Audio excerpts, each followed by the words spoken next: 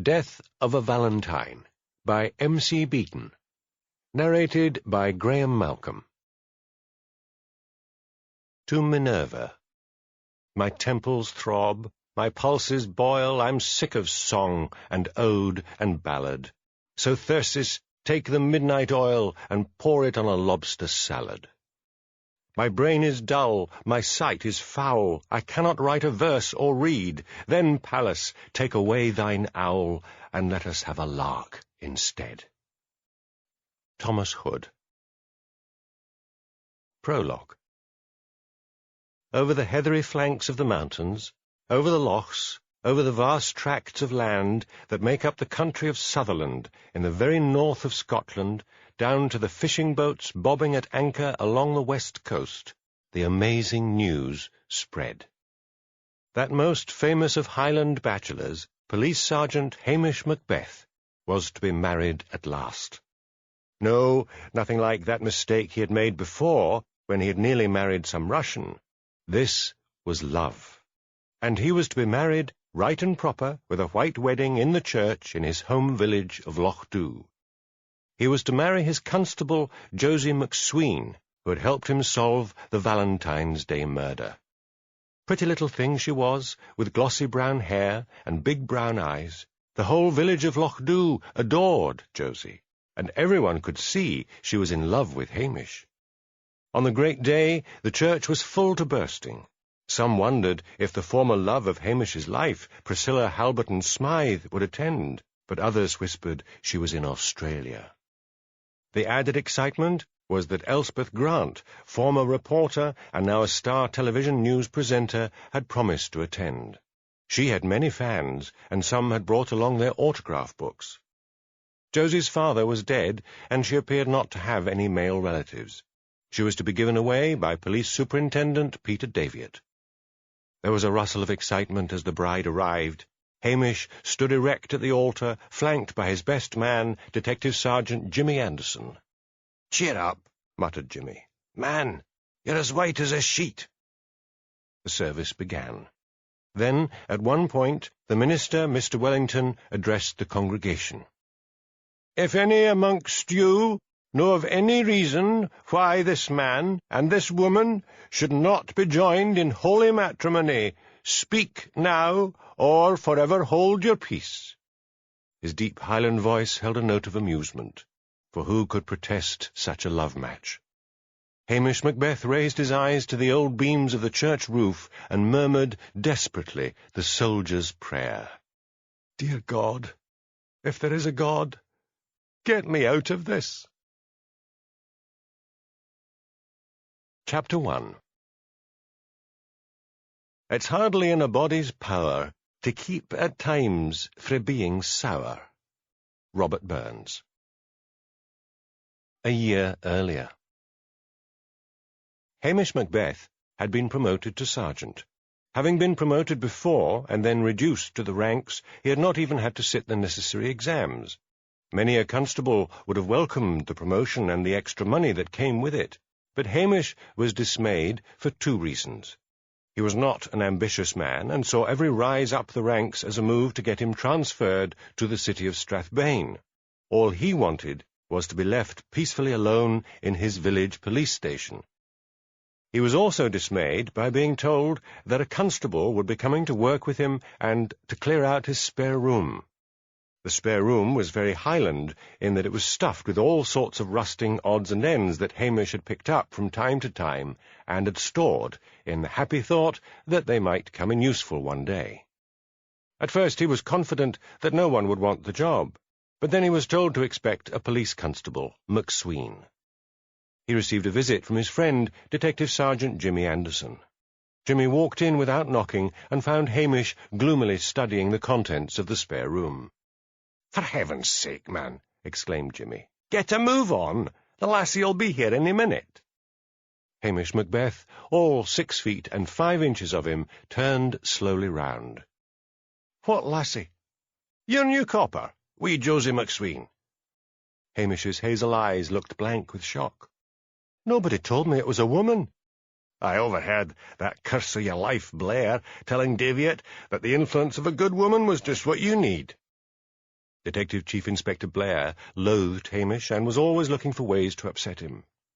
"Come into the kitchen," said Hamish. "She can't be staying here." "Why not? Got any whiskey?" "Usual place. Help yourself." "No, she'll need to find lodgings." "It's the 21st century, Hamish. Nobody'll think anything of it." Jimmy sat down at the kitchen table and poured himself a drink. He was a smaller man than Hamish, with sandy hair and blue eyes in a foxy face. "The 21st century has not arrived in Loch Dhu," said Hamish. "Just you sit there and enjoy your drink. I've got calls to make." Jimmy smiled and lay back in his chair.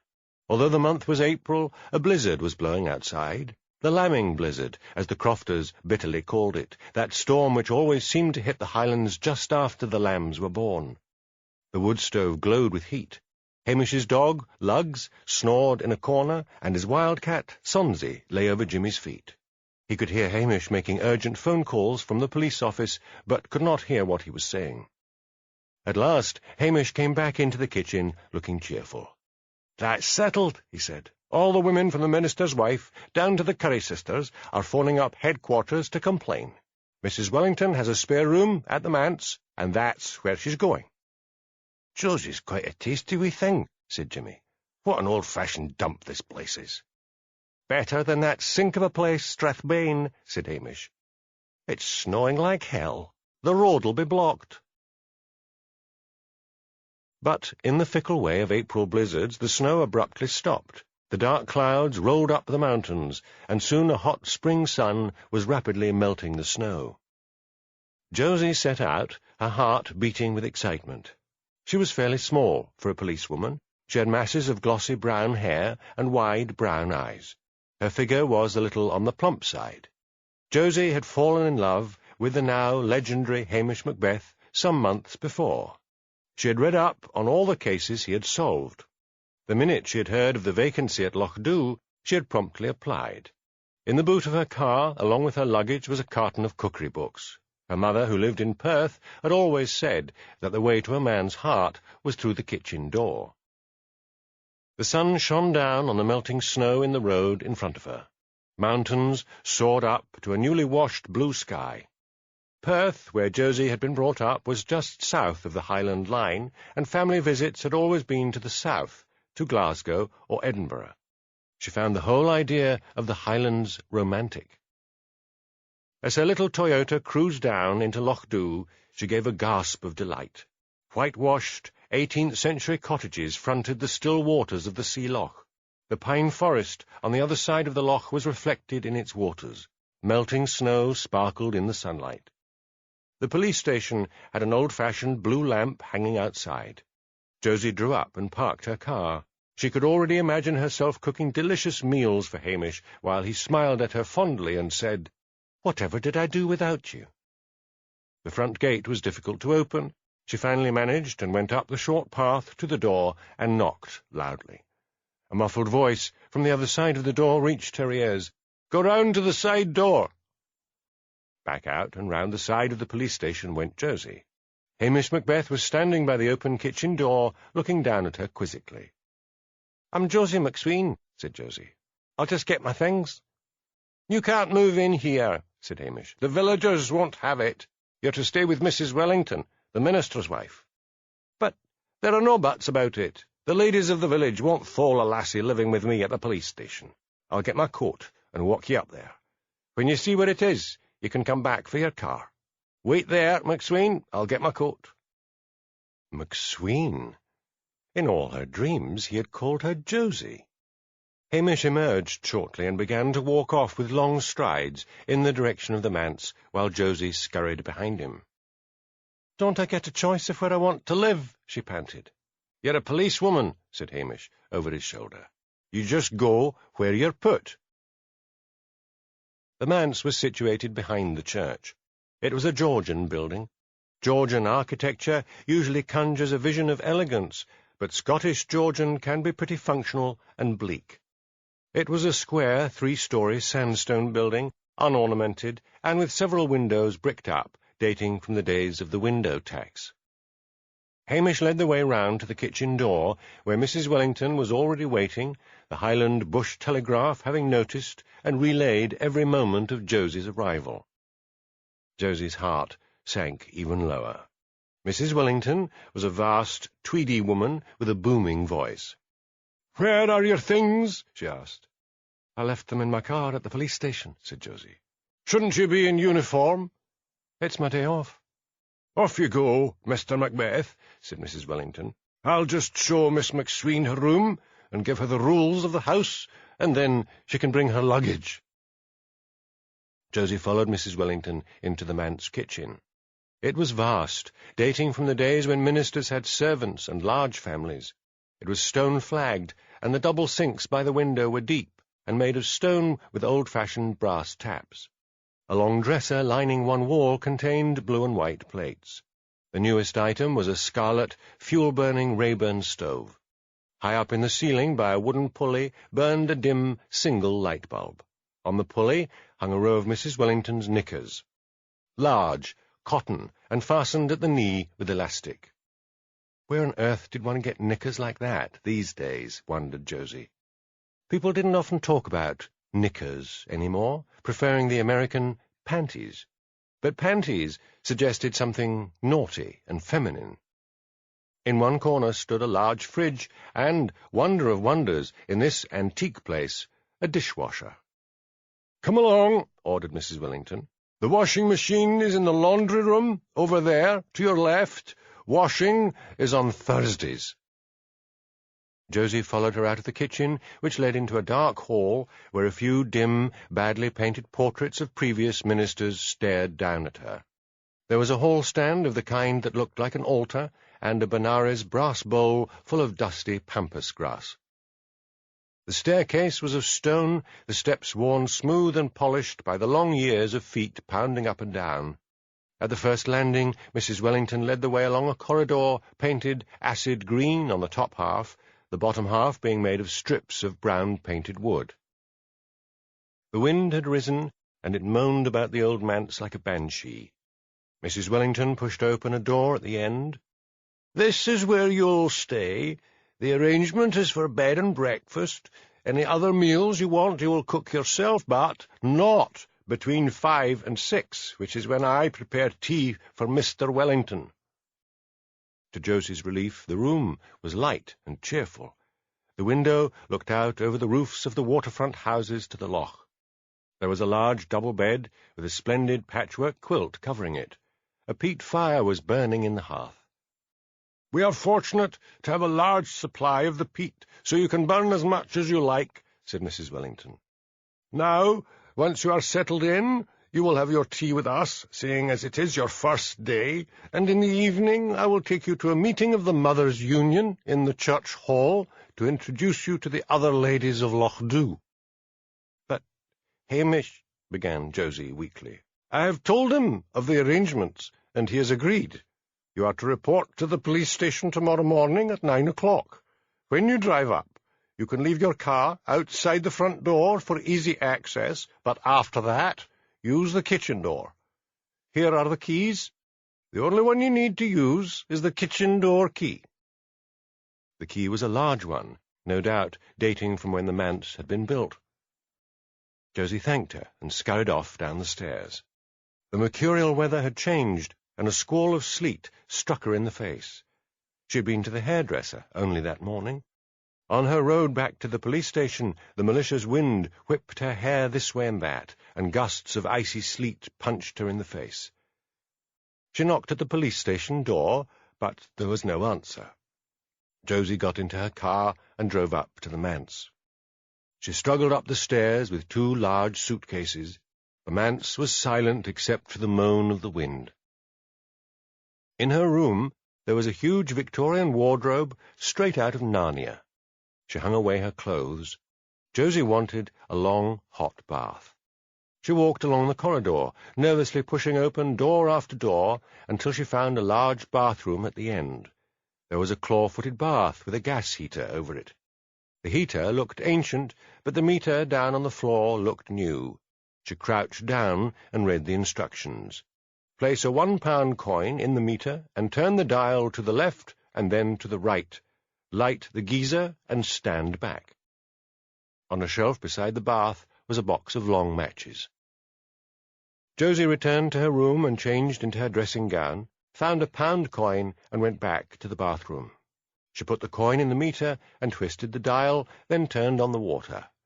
There was a hiss of gas. She fumbled anxiously with the box of matches, lit one, and poked it into the meter. There was a terrifying bang as the gas lit, but the stream of water became hot. The bath was old and deep, and took about half an hour to fill. At last she sank into it and wondered what she was going to do about Hamish Macbeth. Perhaps the village women at the church hall could fill her in with some details. Hamish Macbeth crowed over the phone to Jimmy Anderson. "I'm telling you, I give that lassie 2 days at the most. By the time Mrs. Wellington's finished with her, she'll be crying for a transfer back to Strathbane." Josie decided that evening to dress in her uniform to give herself a bit of gravitas. She still felt hungry. She was used to dinner in the evening, not the high tea served in homes in Lochdu. She had eaten a small piece of fish with a portion of canned peas and 1 boiled potato, followed by 2 very hard tea cakes. To her relief, there were cakes, sandwiches, and tea on offer at the village hall. Mrs. Wellington introduced her all round. Josie wondered if she would ever remember all the names. One woman with a gentle face and wispy hair stood out, Angela Brodie, the doctor's wife, and 2 fussy old twins called Nessie and Jessie Curry. Over the teacups, Nessie and Jessie warned her that Hamish Macbeth was a philanderer and to stick to her job. But Angela rescued her and said mildly that usually the trouble started because of women pursuing Hamish, not the other way round. Josie tossed her newly washed hair. She had carried her cap under her arm so as not to spoil the hairstyle. She was angry with Hamish for billeting her at the manse and spoiling her dreams. "I can't see what anyone would see in the man," said Josie. "He's just a long drip with that funny-looking red hair." "Hamish Macbeth is a friend of mine, and, may I add, your boss," said Angela, and she walked away. Josie bit her lip in vexation. This was no way to go about making friends. She hurried after Angela. "Look here, that was a stupid thing to say. The fact is, I don't really want to stay at the manse. It's a bit like being in boarding school. I'm angry with Hamish for not finding me somewhere a bit more congenial." "Oh, you'll get used to it," said Angela. "Hamish covers a huge beat. You'll be out all day." The next morning, Hamish presented Josie with Ordnance Survey maps and a long list of names and addresses. "These are elderly people who live alone in the remoter areas," he said. "It's part of our duties to periodically check up on them. You won't be able to do it all in 1 day, or maybe 2. We only have the 1 vehicle, so you'll need to use your own. Give me any petrol receipts and I'll get the money back for you." Josie longed to ask him what he was going to do, but had decided her best plan was to be quiet and willing until he cracked. And she was sure he would crack and realize what wife potential he had under his Highland nose. She gave him her mobile phone number and set out, deciding to try some of the faraway addresses first.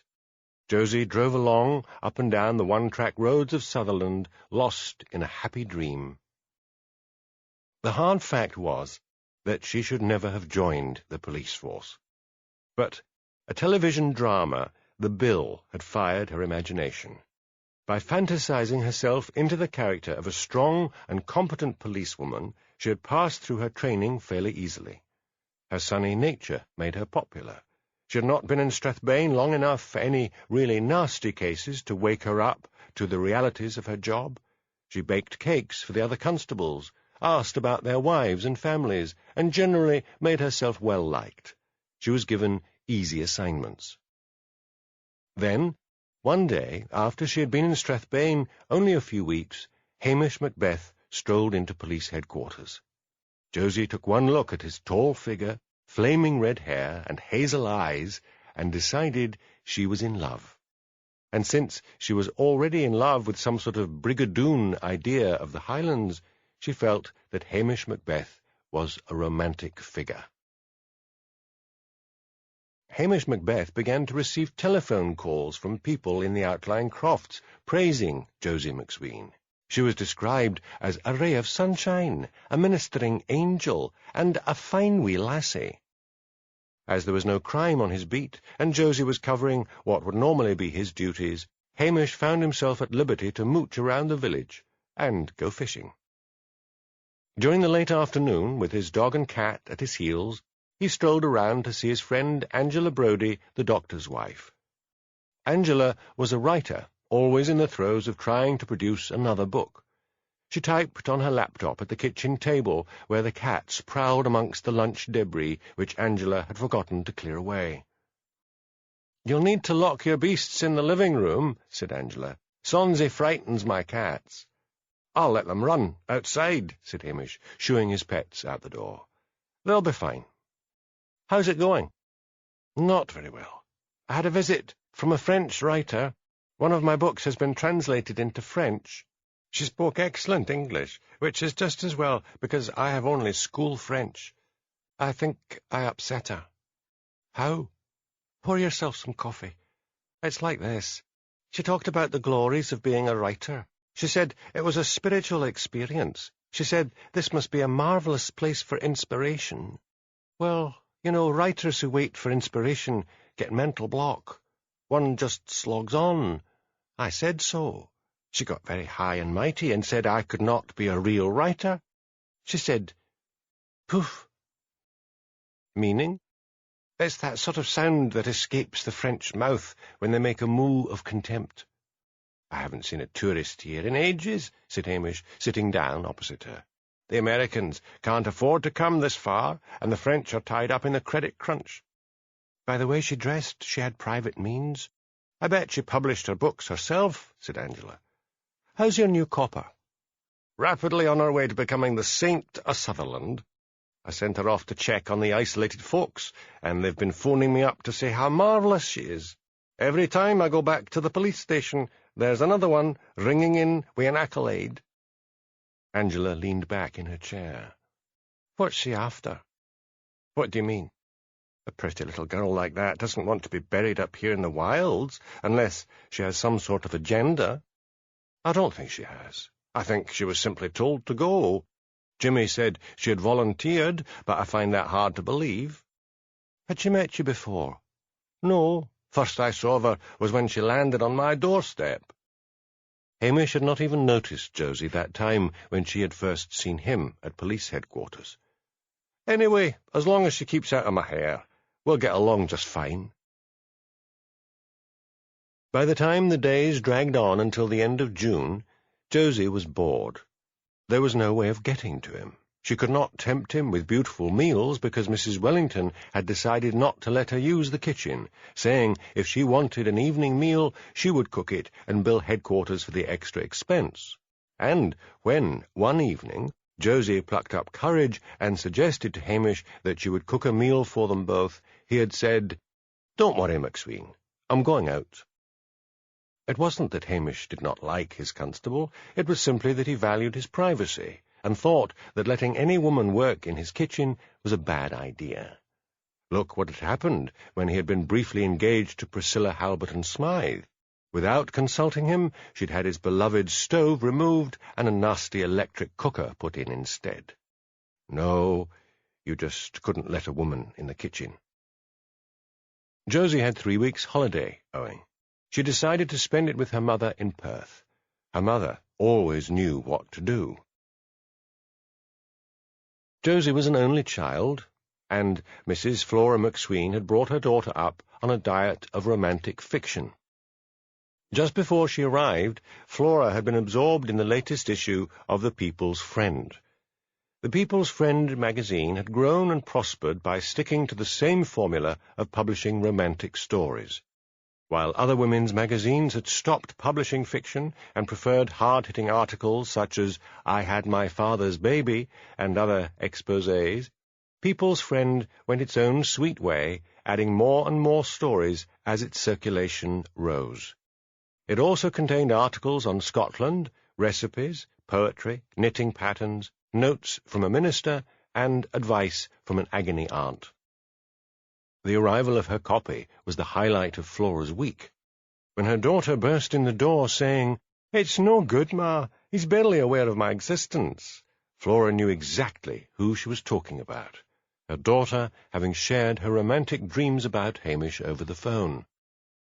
"Now, pet," said Flora, "sit down and take your coat off, and I'll make us a nice cup of tea. Faint heart never won a gentleman. Maybe you've been trying too hard." "He calls me McSween. He sends me hundreds of miles to check on boring old people and make sure they're all right. I'm so tired of smiling and drinking tea and eating scones. I could scream. You know what would bring you together? A nice, juicy crime." "So what if there isn't one in that backwater? What do I do? Murder someone?" Chapter 2. The woman is so hard upon the woman. Alfred, Lord Tennyson. Hamish barely thought about Josie. He was cynically sure that she would not last very long. Now that she was away on a holiday, he could put her right out of his mind. He was not very surprised, however, that on the day Josie was supposed to be back at work, her mother phoned to say her daughter had come down with a severe summer cold. She said a doctor's certificate had been sent to Strathbane. Hamish said that Josie was to take as long as she liked, and sent his regards. "What exactly did he say?" demanded Josie when her mother put down the phone. "He sent you his very warmest wishes," said Flora, exaggerating wildly. Josie glowed. "I told you, Ma, absence does make the heart grow fonder." One of the real reasons Josie was delaying her return by claiming to have a cold was that, although she would not admit it to herself, she preferred dreams to reality. Just so long as she was away from Hamish, she could dream about him gathering her in his arms and whispering sweet nothings. He said all the things she wanted him to say. But that message about warmest wishes buoyed her up so much that she decided to return in 2 days' time. "You don't think Strathbane will phone the doctor to check up?" she asked anxiously. Flora had stolen one of the certificates from the doctor's pad when he was not looking. "Och, no, you'll be just fine." So Josie eventually set out with a head full of dreams which crashed down to her feet when Hamish opened the kitchen door and said, "Hello, McSween. Are you fit for work?" Work turned out to be a case of shoplifting over in Knothen. Rain was drumming down, and the midges, those Scottish mosquitoes, were out in clouds, undeterred by the downpour. The job was very easy. The shopkeeper had a video security camera and had identified the thief. "I'll go right now and arrest him," said Josie eagerly.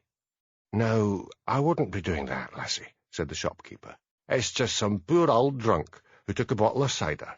I won't be pressing charges." "So why did you drag the police all the way here?" demanded Josie angrily. "I didn't know it was him until I looked at the video film." The rain had stopped when Josie left the shop. She pulled out her phone to call Hamish and then decided against it. If she called at the police station to deliver her report, surely he would have to ask her in. Sure enough, Hamish did invite her into the kitchen, but there was a woman there, sitting at the kitchen table. She was a cool blonde in expensive clothes. Hamish introduced her as Priscilla Halberton Smythe. Josie knew from headquarters gossip that this was the woman Hamish had once been engaged to. She delivered her report, saying angrily that she should have been allowed to make an arrest. "Oh, we don't arrest anyone up here, if we can possibly avoid it," said Hamish. "Take the rest of the day off." Josie stood there, hopefully. There was a pot of tea on the table, and cakes. "Run along," said Hamish. "You could have given us some tea," said Priscilla. "I'm keeping her right out," said Hamish. "If she gets her foot in the door, before you know it, she'll be rearranging the furniture." "Where's she staying?" "Up at the manse." "How gloomy. She must be feeling very lonely." "Priscilla, she's a grown-up policewoman. She'll need to make friends here just like anyone else." "How long are you staying?" "Just a couple more days." "Dinner tonight?" "All right. The Italians?" "Yes, I'll meet you there at 8. Unfortunately for Hamish, Josie decided to have dinner out that night. She stood hesitating in the door of the restaurant. To Hamish's annoyance, Priscilla called her over and said, "Do join us." Hamish behaved badly during the meal, sitting in scowling silence as Priscilla politely asked Josie about her work and her home in Perth. She seemed completely unaware of Hamish's bad mood. Josie translated Hamish's discourtesy into a sort of Heathcliff brooding silence. Such were her fantasies about him that, at one point, Josie thought perhaps he wanted to be alone with her and wished Priscilla would leave. The awkward meal finally finished. Priscilla insisted on paying. Hamish thanked her curtly outside the restaurant and then strode off in the direction of the police station without a backward look. Back in her room at the manse, common sense finally entered Josie's brain, and she had reluctantly to admit to herself that it was not Priscilla that Hamish had wanted to leave, but herself. She dismally remembered Priscilla's glowing beauty. She decided to give the job just 2 more months, and then request a transfer back to Strathbane. The third of the Scottish quarter days, Lammas, the 1st of August, marks the start of autumn and the harvest season. Lammas perhaps had begun as a celebration of the Celtic goddess Lugh, and was absorbed into the church calendar as Loafmas Day. Lammas takes its name from the Old English half, meaning loaf. The first cut of the harvest was made on Lammas Day in the south, but in Brakey, in Sutherland, a county hardly famous for its corn, it was an annual fair day to celebrate the third quarter. For the first time, Josie was to work with Hamish, policing the fair. "There's never any trouble," he said, as he drove Josie there in the police Land Rover. "The gypsies have to be watched. Make sure the coconuts are not glued down, and that the rifle sights at the shooting range aren't bent. It's a grand day for it." There was not a cloud in the sky. It was Josie's first visit to Brakey, her other trips having, apart from Knothan, only been to the remote areas. The town was gaily decorated with flags. A peculiar sight met Josie's eyes as they cruised along the main street. A man covered in flannel and stuck all over with a thick matting of spiky burrs was making his way along the street. "That's the Burryman," said Hamish. "What on earth is a Burryman?" asked Josie. "Some folks say he is carrying off all the town's shame and guilt, and others say it's good luck for the fishermen, because all the burrs are supposed to represent fish caught in their nets." He drove to a field north of the town where the fair was being held. Hamish strolled around the various booths with Josie, stopping here and there to introduce her to townspeople. There was all the fun of the fair, from a Ferris wheel and roundabouts to candy floss, hot dogs, and venison burgers. The gypsies, having spotted the arrival of Hamish, made sure he had nothing to complain about. Josie walked along with Hamish in a happy dream as the sun shone down and the air was full of jaunty, raucous music and the smells of frying food and sugary candy floss. "We're walking along here like an old married couple," said Josie. Hamish stopped abruptly. "You're quite right," he said. "It's a waste of manpower. You patrol the left and I'll patrol the right." And with that he walked off. Josie sadly watched him go. Then she saw a fortune-teller's caravan. She shrugged. May as well get her fortune told. She entered the caravan. There was a disappointingly ordinary-looking middle-aged woman sitting on the sofa. She had grey, permed hair, and was wearing a blouse and tweed skirt and sensible brogues. "Sit down," she said. £5, please." Feeling very let down, Josie handed over £5. Where were the tarot cards, the crystal ball, and the Kabbalistic signs? "Let me see your hands." Josie held out her small, plump hands. "You'll live long," said the fortune-teller, "and have 2 children." "My husband? Who's my husband?" asked Josie eagerly. "I can't see one. There's darkness and danger up ahead. Let go of your dreams, and you'll be fine." "Anything else?" "Isn't that enough?" "You're a fraud," said Josie angrily. The gypsy's light grey eyes flashed with dislike, and then suddenly seemed to look through her.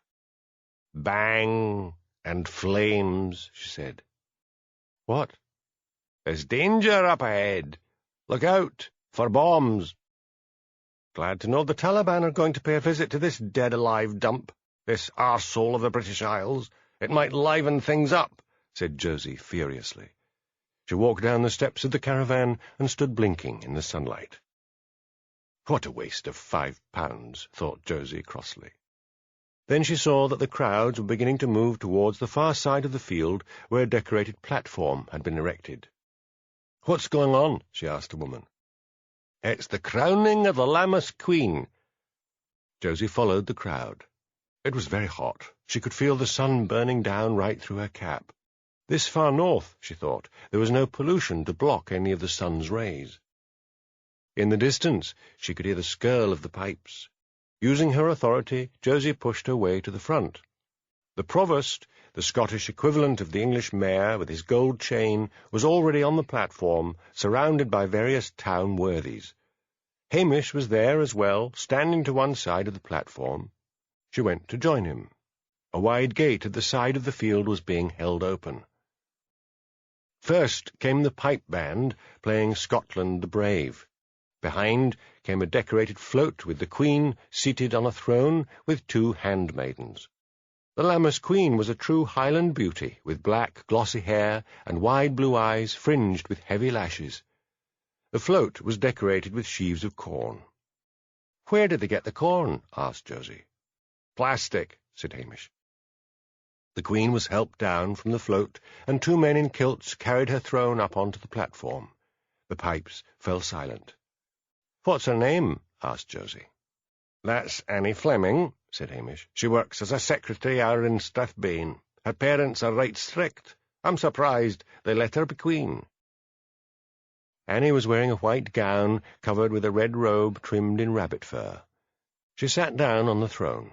To Josie's surprise, the crown, which was carried to the platform by a nervous little girl bearing it on a red cushion, looked like a real diamond tiara. The gems blazed in the sunlight, sending out prisms of colour. "Is that real?" Josie asked. "Aye," said Hamish. "It once belonged to a Lady Etherington. English she was, and right fond of the Highlands. She lent it out once, and her family have got it out of the bank every Lammas Day since then." "Do the family live in Brakey?" "No. Lady Etherington's grandson who owns the tiara lives in London, but he's got a shooting box up outside Crask, and the eye comes up for the grouse shooting." Gareth Tarry, the provost, made a long, boring speech. It was mostly about defending the council's decision to stop building the seawall on the road to Brakey, where, in previous years, the houses had been flooded at high tide. It was only when an infuriated man from the audience shouted out, "You wouldn't be broke, you numpty, if you hadn't put all your money in an Iceland bank." Anyone who had invested their savings in Iceland banks during the credit crunch was currently left in doubt as to whether they would get their money back. The provost pretended not to hear, but decided to get on with the crowning. He raised the glittering tiara and announced solemnly, "I now crown Miss Annie Fleming, the Lammas Queen." Everyone cheered. Annie graciously waved a white-gloved hand. She was helped down from the platform and back onto the float. Her throne was carried up onto it. The pipe band struck up again, and the float, pulled by a tractor, moved off. "She's off round the town," said Hamish. "You stay here, and I'll follow and keep my eye on that tiara." Hamish loped off. Josie miserably watched him go. She had looked forward so much to spending the day with him, but she suddenly had work to do. People who owned houses along the shore leading into Brakey, and who had been unable to sell their properties because of the frequent flooding from the rising sea, were gathering in front of the platform, heckling Mr. Tarry. He was a plump, self-satisfied-looking banker. The provost saw the arrival of his official Daimler on the road outside the field, and climbing down from the platform he tried to ignore the crowd and make his way to it. "You listen to me!" shouted one man, and trying to stop him, grabbed him by the gold chain. Josie sprang into action. She twisted the man's arm up his back and dragged him to the side. "You're under arrest," she said, "for attempting to steal the provost's gold chain. Name?" "Look, there's a mistake. I just wanted to stop him and get him to answer my questions. Name?" "Hugh Shaw." Josie charged him and then proceeded to handcuff him. She heard cries of, "Get Hamish!" and "Where's Macbeth?" Hamish came running back into the field. A boy had sprinted after him and called him back. Josie said, "This man, Hugh Shaw, tried to steal the provost's gold chain." Hamish looked down at her wearily. He knew Hugh owned a bungalow on the shore road. "Were you just trying to get his attention, Hugh?" he asked. "Aye, that I was, Hamish. Thon fat cat has bankrupted the town, and until that wall is built, there's no hope of getting my place sold." "Take the handcuffs off, McSween," said Hamish. "But just do it." Red in the face, Josie unlocked the handcuffs. Hamish raised his voice. "Now, listen here, all of you. The only way you're going to get that wall built is to do something about it yourselves. There are out-of-work bricklayers and dry stone wallers amongst you. We'll work out some fundraising scheme and build the damn thing ourselves." There was an excited murmur as the news spread back through the crowd. The local minister, Mr. Clusky, mounted the platform and went to the microphone. He announced that Hamish Macbeth had come up with a very good idea to save the sea wall. He said a meeting would be held in the church hall on the following evening to discuss ideas for the fundraising. This was greeted with loud cheers. Then Hugh called for 3 cheers for Hamish Macbeth. Josie stood off to the side. She was a small woman, but she began to feel smaller and smaller, diminished, melting in the heat. "The tiara!" exclaimed Hamish, and set off at a run. He knew that the tiara, when the procession reached the town hall, would be placed in a safe and replaced with a gold cardboard crown for the Queen to wear for the rest of the day. He jumped into the Land Rover and headed for the town hall in the centre. To his relief, Annie was being helped down from the float. The tiara was put back on the cushion, and Councillor Jamie Baxter took it off into the hall. Hamish followed. "I just have to see it's in the safe all right," he said to Jamie's back. "Och, man, each year you worry, and each year it's fine. Sir Andrew Etherington'll be down on the morrow to collect it as usual." Nonetheless, Hamish insisted on supervising the installation of the tiara in the town safe. Then he returned to the fair and joined a miserable-looking Josie. After Hamish had run off, the crowd had shunned her as if she had the plague. "Let's get over to the refreshment tent," said Hamish. "We need to talk." Josie trailed after him. "Sit down," ordered Hamish. "I'll get some tea." He returned with a tray bearing a fat teapot, milk, sugar, mugs, and 2 sugar buns. "Now," he said, "you have to use your wits. You have to understand the local people. Where those bungalows are on the shore road was once considered a posh bit of the town. Then the sea rose and rose.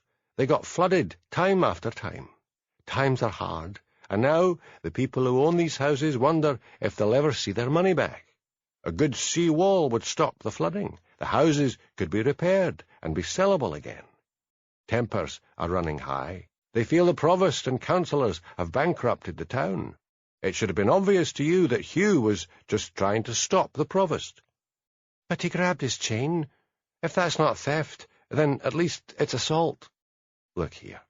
I go out of my way not to give normally respectable people a criminal record." "What about targets?" "I never bother about government targets. Do you want me to get like the English, arresting wee kids for carrying water pistols and giving some child a criminal record for carrying a dangerous weapon, and all to meet targets?" "But if you don't get enough targets, you don't get promotions." "I didn't even want this promotion. I want to be left alone. Now drink your tea, and if you're not happy with the situation, get back to Strathbane." One fat tear rolled down Josie's hot cheek, followed by another. "Oh, dinna greet," said Hamish, alarmed. "You'll need to toughen up if you want to keep on being a policewoman. It's not your fault. They'd love you in Strathbane for any arrest. Things are different up here." He handed her a soot-stained handkerchief which he had used that morning to lift the lid of the stove. He had to keep the stove burning if he wanted hot water from the back boiler. He had an immersion heater on the hot water tank, but he found it cheaper to use peat in the stove because peat was free. He had a peat bank up at the general grazing area. Josie sniffed and wiped her face with a clean part of the handkerchief. "Drink your tea, and we'll go out. Look as if you're enjoying the fun of the fair, and folks will forget all about it. That Annie Fleming must be about the most beautiful girl in the Highlands." "Oh, really?" said Josie. "Didn't look anything special to me." Josie thought, hopefully, that by enjoying the fun of the fair, Hamish meant they should go on some of the rides together. But he ordered her to police the left-hand side of the fair while he took the right. It was a long, hot day. Josie had set her hair early in the morning, but it was crushed under her hat, and trickles of sweat were running down her face.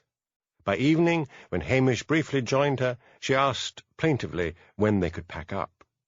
"Not until the fair closes down," said Hamish. "There's sometimes a rough element in the evening."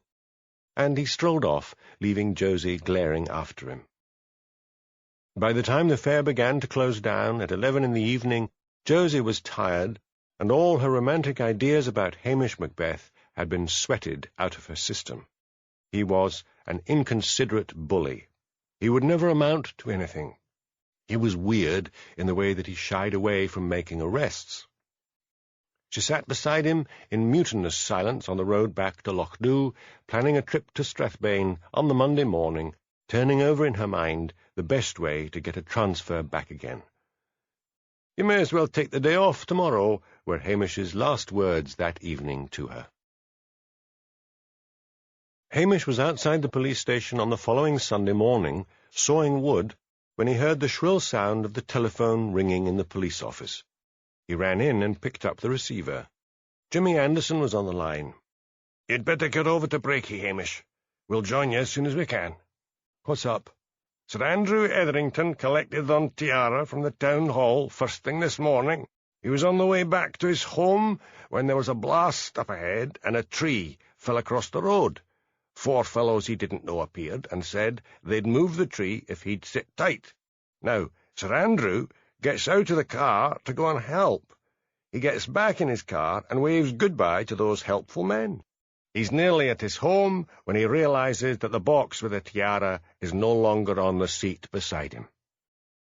Hamish scrambled into his uniform and then phoned Josie and said he'd be picking her up in a few moments. Josie complained that she was just out of the bath. "Then take your car and follow me over," said Hamish. "The tiara's been stolen. Get on the road towards Crask, take the north road out of Brakey, and you'll see my Land Rover. Some men got a tree to fall over the road, blocking Sir Andrew's way, and when he got out to help them, someone nicked the tiara." Hamish was cursing as he took the Brakey road. Every year, the safety of that tiara was his responsibility. As he drove through Brakey and out on the north road, he slowed down until he saw a rowan tree lying by the side of the road. He stopped and got out. He remembered that tree, for trees were scarce in Sutherland, apart from the forestry plantations, and such as survived were miserable, stunted little things bent over by the Sutherland gales. The rowan tree, however, had been a sturdy old one, sheltered from the winds in the lee of a hill that overshadowed the road. The bottom of the trunk had been shattered by a blast. He went across to where the tree had once grown and studied the blackened ground. He guessed a charge of dynamite had been put at the base of the tree. He straightened up as Josie's car came speeding along the road. He flagged her down and said, "You wait here for the forensic boys. I'll go on to the shooting box." The shooting box was a handsome Georgian building, square-built, with a double staircase leading up to the front door. Hamish knew that the front door was never used, so he went round to one at the side of the building and knocked. A grizzled old man, Tom Cally, who worked as a butler during the shooting season, answered the door. "It's yourself, Hamish. A bad business. I'd like to speak to Sir Andrew." "I'll take you to him." "Has he got a shooting party here?" "Not yet. The guests are due to arrive next week for the grouse. There's just Sir Andrew and his son, Harry. No other help but yourself. A couple of lasses for Bricky, Jeanie MacDonald and her sister Rosie." Hamish followed him up stone stairs to a square hall, where the mournful heads of shot animals looked down at him with glassy eyes. Tom led the way across the hall and threw open the door to a comfortable drawing-room full of shabby furniture and lined with books. Sir Andrew put down the newspaper he had been reading.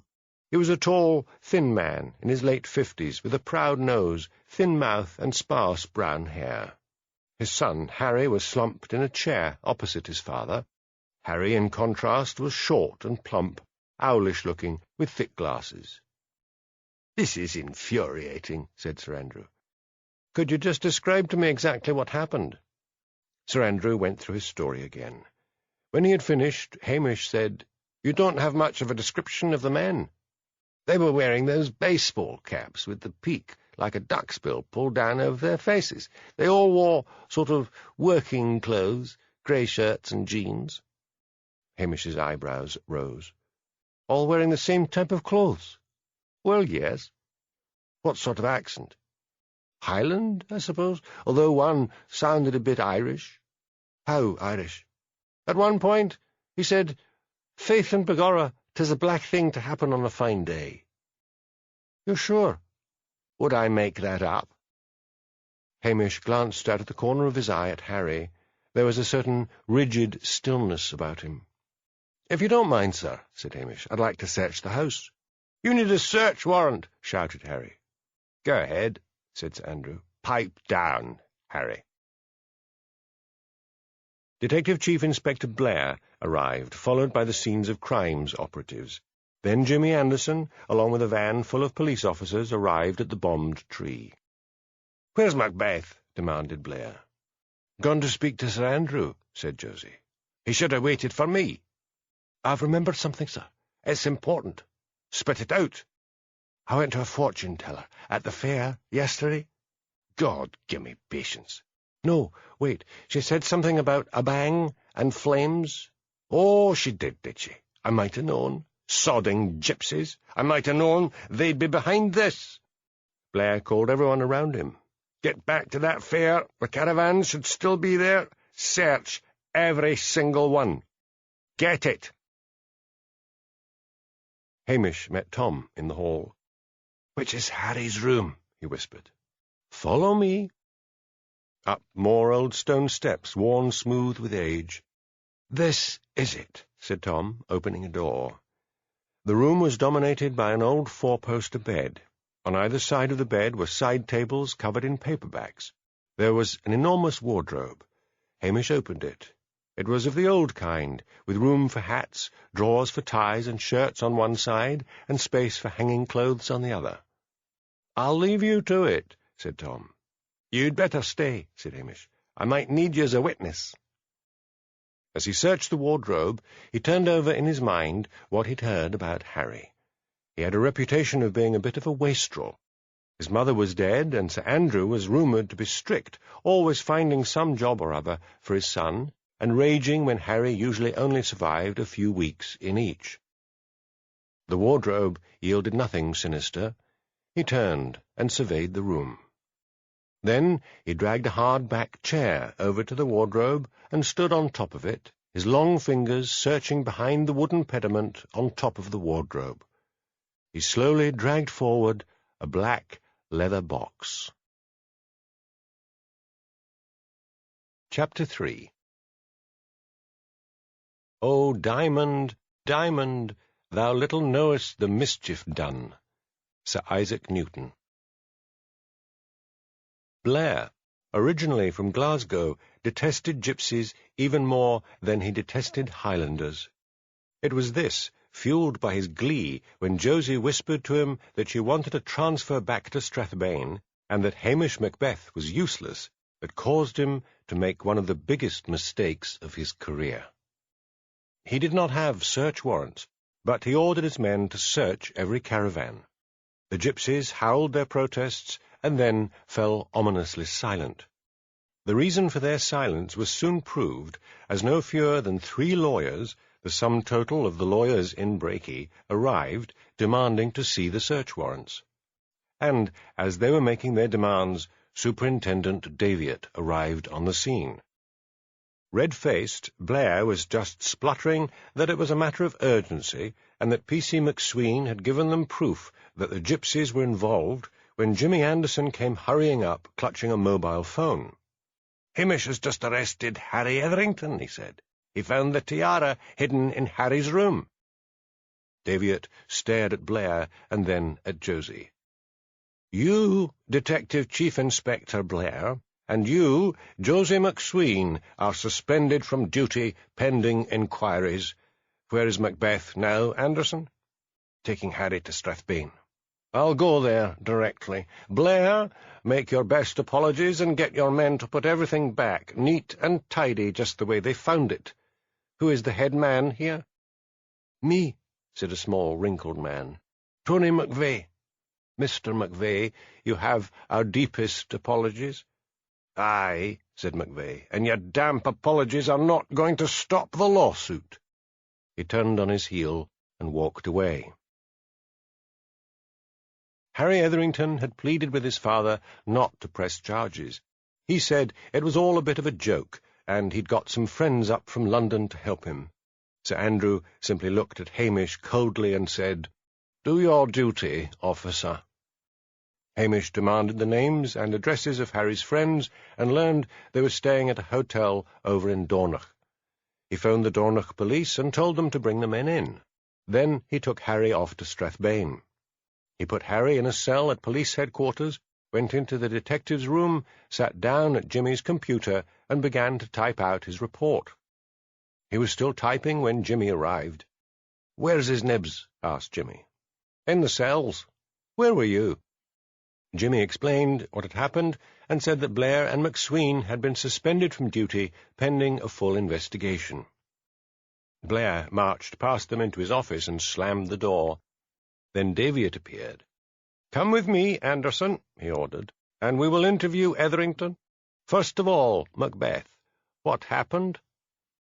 Patiently, Hamish explained about having Sir Andrew's permission to search the house, and how he had suspected Harry because of Harry's bad reputation, and because he had been sure he was lying. Also, he said, Sir Andrew's description of the men, particularly the one with what had sounded a fake Irish accent, had alerted his suspicions. He said that the butler had been witness to him finding the tiara. "Good work," said Daviot. "Do you want to sit in on the interview?" "Och, no," said Hamish, not wanting to show any sign of ambition or desire to rise in the ranks. "I'll be off when I've finished this." Daviot's temper was not helped because, before he could start the interview, Sir Andrew arrived and said he would not be pressing charges. He accepted that it had all been a joke. Harry's 4 friends were to be charged with possession of dynamite, malicious damage to a tree, and obstructing the road, thereby endangering drivers, and bound over to appear at the sheriff's court. Harry was charged not with the theft of the tiara, but with conspiring to cause malicious damage, and told he would be expected to appear in court as well. Pondering the problem of Blair, Daviot wondered what to do. Blair was always attentive to him, and he was a Freemason, and a member of the same lodge as Daviot. The detective always remembered Mrs. Daviot's birthday, and sent generous Christmas presents as well. At last, he decided it was Hamish's fault.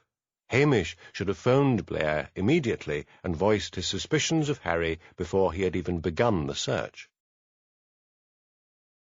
Blair was lumbering out of headquarters when he saw Josie ahead of him, carrying a box of items she had cleared out of her desk, along with a small potted plant. "Hey, you!" he roared. Josie turned round. Her face was streaked with tears. "This is all your fault," said Blair, "and if you ever get your job back, you can rot up in Loch Dhu until the end of time." Josie forced herself to speak calmly. "I told you what that gypsy fortune-teller said, sir. I don't believe in the second sight. And where did Harry's friends get the dynamite from? One of the policemen told me some of the gypsies had been working over at the quarry near Alness a few months ago." Blair stared at her, his mind working furiously. Then he said grimly, "Get in the car with me, lassie. We're going to Alness." When Blair discovered after 2 days of detective work that 2 of the gypsies who had been working at the quarry had sold the dynamite to Harry's friends, Daviot breathed a sigh of relief. He would not need to get rid of Blair after all. Nonetheless, Blair had ordered an illegal search, and the police inquiry dragged on for weeks. Josie was questioned and questioned until she felt she would scream. When it was all over, and only a small amount of compensation had been paid to the gypsies who'd had their caravans raided without a search warrant, she found that Blair had refused to give her any credit whatsoever. She was to be sent back to Lochdu, and consider herself lucky that she still had a job. Had Blair been at all nice to her, had he given her any credit, had he asked for her to be returned to Strathbane, her old obsession with Hamish would have vanished like Highland mist on a summer's day.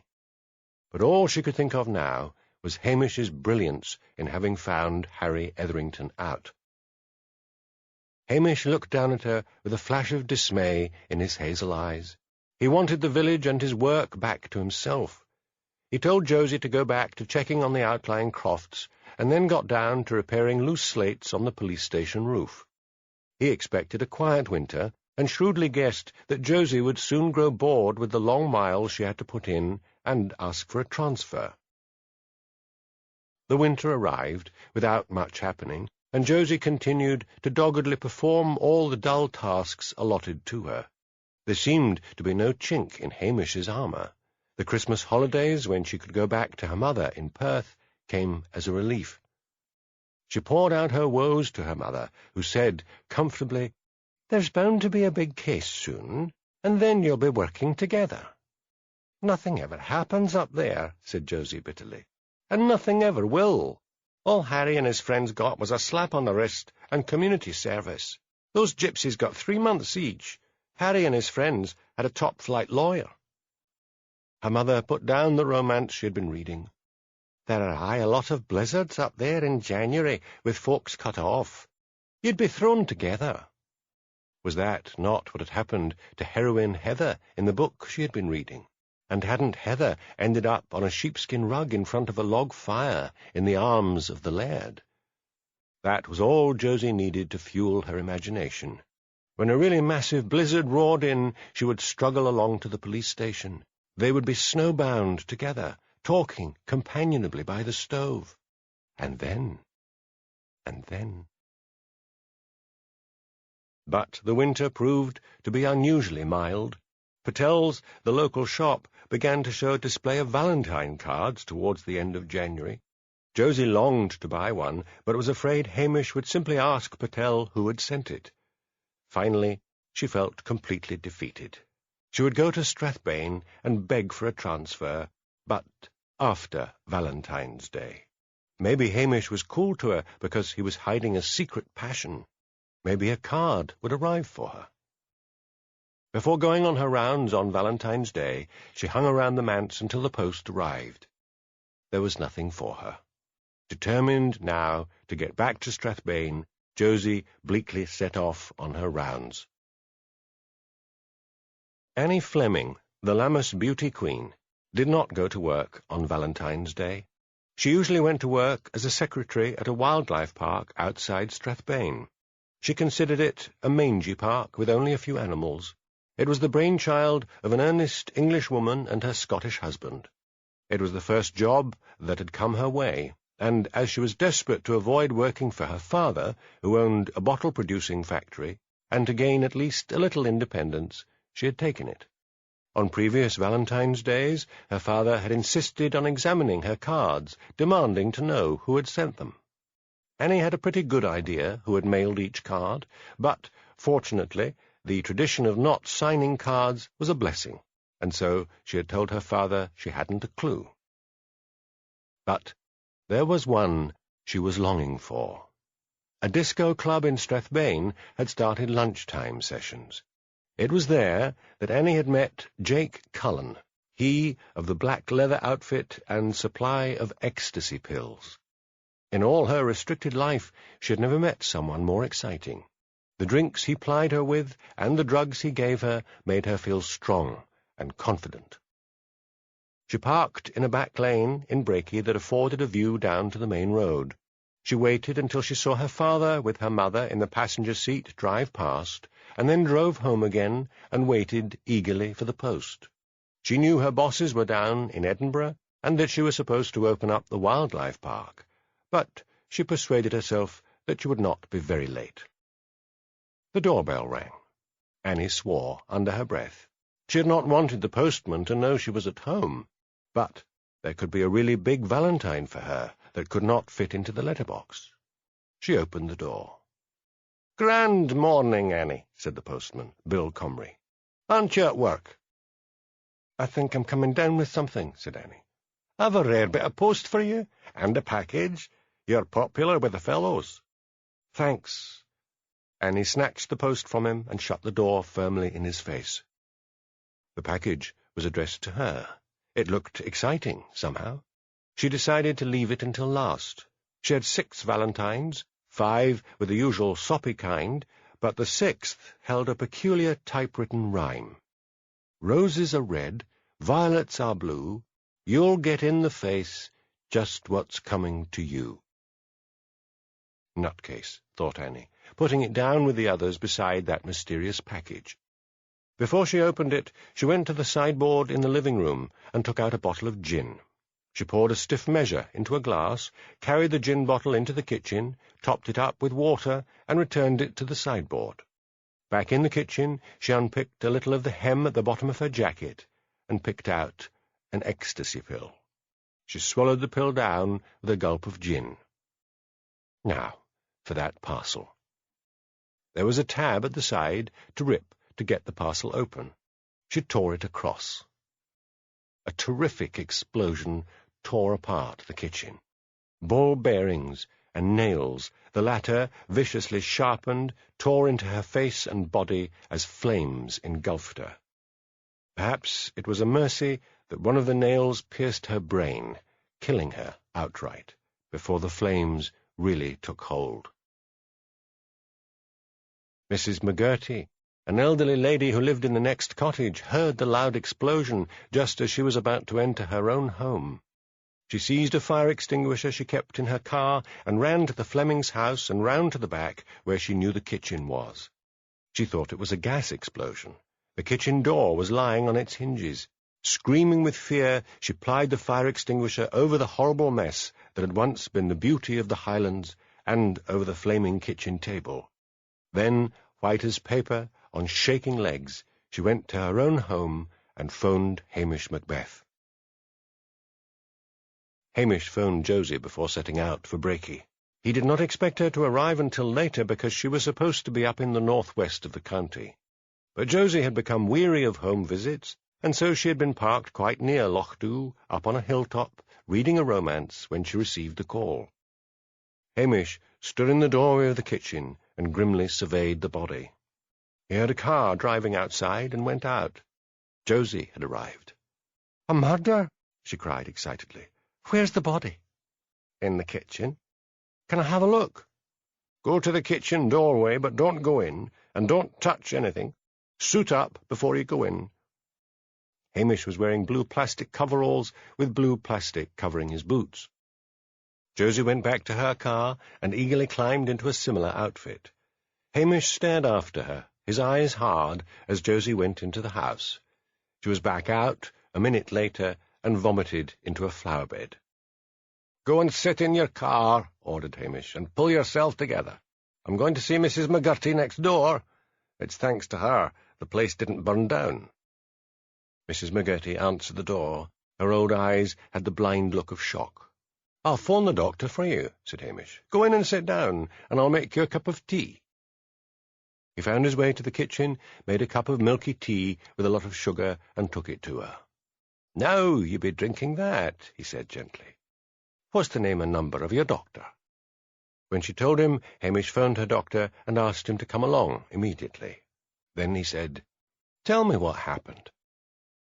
In a quavering voice, Mrs. McGurty told how she had heard a bang and then seen smoke pouring out from next door. The kitchen was at the back of the house, but the smoke was curling up over the roof. She had run in and plied the fire extinguisher. "You are a very brave woman," said Hamish. "If it hadn't been for you, possibly a lot of useful forensic evidence would have been lost." There was a ring at the doorbell. Hamish answered it.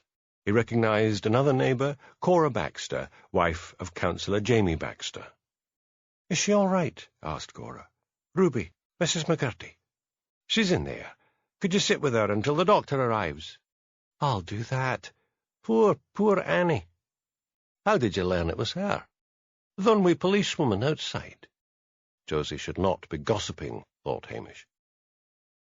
When he went outside, the area had been cordoned off. The army bomb squad were just going into the house. The scenes of crimes operatives were suiting up. Jimmy Anderson approached Hamish. "They're saying it was Annie." "From what was left of the body, it looked like her," said Hamish. "Who on earth could have done this?" said Jimmy. "I was talking to some folk at the edge of the crowd, and by all accounts, they're a church-going, God-fearing family, and Annie is prim and proper and a right innocent. And why wasn't she at work?" "The parents have been phoned. The mother works with the father. They said at first it couldn't be their daughter, because she left this morning for work, but we got on to the postie on his mobile, and he said he delivered the post to Annie. Said there were Valentines and a package, all addressed to Annie." "That's why she waited for the post," said Hamish. "She wanted to see her cards. Now, if she was that keen, there must have been a card she was really hoping for. Look, Jimmy, she worked over at that wildlife centre. I'll get over there and find out what I can. There's nothing I can do here until all the bomb and forensic evidence is collected." "Where's Blair?" "Got the flu. What about your sidekick?" "I'd better take her with me." If Josie had been a friend, thought Hamish, he could have sent her back to the police station to look after his dog and cat. Angela had rebelled at taking care of them any more. Certainly there was a large cat flap in the kitchen door, large enough to allow both of them to come and go, but left to their own devices, they were apt to go along to the kitchen door of the Italian restaurant and beg. Then they got fat, and he had to put both on a diet, and then they both sulked. "Are you all right now?" he asked Josie, as he drove her out onto the Strathbane Road in the police Land Rover. He had told her to leave her car behind. "It was a horrible sight," said Josie, with a shudder. "What did you expect? She was blown to bits." "I've never seen a dead body before," said Josie. "You get used to it," said Hamish, callously. "Once they're dead, it's just clay." "What do you expect to find at this wildlife park?" asked Josie. "I want to dig into the character of Annie Fleming. Her parents were very strict. Maybe she'd begun to rebel. Maybe she'd got into bad company."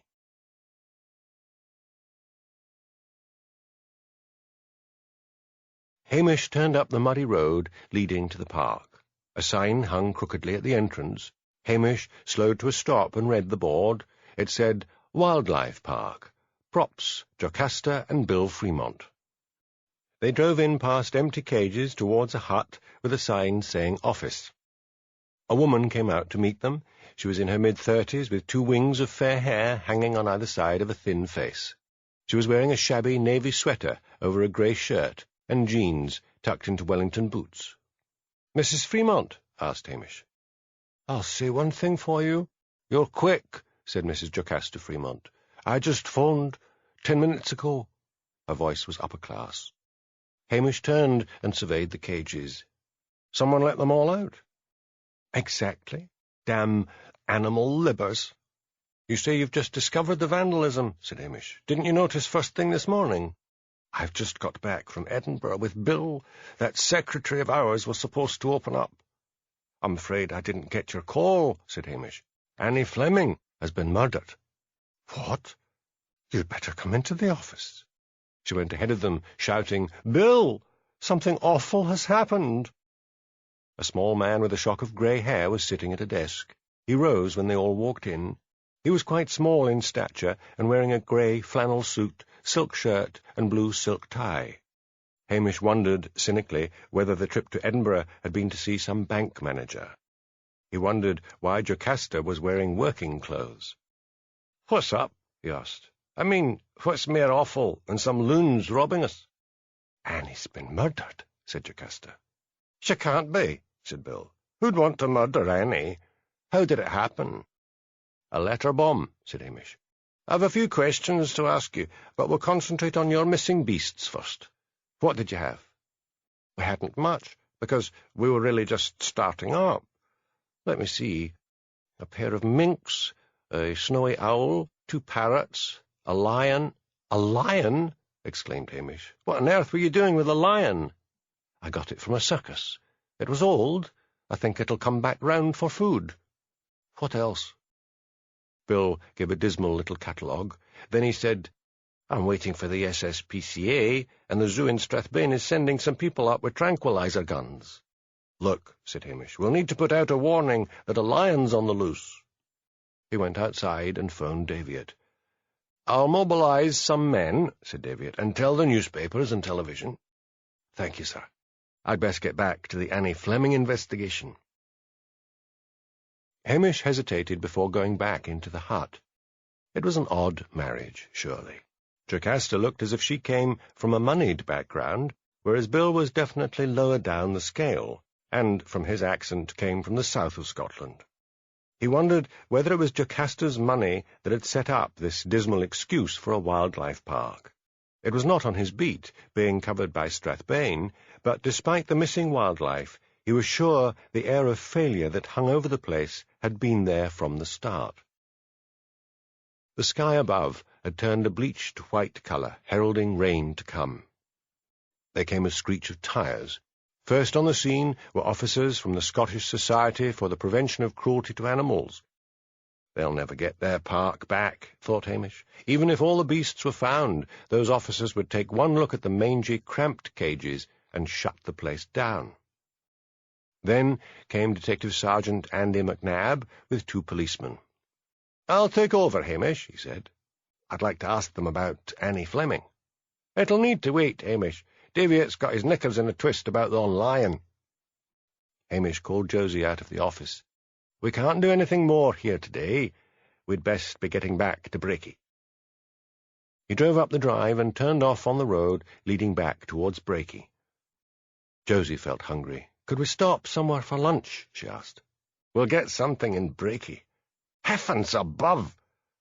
He screeched to a halt, and Josie let out a scream of terror. A lion was standing in the middle of the road. "I'll just see if I can be talking to it," said Hamish. "Are you mad?" Hamish got out and went to the back of the Land Rover, where he had a haunch of venison given to him by a keeper the evening before. It was wrapped in sacking. He took it out and waved it at the lion. The great beast approached cautiously.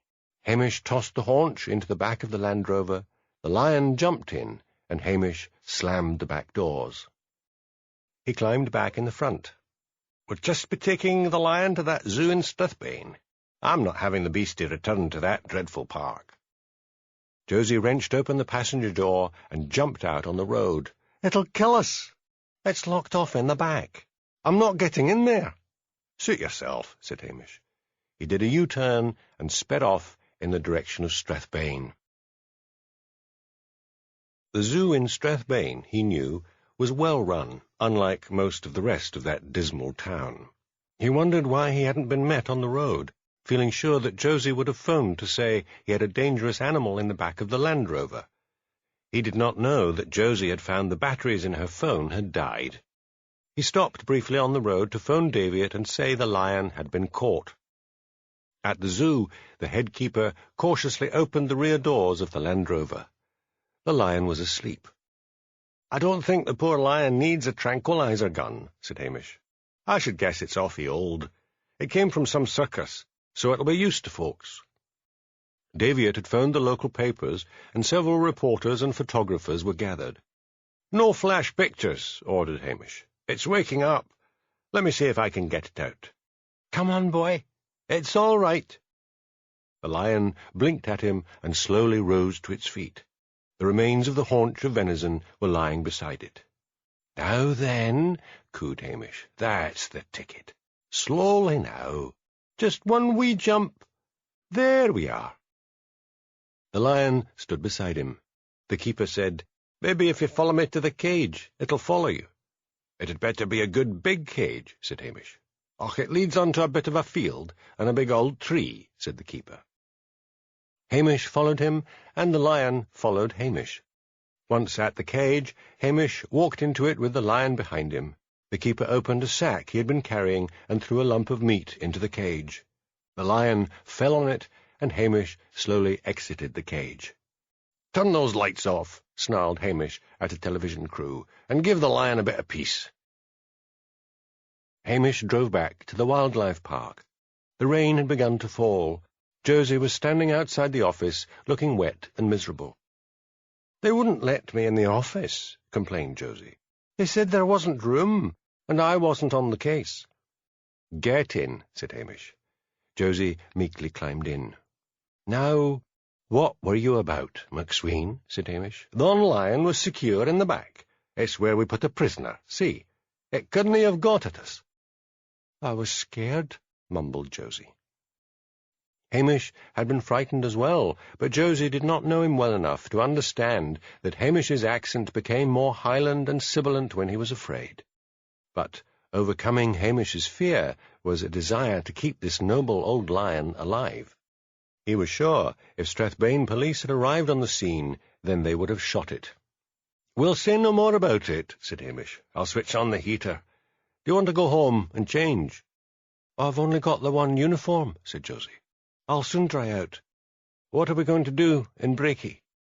"I'm going to try to find out the names of some of Annie's friends. I want to know whether she had met anyone who might wish her harm. But maybe we'll begin at the post office and see if Georgie Braith, the new postmistress, can remember names of men or boys who bought Valentines." "Isn't it post-person?" asked Josie. "We aren't PC up here." Hamish parked in front of the post office. "Could we have something to eat first?" pleaded Josie. "Time's getting on. Stick it out for a bit." He looked down at Josie's dismal face. "Tell you what, you get something to eat. There's the fish and chip shop over there. I'll let you know if I find out anything. Meet me back at the Land Rover." Why did Josie stay on, wondered Hamish. He suspected she had given up going on calls. Why didn't she just go back to Strathbane? Georgie Braith was a tall, rangy woman with iron-grey hair and a beak of a nose.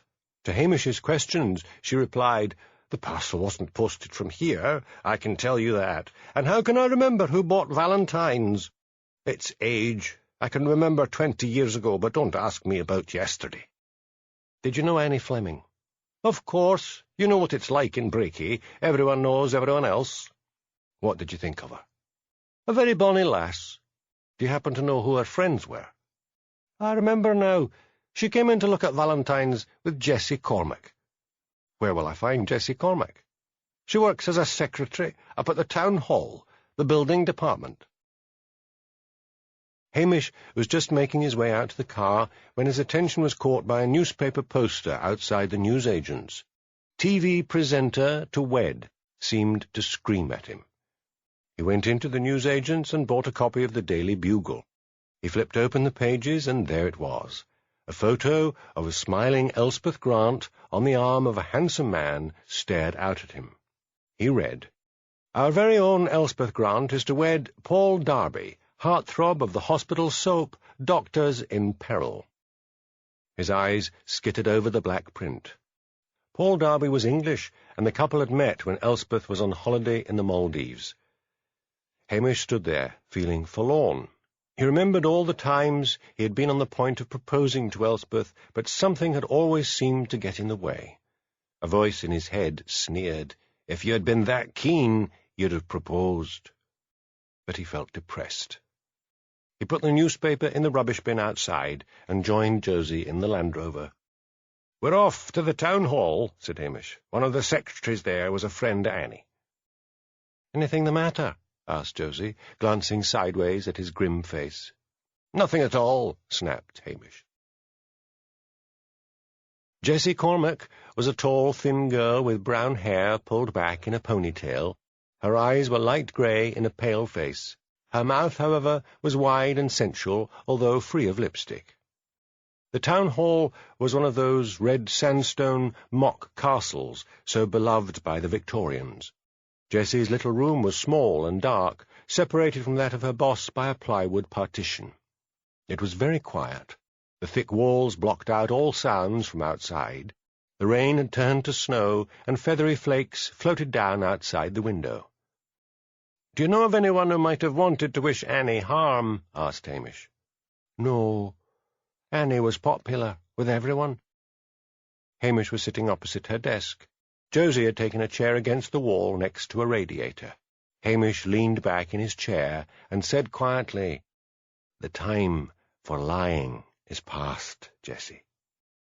Jessie studied her hands in her lap. Then she said, "Her parents will be mad." "It doesn't matter what her parents think, and they can't get mad wi' a dead body," said Hamish brutally. "Out with it." "Well, it was like how she said the Fremonts, who run the wildlife park, didn't have a clue how to go on. She said they were losing money hand over fist. It was all Bill Fremont's fault. It was his dream and his wife's money. Anyway, they tried to get Annie to do some work round the cages, cleaning and that, but Annie said she was employed as a secretary, and that was that. One day, recently, she heard Mrs. Fremont shouting that they didn't need a secretary because there wasn't enough work, but Bill said they needed someone to answer the phones and take money from people when they weren't there. When they went off somewhere, Annie would lock up at lunchtime and go to that disco, Stardust, in Strathbane. They have a lunchtime session. She said she met a dreamboat there." "Name?" "Jake, something or other. She was going to take me there one Saturday and introduce me." "Anyone else?" "She said Bill Fremont had come on to her, but she threatened to tell his wife, and he backed off." "Och, it was her parents' fault. They were that strict, you know, church and Bible classes on the Sunday." "Which church?" "The Free Presbyterian Church in Brakey." "So Annie liked to rebel." "She was a bit of a flirt." "Oh, she was she?" said Hamish. "You seem to be taking her murder calmly." "She was asking for it," said Jessie, in a burst of sudden anger. "She flirted with my boyfriend and then laughed in his face when he tried to ask her out. He didn't have any time for me. He followed her around like a dog." "Name?" "Percy Stain." "And where does he work?" "Waste disposal, across the hall."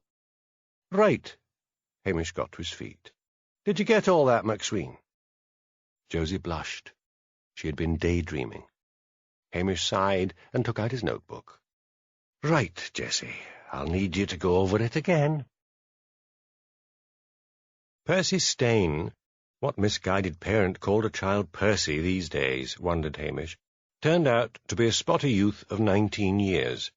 He had thick glasses, through which pale blue eyes stared at them like a rabbit caught in the headlights. "We just want to ask you a few questions about Annie Fleming," said Hamish. "Did you send her a Valentine?" Percy's eyes darted this way and that.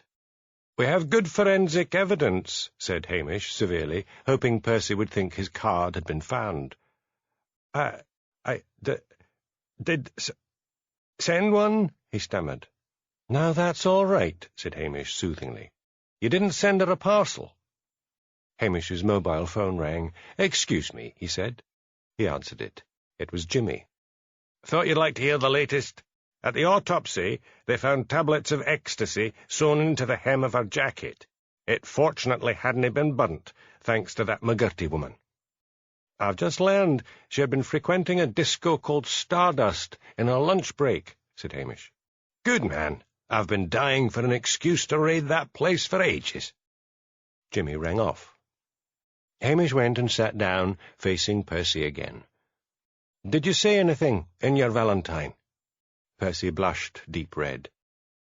"Do I have to tell you?" "Yes." "I didn't put a poem. I just wrote, 'Come back to me. Love, Percy.'" "So she had been your date?" "Not exactly." Percy wriggled in his hard chair. "Annie was always flirting, and I thought she fancied me. I couldn't look at my girlfriend after Annie came on to me. I thought about her night and day." "You mean Jessie Cormack?" Yes. Didn't it strike you as rather mean that Annie would flirt with you and then turn cold when she got you away from her friend? I was dazzled.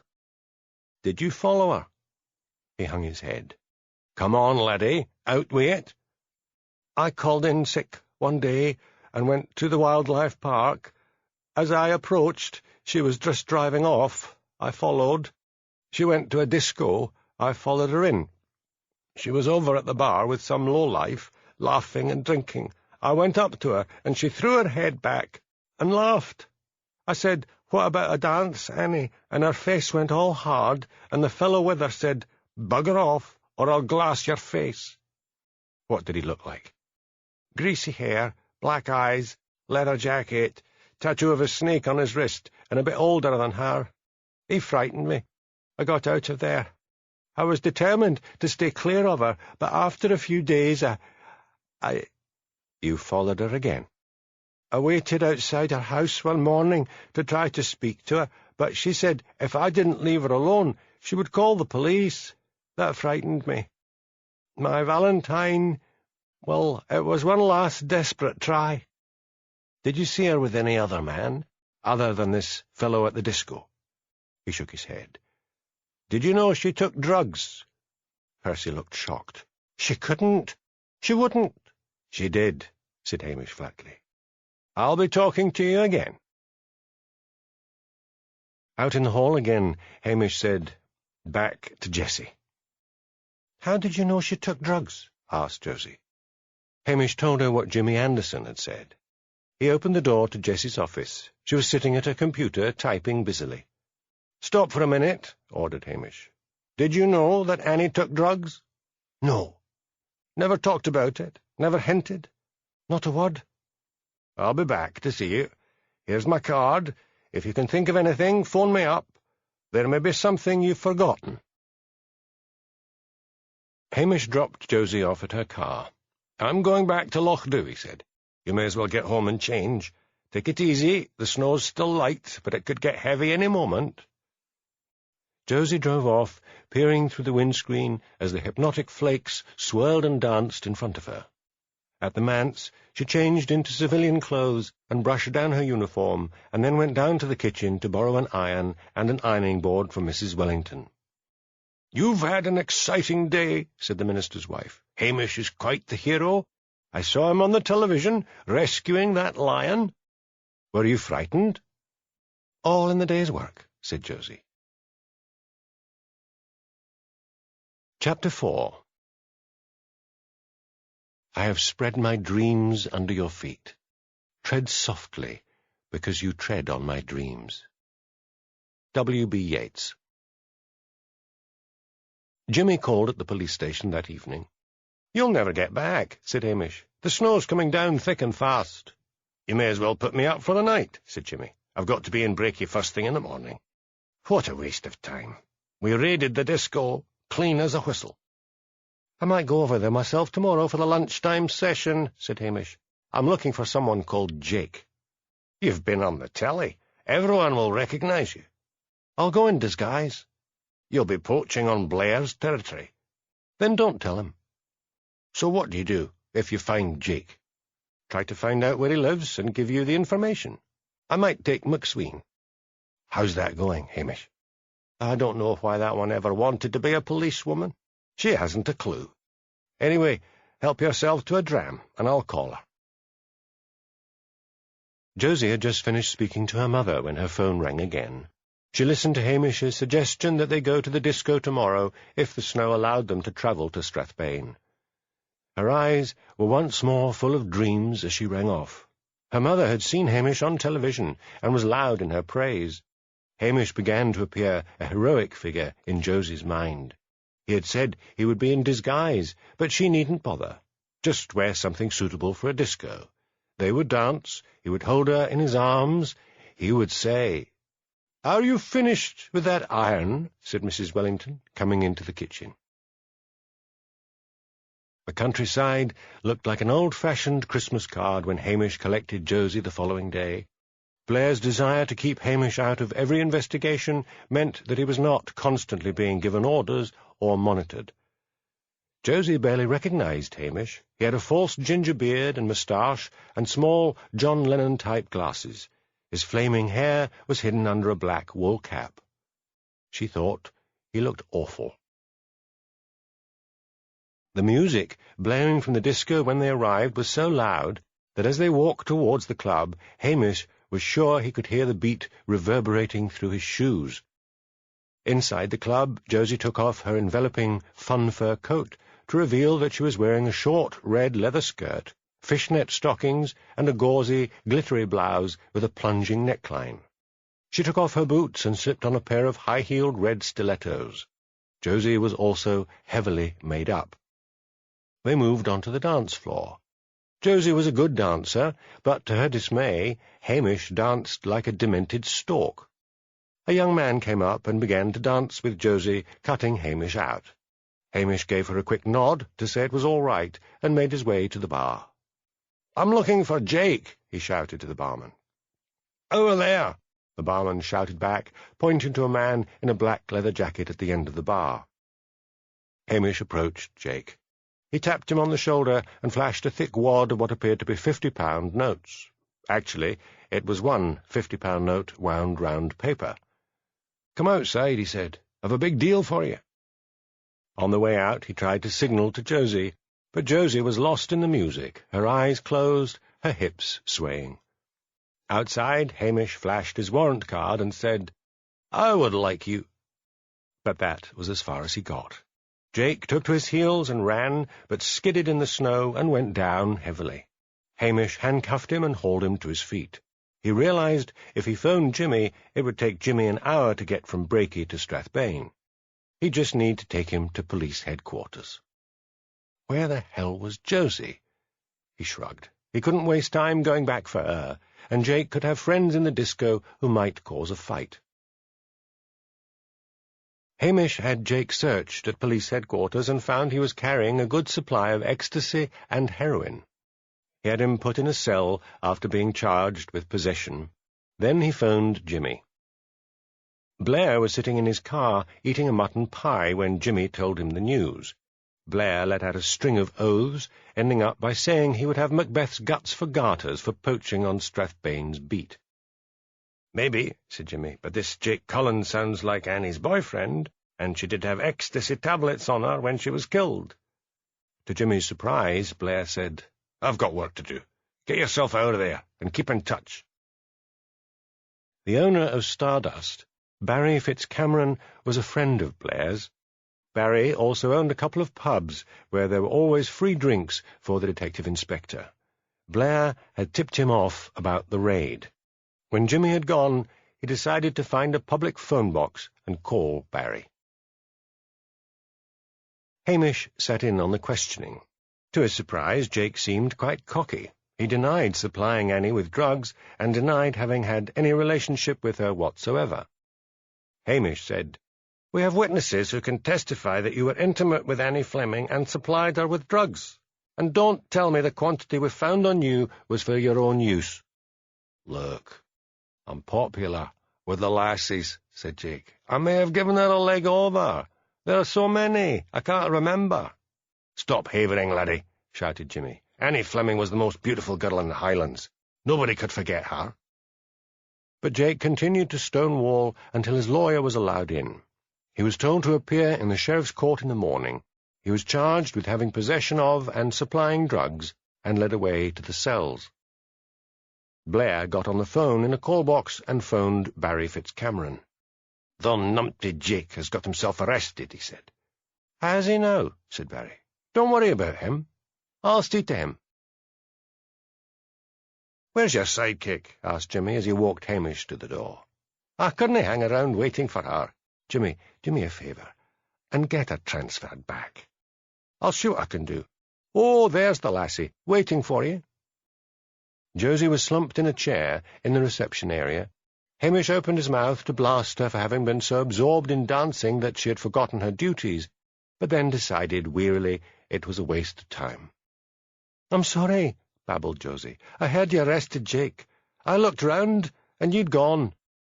"I'll take you back, McSween," said Hamish wearily. "Just don't say a word." He dropped Josie off at the manse and told her to take the rest of the day off. Looking along the waterfront, he saw the press outside the police station. He guessed they wanted quotes about the lion. He did a U-turn and drove first to the Italian restaurant, where he found his pets in the kitchen, collected them, and drove to the Tommel Castle Hotel. Priscilla was crossing the reception area when he arrived. "Still here?" asked Hamish. "Leaving tomorrow. I read in the papers about Elspeth getting engaged." "Good luck to her," said Hamish, with badly pretended indifference. "I've escaped up here to get away from the press. They probably want quotes about Lon Lion." "I should think they're there to ask you about the murder. Blair killed the lion story. He's quoted on the radio and television saying the lion was very old, nearly dead, and a child could have rescued it." "He doesn't know he's done me a favour," said Hamish. "Too much favourable publicity, and Daviet'll have me off to Strathbane." "I'd like to talk about it for a bit. My head's in a muddle." "Mr. Johnson's away. Come into the office and have some coffee." "Yes, you can fetch the cat and dog in if you want." Settled in the office with Sonsy and Lugs at his feet, Hamish told her all he knew about the case. He ended by saying, "I thought it would be easier, but it turns out that Annie was a bit of a goer, to put it politely, and God only knows how many men have got their knickers in a twist over her. I haven't talked to the parents. Maybe I'll try them when Blair has finished with them. The father's awfully strict. I remember hearing that." "You mean God might have told him to bump off his harlot of a daughter?" "No, he wouldn't have sent something so elaborate as a letter bomb." "Does it take a lot of skill to make a letter bomb?" "The bomb's not hard. It's aluminium powder and iron, I think, but the skill comes in making the fuse and making it all so cleverly that it won't go off in the post-sorting office. So you should be looking for someone with a terrorist background or someone with a good knowledge of chemistry. What about Harry Etherington? His friends knew how to detonate dynamite. Maybe one of them's got an iffy background." "Nothing showed up on the computer but a few drunken disorderlies. Anyway, young Harry hadn't long arrived in the area. He didn't have the time to make Annie's acquaintance." "What about the wildlife park? What's it like?" "Hard to tell, now that the animal libbers have let all the creatures out of the cages, but if the lion's anything to go by, I think the whole sorry place was a desert of mange and mud. Owners are Jocasta and Bill Fremont. Jocasta is posh and overworked. Bill is lower down the social scale." "Bit of a rough?" "Not that low down. A chancer, and I guess a fantasist. I think he sold poor Jocasta some dream of the Highlands that only the lowland Scots on the tartan lunatic fringe know how to do." Priscilla frowned. "Do you think this Bill— how old is he?" "Older than her, maybe getting on for 50. I wonder if he or his father or anyone in his family were ever associated with the militant side of Scottish nationalism. There's a point. I think I'll pay them an evening visit." Hamish stood up and lingered by the office door. "I suppose I'd better say goodbye again." "Afraid so." He moved a little forward as if to kiss her. Priscilla sat down abruptly behind the desk and began to shuffle papers. Hamish trailed out with his dog and his cat behind him. He stopped on a rise on the road before the wildlife park and let the dog and cat out. He knew they liked playing in the snow, and they needed to run off some of the fat they had gained by mooching in the kitchen of the Italian restaurant. It was a bright, moonlit, frosty night. He smiled indulgently as Sonsy and Lugs tore through the snow. It was on nights like this that Sutherland became a fairy county, all black and white, the silhouettes of the mountains rising up to a sky blazing with stars. He wished this murder could be quickly solved. Then he would concentrate on getting rid of Josie. He called his pets, helped them back into the back of the car, and drove to the park. He could see the lights were on in the office. Something made him switch off the engine and the headlights and cruise gently down the slope towards the office with the window open. He slowly got down from the car and pressed his ear to the wall of the office. He heard Jocasta's voice. "I'm telling you, she said she saw you at Annie's house. It was one day, a month ago, when Annie said she was ill and you said you were going into Strathbane. She says you were in there for 2 hours. If you're going to believe every malicious old biddy and breaky, you're dafter than I thought." Yes, daft enough to sink my money into this failure. I'm leaving you." "Oh, come here, darling," wheedled Bill. "You know I'd be lost without you." "But you went to her house." "I swear to God I never went near her." Hamish thought he had heard enough. If one of the neighbours had seen Bill, why hadn't they told the police? Was it Mrs. McGurty or Cora Baxter? He knocked loudly on the office door. Jocasta opened it. Her eyes were red with weeping. "Have I come at a bad time?" asked Hamish. No, don't worry about me. I haven't been crying, just some sort of allergy." Hamish followed her into the office. There was a flash of fear in Bill's eyes, quickly masked. "What kind of person was Annie Fleming?" asked Hamish. "Ask Bill," said Jocasta. "I'm going up to the house. Good night." Hamish waited until the door had closed behind her, and then repeated his question. "She was all right," said Bill. "Did you have an affair with her?" "What a question to ask," spluttered Bill. "And me a happily married man." "Come off it. You were seen spending an afternoon at her house by the neighbours." "I want to discuss the business with her. She's my secretary." "Maybe you'll just be calling your wife to confirm that." Bill crumpled. "Don't do that. Look, it wasn't me that seduced her. It was the other way around. I couldn't have believed my luck, and that's a fact. It was just one afternoon, that's all. Then she went on as if nothing had happened." "When was this?" "About a month ago. Please don't tell the wife." "That I can't promise." "Do you have any training at all in chemistry?" "Not a bit. Lousy at school all round." "You'll need to stand by for more questioning. Don't go to bed." Hamish went out to the Land Rover and called Jimmy. "What is it now?" groaned Jimmy. "You'd best get out to the wildlife park and pull Bill Fremont in for questioning. He spent at least the one afternoon in bed with Annie Fleming." "I'll get out there. What if he denies the whole thing?" "I've got it on tape," said Hamish. "Have you really? Or is that just one of your convenient lies?" "No, I've got it all right. I'm off. I don't want to be caught poaching on Strathbane's territory. I'll wait for you at the top of the road." Hamish waited patiently for what seemed like a long time before Jimmy turned up with Andy McNabb and 2 policemen following in another car. "Right, Hamish, where's the tape?" said Jimmy. Hamish took a small, powerful tape recorder out of his pocket and handed it to Jimmy.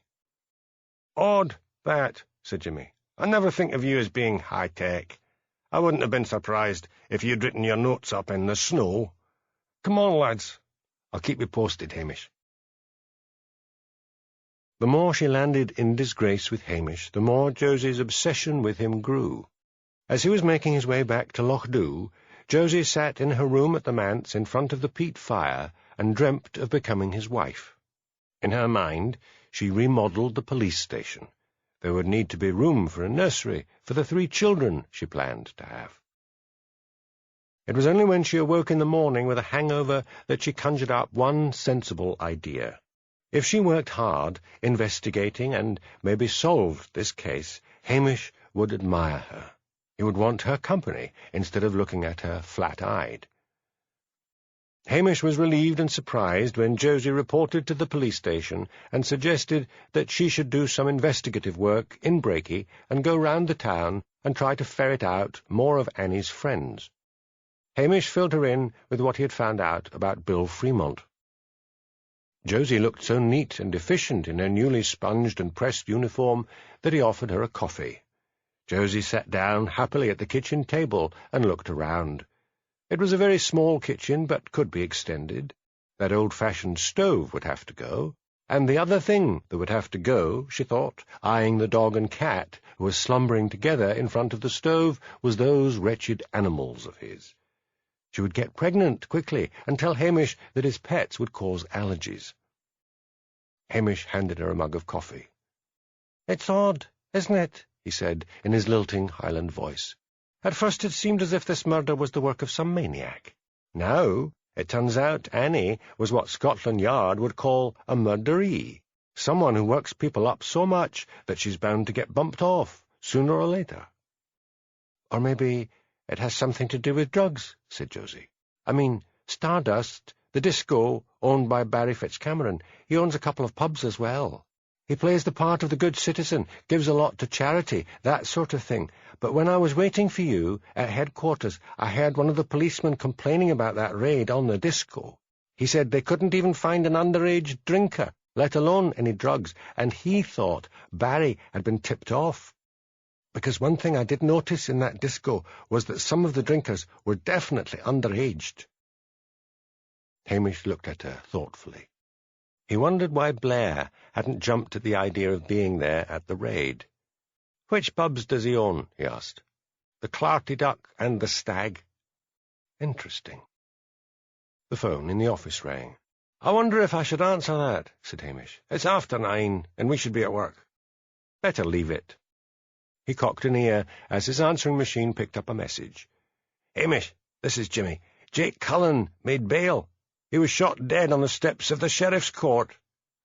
Hamish rushed into the office and snatched up the phone. "You still there? It's me, Hamish." "Did you get that?" asked Jimmy. "Yes. Any witnesses?" "Only the one. Some poor old granny has a flat opposite the court. A masked gunman came in the night before and told her to shut up, or he'd kill her. He tied her to the bed. Then she said he just sat there, smoking and waiting. She thought he was going to kill her. Then she fell asleep. She said she was exhausted with fear. She awoke to the sound of the shot. Then he just ran out. It seems he set up at the window with a rifle, maybe a deer rifle, and shot Jake. It smells of a professional hit. And that screams at me that our oh-so-clean and worthy citizen Barry Fitzcameron might be behind it. We're going to be tied up here for a good bit. You and McSween get over to Breaky and see what you can dig up." "On our way," said Hamish. He went back into the kitchen. Josie wasn't there. He walked into his living room. Josie wheeled around and blushed. "If you want to examine my home again," said Hamish severely, "ask.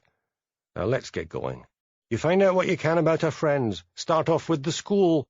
Maybe our messing about started there. I'll check back with the neighbours."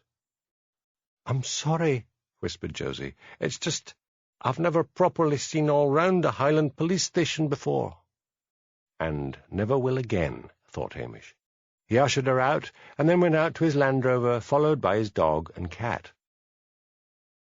Josie drove miserably in the direction of Breaky. Before Hamish had caught her, she had opened the door of the spare room which led off the living room, and had blinked in amazement at the amount of rusty junk, and he had just been beginning to thaw towards her. She was determined to work hard all day and not give up until she came up with just one clue. Hamish followed her, his mind turning over thoughts about Blair. Then he mentally shrugged. It need not have been anyone as high up as Blair. It could have been anyone at police headquarters, down to the cleaners. If Josie was right, and there was underage drinking, usually at the disco, then it stood to reason that Barry had been tipped off. The day was fine and cold. He slowed down on the shore road. Men were working on the sea wall. The tide was out. They were working hard. He stopped and rolled down the window. "Got your funds?" he called to the foreman. "Aye, but we can only work when the tide's out, otherwise we get battered with the waves." Hamish drove on until he reached the quiet street where Annie had lived. He decided to call on Cora Baxter first. The councillor's wife answered the door. "Oh, it's you," she said. "Come in." Hamish wondered at first if everything in the living room was new, and decided he was looking at terrifying housekeeping. The sun shone through the glittering windows onto a glass coffee table where magazines were arranged in exact precision to line up with the edges of the table. The three-piece suite was in red leather, and the hair-cord brown fitted carpet was covered in hooked rugs. Hamish reflected she had probably made them herself. He had seen many like them at church sales. One bar was lit in an electric heater in front of the fireplace. The mantel was covered in little glass figures. He noticed a Bambi and a Snow White, along with the 7 dwarfs. On a round table by the window was a cut-glass vase full of silk flowers. To one side of the fireplace was a large flat-screen television. Hamish removed his cap and sat down on the sofa. The leather made an embarrassing fart noise. Cora stood in front of the fireplace. She was a stocky woman with bright blonde hair set in tight curls over a pugnacious face. She had small, blue, suspicious-looking eyes. "Well, constable?" she demanded. Hamish repressed a sigh. From his experience, counsellors like Jamie Baxter, no matter how easy-going, often had wives who considered themselves a cut above the local community. He stood up and approached her, looming over her. It had the desired effect. "Oh, do sit down," said Cora. Hamish went back to the sofa, which welcomed his bottom with a loud raspberry. Cora sat in one of the leather armchairs, but the chair, no doubt knowing what was due to her dignity, did not make a sound. Hamish opened his notebook. "I'm making inquiries about Annie Fleming." "Yes." "Did you phone Mrs. Fremont and tell her that her husband had been seen going into Annie Fleming's house to spend the afternoon with her? I must remind you that phone calls can be checked." "Well, I felt it my duty," said Cora truculently. "Do you know if this happened more than once?" "I only saw him the one time." "And when was this?" "About a month ago." "Any other men?" "Just once, an unsavoury-looking character. He had gelled hair and one of those black leather jackets. I would say he was around 30 years old." Jake, thought Hamish bitterly. That's a dead end in every sense. "What did you think of Annie?" asked Hamish. "And did you tell any of this to her parents?" "First, I did mention both visits to her parents. Her father was furious with me. He said his daughter was pure, and I was a malicious woman who would burn in hellfire. Annie wouldn't burn anywhere. She was as cold as ice. Butter wouldn't have melted in that girl's mouth. I saw them going off to the kirk a few Sundays before she died. Mr. and Mrs. Fleming put their noses in the air, but Annie turned round and gave me a nasty little smile before she walked on. I thought she was a devious tart." "Why didn't you tell the police any of this?" demanded Hamish. "You've been withholding vital evidence." "I wasn't going to sully her memory until after the funeral." "But you did just that by phoning Mrs. Fremont, and by trying to blacken the girl's name with her parents. Is there anything more?" "No, but I don't like your attitude. Do remember my husband is a town councillor." "Which means damn all in a murder investigation," said Hamish, and warned her he would be back to ask her more questions later. Outside, he phoned Jimmy. "Any news about the murder?" "Nothing. That old woman might have been left there till she died of shock and starvation if we hadn't searched all the flats opposite and found her. She's in hospital for observation, but she's a game old bird, and I think she'll survive the shock all right. He never took the balaclava off, but she said he was pretty well built and wearing a black sweater and black trousers." "Surely someone saw a man with a rifle running along the street." "From the initial Socko report, he went down the stairs, out the back way, and over the wall. There's a lane that runs along the back. Neighbours heard the motorbike roaring off." "If I were you, I'd check out those 2 pubs of Barry's. See if Blair's been seen drinking in either of them. He likes his free booze." "Oh, come on, Hamish. I don't like the pillock, but this is going a bit too far. Don't worry. We're checking up on everything we know about Barry. Talk to you later." Hamish wondered whether to interview the parents, and then decided it was a bit early to subject them to more questioning. Blair would already have had a go at them.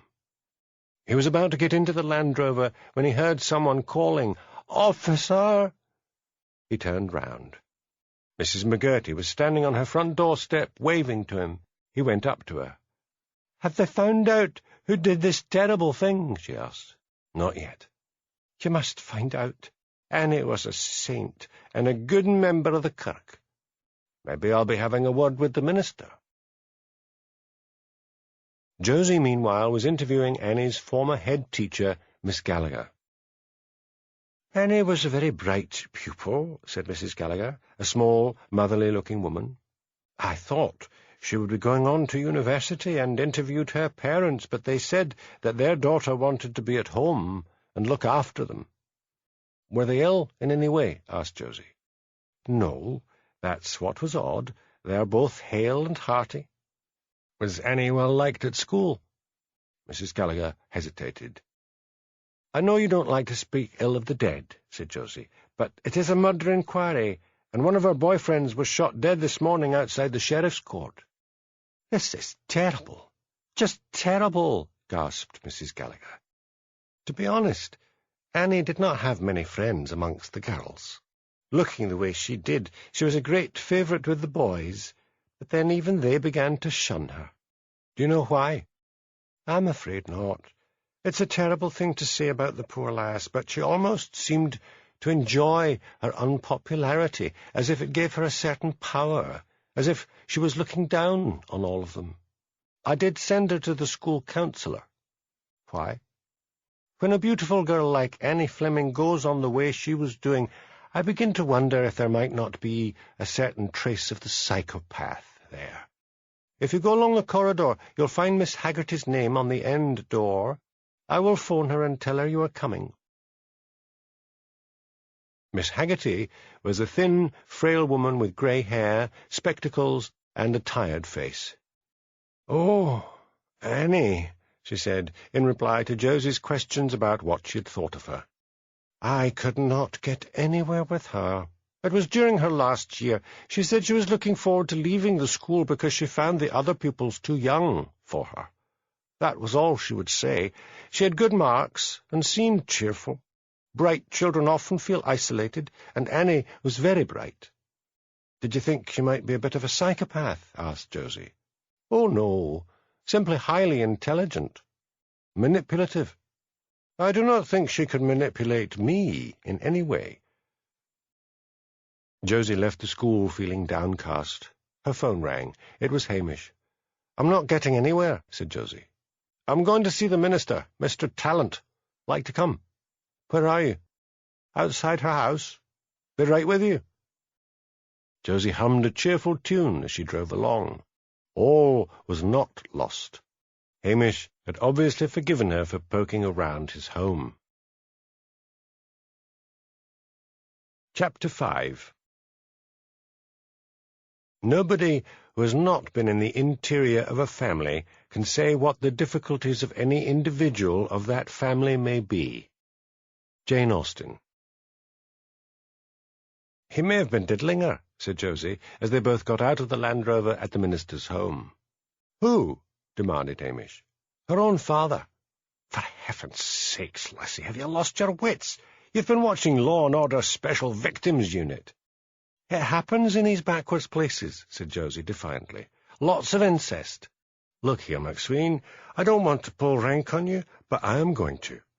When we get in there, keep your mouth shut. In future, address me as Sir."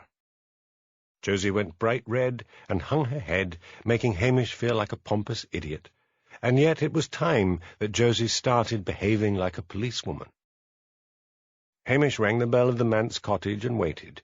It was a 2-storied Victorian sandstone building fronted by a garden full of laurels and rhododendrons on either side of a brick path.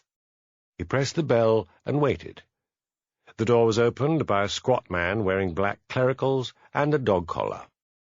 "I hope you're not here to bother the Flemings," he said. "I didn't even know they were here," said Hamish. "It's you I want to be having a word with." The minister led the way into a dark study, sat down behind a large desk, and indicated with a wave of his hand that they were to be seated in 2 chairs opposite. Hamish took off his cap and placed it on the desk. "Get that thing off my desk," snapped Mr. Talent. Hamish put his cap on the floor beside his chair. "I don't want any germs from your head on my desk," said the minister. He had large, angry grey eyes, framed with thick spectacles. The skin of his face was thick, open-pored, and creased in folds rather than wrinkles. His grey lips were large and fleshy. There was little of gentle Jesus, meek and mild, about the face opposite, thought Hamish cynically. This minister, he judged, probably preached a grand hellfire sermon on Sundays. "As you know," began Hamish, "we are investigating the murder of Annie Fleming. Did you know her very well?" "I am a great friend of the family. Annie was a beautiful, God-fearing angel. Whoever did this will burn in hell for eternity." "So Mr. and Mrs. Fleming are staying with you?" "Yes, they could not possibly go back to that house until the police have finished with it and the kitchen is repaired." Was Annie particularly friendly with any member of your congregation?" "I do not know." "Did you know that Annie had been having a fling with her boss?" "What do you mean? Speak plainly." "She'd been having sex with him." "Rubbish! Who is spreading this filth?" "Her boss, Bill Fremont, admits to it. A neighbour saw him going in to spend the afternoon with her when she was supposed to be off sick. Annie also frequented a disco over her lunch break." He thumped the desk. "I will not believe it. Annie Fleming was a saint." His eyes suddenly filled with tears. "Just get out," he said. Hamish and Josie got to their feet and made their way out. They had almost reached the garden gate when a voice from behind a laurel bush whispered, "Psst!" "Come out," ordered Hamish. "Father will see me. Walk down the road a bit to the left and I'll catch up with you." Hamish and Josie walked along to the end of the road. It ended at a scraggy field of gorse and tussocky grass, bordered by a dry stone wall. They were about to turn back again when Hamish saw a slight figure hurrying down the field, slipping and sliding on the frozen snow. A young woman came up to them, looking nervously to left and right. "I'm Martha Tallant." Martha had obviously come round some back way. "The minister's daughter?" "Aye." She had a large nose which dominated her thin face. Her sandy hair was scraped back from her forehead. She was wearing a dark anorak over black corduroy trousers. "So, Martha, what do you want to tell us?" "I was listening at the door, and I heard what Father said. It's not true. Annie was a right bitch. She hated the church. She told me. I thought we were friends. There's this boy who goes to our church, and one day he asked me out. I was that excited. We were only going to have a drink in Breaky. I told Annie. She was the only one I told. She told my father, and he came raging into that pub and dragged me out in front of everyone. We were only having soft drinks. That boy never turned up in church again, and someone told me he had been seen in a pub in Breaky with Annie. I'm sure she did it to spite me, but Father found out as well. I don't know who told him. In fact, Father blamed me and claimed I had been introducing his precious Annie to corrupting influences." "What's his name?" "Mark Lussey." "And where does he live?" "Down in the council estate, Culloden Way, number 12. "How old are you, Martha?" 19, the same as Mark. Oh, if you see him, could you say how sorry I am?" "Yes, I will." "The Flemings are staying with you. What are they like?" "They're grief-stricken. They and Mother and Father sit around of an evening talking about how good and beautiful Annie was. I've nearly finished my computer course at Breaky College, and the minute I get my diploma, I'm going off to Glasgow to look for a job." Hamish glanced along the road. He saw that a car had arrived. Jimmy Anderson was getting out of it, followed by a policewoman. Jimmy saw Hamish's Land Rover and looked down the road until he spotted him and began to walk towards him. Martha let out a squeak of alarm and scampered back off over the field. "Who was that you were talking to?" asked Jimmy. "The minister's daughter, but don't let on." "Find out anything?"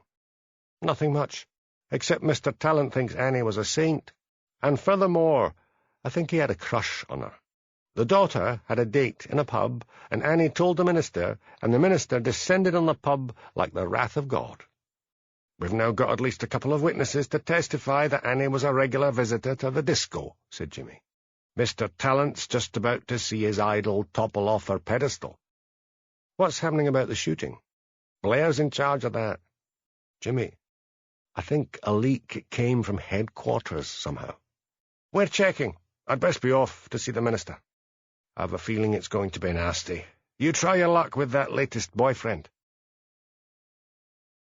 Blair was sitting at a corner table in the Clarty Duck with Barry Fitzcameron. "I swear I had nothing to do with the shooting of Jake," said Barry. "I'm surprised an old friend like you could think such a thing." "I phoned you, and you said you'd take care of it," said Blair. "I didn't mean kill him." Barry raised his hands. "Would I do a thing like that? The silly fool was into drugs. Probably he didn't pay for the last lot." Blair looked nervously around the bar and inched forward. "If it ever gets out that I tipped you off about the raid. I'm finished." Barry looked the epitome of the successful businessman, from his well-tailored suit to his barbered silver hair. "Nobody can find out. I didn't tell anyone. You didn't tell anyone. So what's your problem?" "Let's just say it's that lang dreep-o'-nothing, Hamish Macbeth." "Oh, the lion-tamer. What's he got to do with anything? Strathbane isn't his beat, and you're in charge. He's sneaky. He poaches on my territory. I'm telling you, don't worry about it. Have another drink on me. Got to run." Blair watched him go. Surely he had not arranged to have Jake killed, and yet he'd said he would fix it. What if he had Hamish Macbeth killed? A slow smile crossed Blair's fat features. Hamish suggested they have something to eat. Josie's mind flew immediately to a corner table in a shaded restaurant. The balloon of her imagination was pricked when Hamish parked outside a fish-and-chip shop and asked her what she wanted. Josie stared moodily out of the Land Rover window at the large menu on a board. Fish and chips, haggis and chips, deep-fried pizza slice and chips, deep-fried Mars bar and chips, chicken and chips, black pudding and chips, and sausage and chips. "Fish and chips," said Josie. Hamish returned with fish and chips for himself and Josie, fish for Somsey, and sausage and chips for Lugs. He put the animals' food in their bowls at the back, and then climbed in the front and gave a greasy package to Josie. He had also bought a bottle of Iron Brew, that famous Scottish fizzy drink which once had the slogan, "Made from Girders." It was an amazing success in Russia, where it was advertised as a hangover cure. Hamish produced 2 paper cups and poured Josie a drink of it. "I'll get spots." "Sir," said Josie gloomily. "These are the best fish and chips for miles around," said Hamish. "Eat up, and then we'll go and see this Mark Lussey." When they had finished, Hamish collected up all the papers, put them in a bin outside the shop, and got into the Land Rover after wiping his greasy hands on his trousers. "If only he'd let me cook for him," thought Josie. "I'd show him what good food really tastes like." Hamish whistled The Road to the Isles as he drove to the council estate. The day was clear and sparkling, and for once the dreaded gales of Sutherland had decided to leave the county alone. A tired-looking woman with a squalling baby at her hip answered the door. She said she was Mark's mother, and Mark was at work at the bakery. Hamish reassured her that Mark was not in trouble, then headed back into the centre of Brakey and parked at the bakery. He asked for Mark at the counter. The baker looked alarmed. "I hope he hasn't been up to anything. He's a good worker." No, just a few questions," said Hamish soothingly. The baker went into the back shop. A few moments later, Mark emerged, wearing white overalls and a white cap. He looked much younger than his 19 years. He had a very white face and pale green eyes. He was small in stature, and his shoulders were stooped. "Would you mind stepping outside?" asked Hamish. "Just a few questions." "Is it about Annie?" "Yes, I believe you were dating her." Josie decided the time had come to show Hamish Macbeth that she was a real policewoman.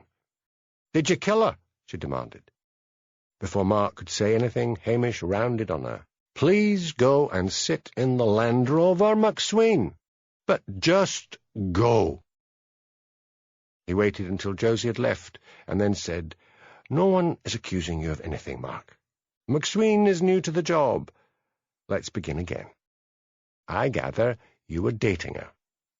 "Aye. I couldn't believe my luck. It was after Bible class one Sunday afternoon. She asked me if I'd like to meet her on the Monday evening for a drink. I said, all right, and she said she would meet me in the Red Lion.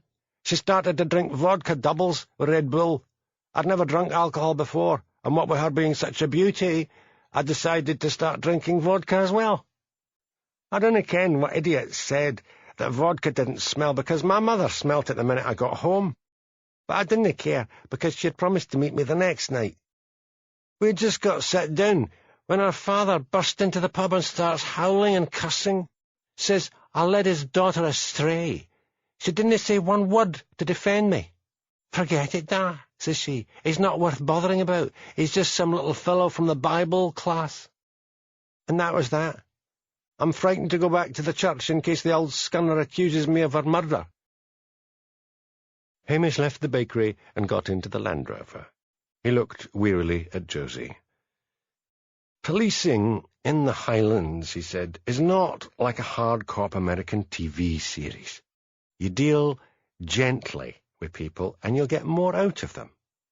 He let in the clutch. "We're going back to the Flemings' house. Maybe something from the blast ended up in the garden, and Socko might have missed it." Josie felt near to tears. It seemed she couldn't do anything right. She sat in brooding silence until they reached the Flemings' home. It was still cordoned off with police tape. They both got out. "We'll go round the back," said Hamish. "As the blast was in the kitchen, there might be something blown outside." The back garden consisted of a drying green with tattered washing still hanging on the line. There were a few bushes in the narrow flower beds that formed an edging around the green. Hamish began to search carefully in the bushes by the kitchen door, and Josie began to look through the bushes on the left-hand side. As she worked her way round the garden, she grew cold and bored. The sun shone on the tattered washing. One of the items, not too damaged, was a serviceable pair of knickers. Josie suddenly noticed that there was something stuck inside the knickers. She went over to the washing line. The clothes were just beginning to thaw out. She unpegged the knickers. Hamish came over to her. "Found something?" "Maybe nothing," said Josie, "but when the sun shone, it looked as if there was a bit of paper stuck inside." Hamish put on a pair of latex gloves and told Josie to do the same. He opened up the knickers gently. Sure enough, there was a scrap of paper. "We'd best take this down to the forensic lab in Strathbane," he said. "We don't want to risk damaging it." Hamish's heart sank when he saw forensic scientist Leslie Murray, formerly Leslie Seaton. She had pursued him at one time, and was now married to her boss, Bruce Murray. "You can leave it with me," she said. "If you don't mind, we'll hang around and see if there's anything important," said Hamish. Josie looked about in disappointment. It was hardly a scene out of CSI Miami. The room was dingy with frosted glass windows. A faulty fluorescent light buzzed overhead like an angry wasp. There was a cup of coffee on Leslie's desk with a skin of milk on the top.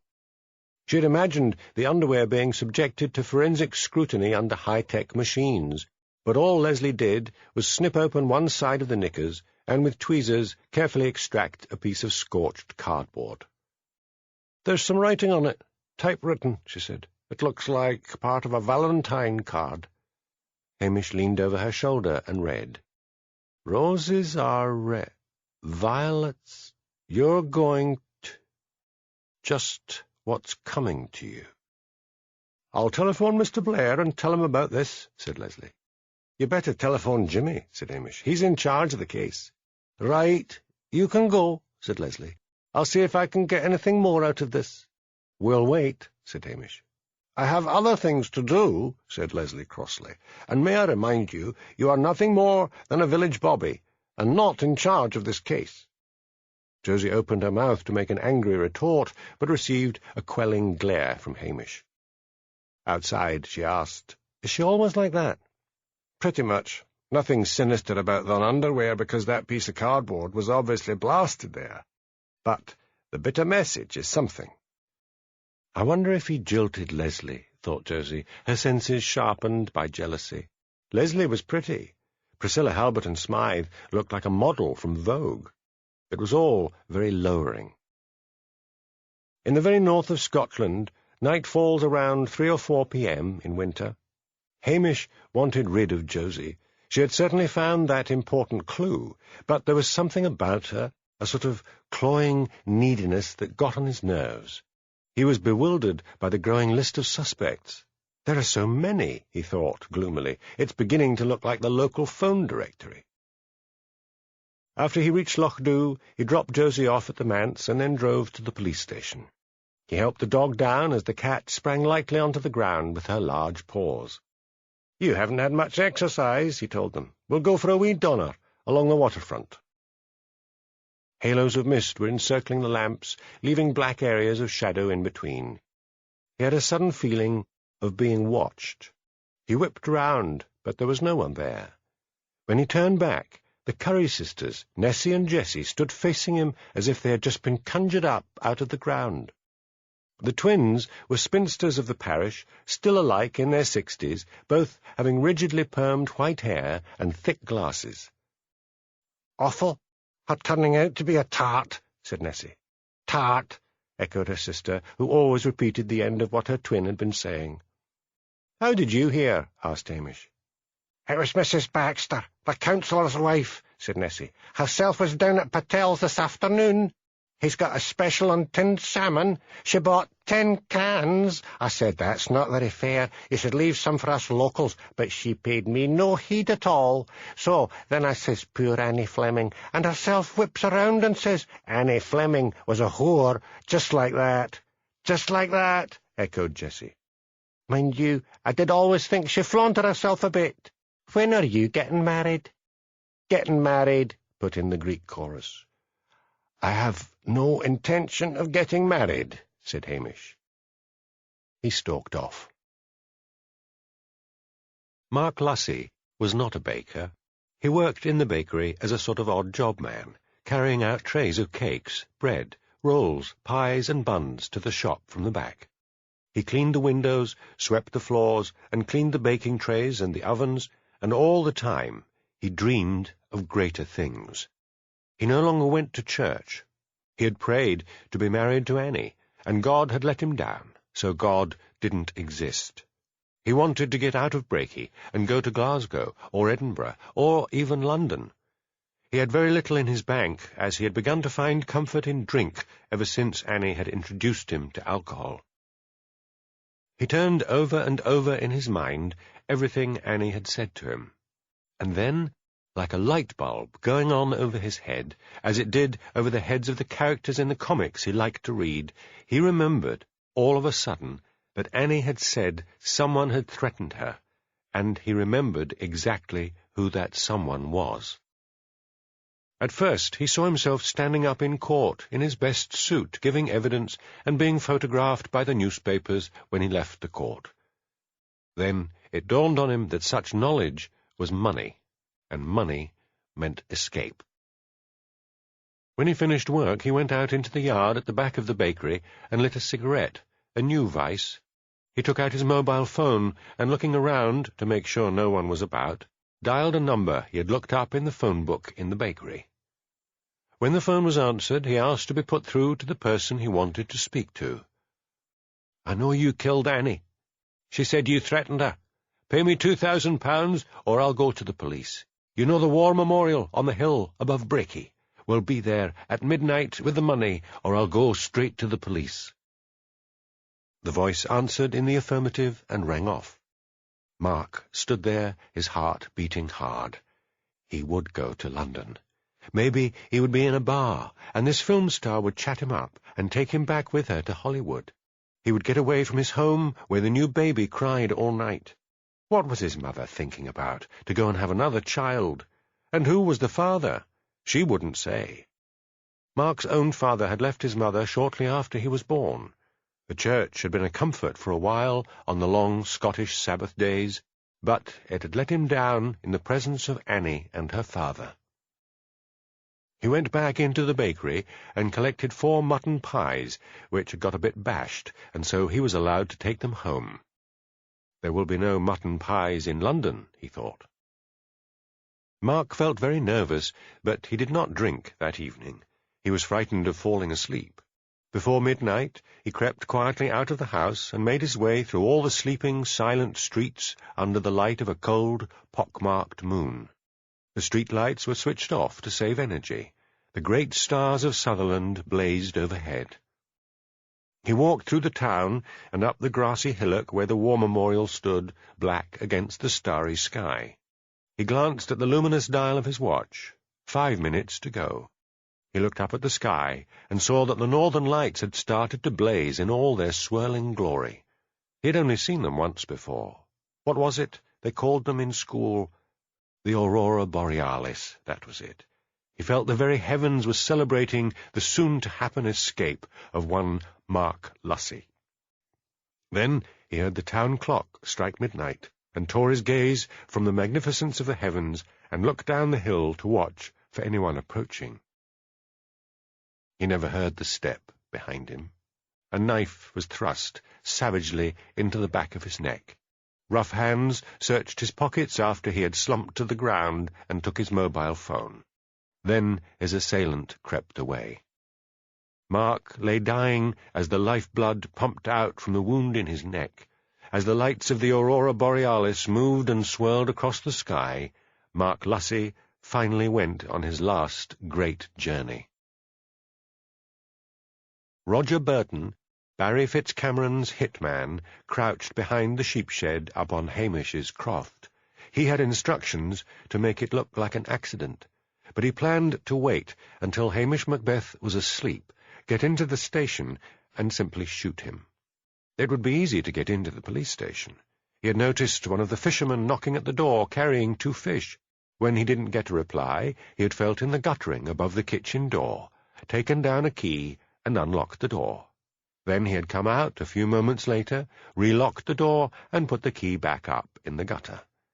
Because Barry had thought Roger meant to stage an accident, and because the person to be killed was a police sergeant, he had paid him generously up front.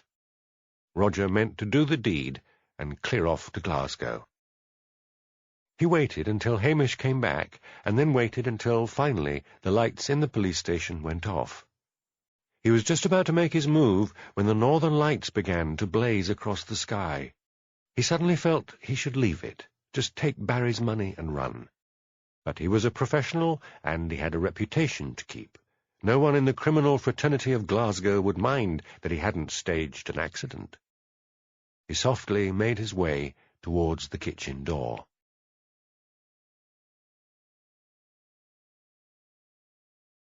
Sonsie awoke and pricked up her tufted ears. Because of the odd telepathy between the 2 animals, Lugs awoke as well. Sonsie sprang down from the bed where she and the dog had been sleeping and went to the kitchen door. Her fur was raised. Hamish was to wonder afterwards why Lugs had not barked. They heard the key in the door. Roger loomed up in front of them. When he saw the 2 animals, he raised his gun, but Sonsie, the wild cat, flew up at his face and tore her sharp claws down it, while Lugs bit his leg. He howled and dropped the rifle. Hamish came running in. He picked up the rifle and ordered, "Stay there, or I'll shoot." He scrabbled in the pocket of his coat, hanging on the back of the door, and produced a pair of handcuffs. "Over on your back," he shouted. Roger rolled over, yelling, "I can't see." "It's the blood," said Hamish, clipping on the handcuffs. He grabbed his mobile from the kitchen table and called for help. It was to be a long night. The deep scratches on Roger's face were tended to by the medical officer before he was judged fit for questioning. But Roger remained silent, apart from saying he was going to sue Hamish Macbeth for the damage to his face. He would not say that anyone had hired him to kill Hamish. Hamish waited in the detective's room because Blair would not allow him to be part of the interview. He had asked them to find out Roger's address so that the place could be searched before anything was destroyed, but Blair had snarled at him that he was not in charge of the case and to type up his report. When Jimmy finally appeared, Hamish said desperately, "Have you an address? We've got to get around there. There may be something in his place that connects him to Barry Fitzcameron." Jimmy rubbed the bristles on his foxy face. "I'm tired. We've been up all night, Hamish." "Let's just do it ourselves," pleaded Hamish. "Oh, all right. It's a house in Butterfield, that suburb at the edge of the town." But when they got there, it was to find the blackened shell of what had been Roger's home being checked by a fire inspector. "I'm sorry, Hamish," said Jimmy wearily. "We should have listened to you. Go home." Before he went to bed, Hamish locked the door. As he fell asleep, he was dimly aware of Josie shouting through the letterbox. Josie was alarmed when she did not get a reply. She phoned police headquarters and learned of the attempt on Hamish's life. Then she was told to hold on. Police Sergeant Mary Southern came on the line. "Get over to Brakey right now, and we'll join you. A body's been found at the War Memorial." Josie scribbled a note to Hamish and pushed it through the letterbox before driving as fast as she could to Brakey. Trails of dark cloud were streaming in from the Atlantic, and the wind had begun to rise. She stopped in the main street, asked for directions to the War Memorial, and then set off again. As she climbed the hill to the memorial, she could see that a small crowd had gathered. She pulled a roll of police tape and some posts out of the car, and set off up the hill, shouting, "Get back! It's a crime scene!" The little crowd backed away as she secured the site. Then she went forward and looked down at the body. Here was no horror such as she had seen when she had viewed Annie's body. Mark Lucy lay as if at peace, his sightless eyes staring up at the windy sky. "Who found the body?" asked Josie, walking back to the crowd. A tall man stepped forward. "That's me," he said. "Name?" "Alec Templar. I was up the way looking after my sheep, and I saw what I thought was clothes by the memorial, and went for a look. Poor wee laddie." Josie felt the experience of being in sole charge of a murder case was very exciting, but it was short-lived. Police, detectives, and Socko, headed by Superintendent Davitt, came hurrying up the brae. Davitt glared at Josie. "Why aren't you suited up?" "I was rushing to secure the crime scene," said Josie. "Don't ever make such a mistake again. Where's Macbeth?" "There was an attempt on his life last night, and I know that. So where is he?" "I think he must be asleep." "Then get over to Loch Dhu and wake him up. I need him here." "I know the deceased," said Josie tremulously. "We interviewed him yesterday." "Name and address?" Josie gave them to him. "Shall I go and tell the parents?" "Just get Macbeth here." Josie drove miserably back to Loch Dhu and hammered on the police station door. She jumped as a voice behind her said, "There's a spare key on a hook at the back of the henhouse. He used to leave it in the gutter, but he changed it. He tell't it to me the other day." She swung round. A small man in a very tight suit stood looking at her. "I'm Archie McLean," he said. "Friend of Hamish's." "I've got to wake him up," said Josie. "He's wanted over at Brakey." "I'll leave you to it," said Archie. "I only came for a wee crack." Josie found the key and let herself in. She decided that instead of shouting to wake him, she would go into the bedroom and gently shake him by the shoulder. It was an intimate scenario. She went into the bedroom. The dog and cat were at the end of the bed. The large cat arched her back and hissed, while her yellow eyes blazed. The dog barked. "Hamish!" screamed Josie, darting out the door and slamming it behind her before the cat could spring. The bedroom door opened, and Hamish stood there wrapped in a shabby dressing-gown. "What's up?" he demanded. "There's been another murder, sir. Mark Lucy." "Make coffee," ordered Hamish. "This all gets nastier and nastier." Chapter 6. O woman, perfect woman, what distraction was meant to mankind when thou wast made a devil. John Fletcher. Josie took one look at the cheap jar of instant coffee on Hamish's kitchen counter and ran to Patel's to buy a packet of real coffee. Returning to the police station, she made the coffee in a pewter jug by pouring boiling water over the grounds, sprinkling a little cold water on the top to settle them, and adding a small pinch of salt. Then she lit the stove and put the pot on top to keep the coffee warm. Hamish shaved and showered. In the kitchen he gulped down 2 cups of black coffee. To Josie's dismay, he didn't seem to notice the difference from his usual brew. Hamish had in fact noticed the difference and had seen the packet of real coffee, but did not want to thank Josie in case she was encouraged to encroach on his home. Before he left the station, he phoned Jimmy, who told him that Hamish had the job of breaking the news to Mrs. Lucy. "We're off to see Mark's mother," said Hamish, as they drove off. "What was that boy up to? Some way he put himself in danger by not telling us all he knew. Either that, or he suddenly remembered something. Did he phone his killer and make an appointment? I wonder if he had a mobile phone. I hope we can find something to narrow the suspect down. I hate this sort of job, breaking bad news." But when they arrived at Mark's home, it was obvious the news had already been broken by the Highland Bush Telegraph. Neighbours were crowded into a small living room, murmuring condolences as Mrs. Lucy sat and wept.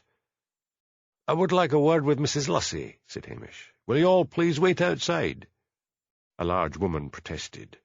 "Can't you leave the woman alone?" she cried. But Mrs. Lucy rallied. She dried her eyes and said, "I'll speak to the sergeant. I want to find out who killed my boy." "Now, Mrs. Lucy," said Hamish, "did you hear Mark go out last night?" She shook her head. "The baby was quiet for once, so I got the first good sleep I've had in ages. Did he say anything at all that might be significant, or did he look excited in any way?" She dabbed at her eyes with an already sodden handkerchief. "He didn't say anything. He was reading a film magazine. Then we watched a bit of telly, and he said he was tired and wanted an early night." "Did he have a mobile phone?" "Yes, but he didn't use it much. Poor lost soul. He didn't seem to have that much friends. When he was with the church, he knew some young people, but he gave up the church." "May we see his room?" "It's up the stairs, first left."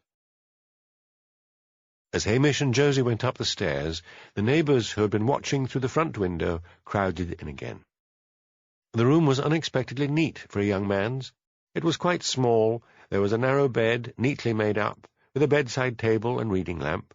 A desk by the window, with a hard upright chair in front of it, held a pile of comics and film magazines. There was no computer, or posters, or pictures on the walls, which were covered in an oatmeal-patterned wallpaper. A tall, thin wardrobe, fronted by a long glass mirror, stood against one wall, and a chest of drawers against another. Hamish put on gloves, and so did Josie. "You search the bedside table," he said, "and I'll have a look in the wardrobe." There were few clothes hanging up, one dark blue suit and black coat, 3 long-sleeved shirts, a puffer jacket, and a tweed jacket. Underneath the clothes was a pair of black shoes and 3 pairs of sneakers. He searched in all the pockets, but did not find anything. He even ran his gloved fingers along the insides of all the footwear, in case anything had been hidden there. "I've got his bank book and phone bill," said Josie. Hamish took them from her.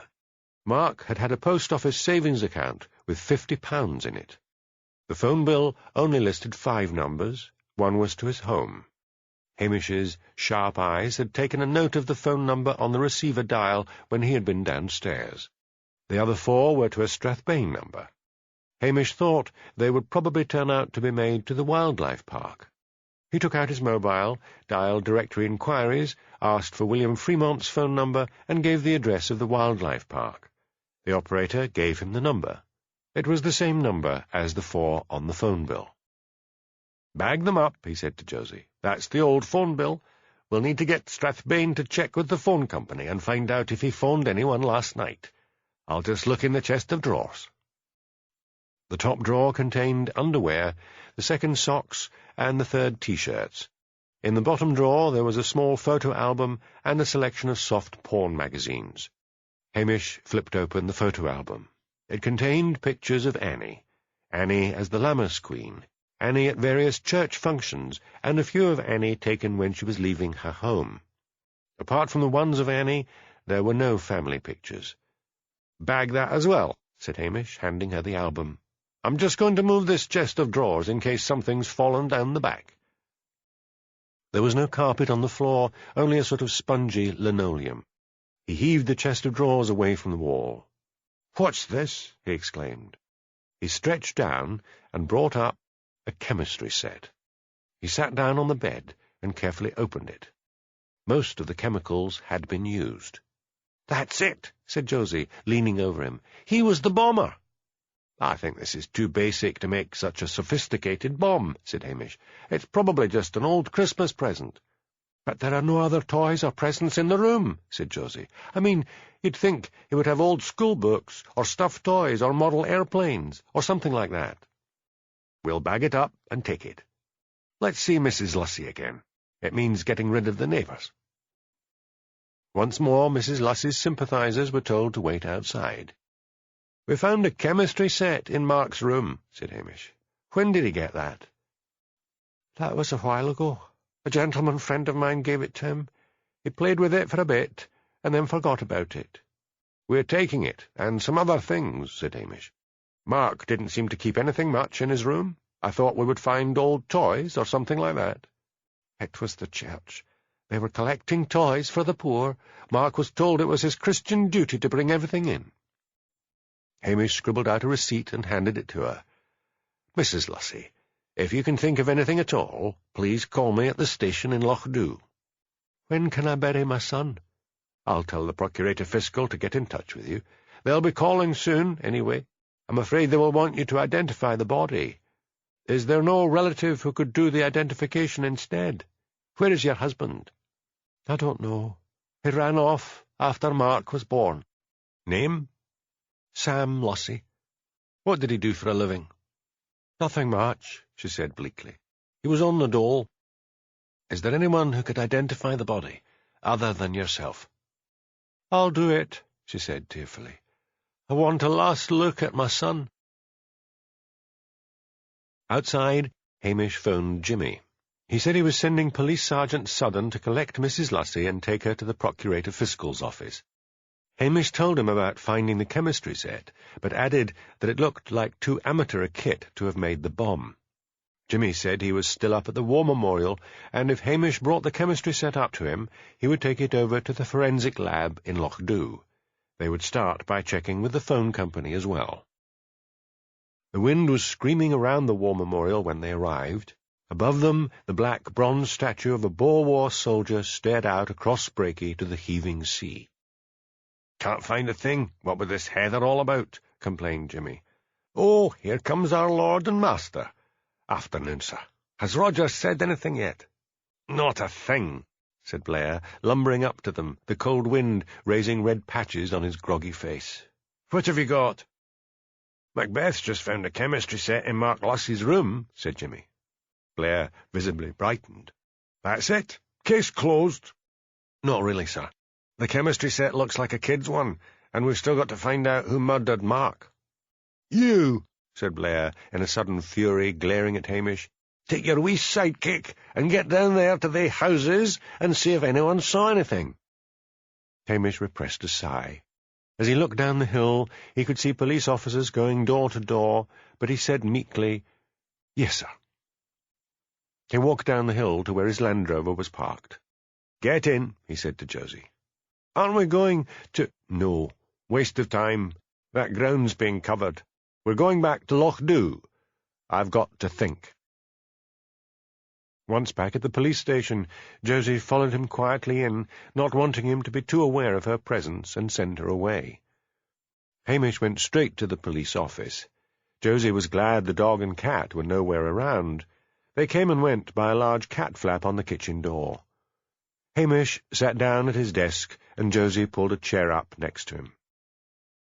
"What I want to do," said Hamish, taking a notebook out of his desk, "is to make a list of all the suspects, and then we start somehow to check up and see if there is anything in any of their backgrounds to show they had the knowledge to make a bomb." "Shall I make some coffee, sir?" asked Josie. "Yes, that would be grand." Josie went happily off to the kitchen, where she was soon lost in a rosy dream of being Hamish's wife. When she came back with 2 mugs of coffee and a plate of biscuits, Hamish was checking down a list he had made. "I can't leave out Jake Cullen," he said. "I know he's dead, but he might have murdered her before that. Maybe Annie knew something about drugs at that club and had threatened to tell the police. Now, I can't forget Bill Fremont." "He seemed a stupid man," said Josie. "He could have got someone to do it for him. I wonder if he has any criminal connections. Or Jocasta, his wife. No, scrub that one. I should think she's been out of love with him for a while to get jealous enough." "Is your coffee all right?" asked Josie. "Yes, just fine. Don't sit so close to me. You're crowding me." Josie blushed and drew her chair back. "Then there's Jessie Cormack. Annie took her boyfriend away, and that boyfriend, Percy Stain, had better be on the list as well. I may as well put the minister, Mr. Talent, down as well. I'll swear he was in love with Annie. But right at the moment, my main suspect is Barry Fitzcameron. He's the spider in the middle of the web." The phone rang. It was Jimmy. "You'll never believe this, Hamish. Blair went up the brae a bit for a nip of whiskey out of his flask. A great gust of wind caught him, and sent him tumbling down the brae right onto the crime scene, and he banged his head on the plinth of the memorial and went out cold. Daviet's here, and he's furious. Blair's been taken to Breaking Hospital." "Hang on a minute, Jimmy." Hamish turned to Josie. "You may as well take the rest of the day off, what's left of it. Run along." He waited until Josie had left, and then spoke urgently. "Jimmy, raid that disco tomorrow." "You mean?" "I don't want to think Blair was the informant, but do you think you could do it?" "I'll tell Daviet I've had a tip-off. Just make sure Daviet doesn't go visiting Blair." "I'll tell him he's not allowed visitors for the next 48 hours. Mrs. Wellington greeted Josie. "I've a nice venison casserole. You can have some of that. Sit down at the table. How's Hamish?" "As usual," said Josie. "I'm thinking of getting a transfer back to Strathbane." Mrs. Wellington was alarmed. The money she received for housing Josie had come in very handy. "You haven't been having much fun here," she said. "You should go to the dance in the hall this Saturday." "I don't want to go on my own," said Josie.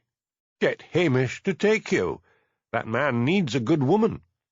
"He won't want to go," said Josie. "Oh, he will," said Mrs. Wellington. "I'll make him."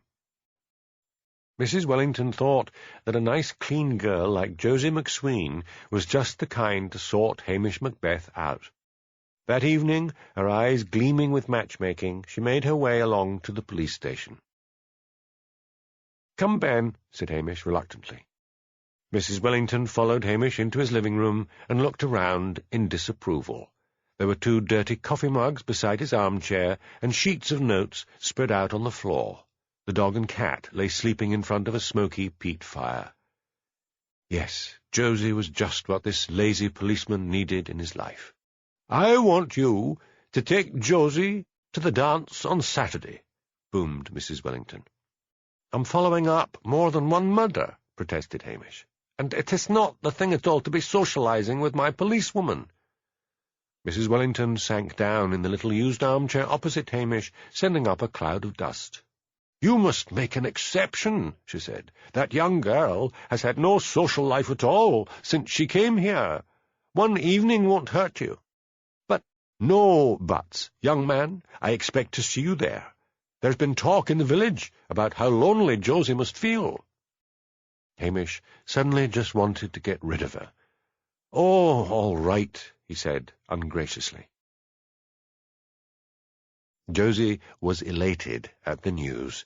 She escaped to her room and poured herself a large glass of whisky to celebrate. But then she began to wonder what would happen if Hamish Macbeth either did not dance, or danced with her only once, and then disappeared back to his station. She drank more whisky and wondered what to do. She felt she wouldn't get any sleep that night. Then she remembered that hidden in her luggage she had a packet of Mandrax tablets. They had been part of a drug raid when she was in Strathbane. She had not been on the drug raid, but had been given various drugs and told by Jimmy to take them down to the evidence lockers. It was only when she returned that she had found the packet in her pocket. Not wanting to get into trouble, she had taken them home with her. The missing tablets had not been noticed during the court case. Mandrax, known as Quaaludes in the States, was a banned drug. It was a powerfully addictive sleeping pill with dangerous side effects. Now, if she ground down some of the tablets and slipped it into Hamish's drink, he would start to get dizzy. She could help him back to the police station, get him into bed, after undressing him, and then undress herself and climb into bed with him. When he woke up, she could say they had had sex. He would feel obliged to marry her. The mad idea, fueled by more whisky, began to seem perfectly feasible. Hamish was awakened 2 mornings later by the ringing of the telephone. He struggled out of bed, glancing at the clock in alarm, realizing he had slept in, and rushed to answer it. It was Jimmy. "Och, man," he said, "you'll never believe what's happened." "What?" "Roger Burton's escaped, but before he did, he got into Barry's cell and killed him." "How the hell did that happen?" "Roger knocked out the copper who took him his breakfast. He dressed himself in the copper's clothes, put his own clothes on the policeman, and put the policeman in the bed in the cell with a blanket over him. He took his keys and found Barry's cell. He stabbed him to death." "What with?" "A sharpened toothbrush." What on earth was left in his cell to sharpen the damn thing? Didn't need a knife. There's rough concrete on that ledge by the window. He just rubbed it and rubbed it down to a point. So you'd arrested Barry? Aye, I forgot to tell you. We'd raided on Disco yesterday and found the stash of drugs. Oh, God, we're all in deep crap here, right up to our oxters. Davia is screaming blue murder and says if Blair had been around it wouldn't have happened. I tried to say that maybe we'd got Barry because Blair wasn't around, and Davitt says I cannot defend myself by libelling a good officer. Any clue as to where Roger Burton is? By the time they found out the fellow in the bed wasn't Roger, he'd long gone. What about the barman at the disco? He must know something. It gets worse. He was bailed, and now he's disappeared as well. You're on your own with that Valentine case. Getting anywhere? Not so far. I've interviewed all my suspects again. Keep at it. Davitt's rampaging around. The duty officer's been suspended, poor bastard, although it had nothing to do with him. We've got the press baying outside for blood, and Davitt baying inside. When Hamish rang off, he thought that Blair must be thrilled to bits. If there was a connection to Barry, it would be hard to find it now. There was a knock at the kitchen door. He opened it. Josie stood there, smiling up at him. "I'm late," said Hamish. "I was interviewing people until late last night." "You should have let me help you, sir," said Josie. "Get the coffee on, and I'll be ready in a minute." When Hamish finally appeared, dressed and shaved, Josie said, "It's kind of you to offer to take me to the dance tomorrow." "I didn't offer," said Hamish, helping himself to coffee. "I was bullied into it." He waited for Josie to say something like, "Oh, well, in that case I'll go myself," but she merely hung her head and looked miserable. Hamish was suddenly sorry for her. "Don't worry, Josie," he said. "We'll probably have a good time." He'd called her Josie. All Josie's dreams flooded into her brain. But she said, "Where are we going today?" "I want to try to get Jocasta on her own. If I'm right, she's fed up with the marriage and might talk a bit freely if we can get her without her husband around." The first thing they saw, as they drove up to the wildlife park, was a large "For Sale" sign. "Now that is very interesting," said Hamish. "The marriage must be breaking up. Bill would never have let her sell." He drove down the muddy slope to the office. Jocasta was found poring over accounts books. "Oh, it's you," she said curtly. "Find a chair. I'll be with you in a minute." They sat, waiting patiently while Jocasta turned pages, muttering, "Bastard," and "Unbelievable." At last she sat back in her chair and said, "What?" "Where is your husband?" asked Hamish. "I neither know nor care. I'm filing for divorce. Bill ripping me off is one thing, but Annie Fleming was raiding the petty cash." "You're sure of that?" "Quite sure." "And you really don't know where your husband is?" said Josie. "No. We had a row. I said I was filing for divorce, and he took off after I said I was selling the place. This folly is fortunately in my name. I told him I was going to sell the place to a builder. You should have seen his face. The idiot considers himself an environmentalist. Oh, he'll catch some other poor woman the way he caught me. I met him at one of those Save the Planet get-togethers in Edinburgh, and he courted me, and as soon as we were married, he sweet-talked me into this piece of rubbish. I used to be concerned about things like my carbon footprint. Now I don't give a damn if it's a carbon hobnailed boot. I want out." "It is very hard to get building permission," said Hamish. "I've got a loophole. I got building permission for this ratty office and the house, and believe me, that's going to cover a multitude of sins, meaning a few rows of nasty little bungalows." "Have any of the creatures been returned to you?" "Not a one. They were all, apart from the minx and the lion, from the local countryside. They're all probably happy in their natural habitat, and they hadn't been in the cages long enough to get used to being fed." "Have any of the animal libbers been caught?" She gave a cynical laugh. "No. I think you lot have enough on your hands, what with an escaped hitman and a murder in the cells, to bother about a few idiots." "What did you think of Annie Fleming?" asked Hamish. A right little tart she turned out to be. I suspected there was something going on with Bill. I don't think she could leave anything in trousers alone." "What about a kilt?" asked Josie seriously. Hamish burst out laughing, and Josie blushed, but Jocasta said, "About a month ago I was walking out to the cages when I saw her up on the main road beside a 4x4 talking to a man in a kilt.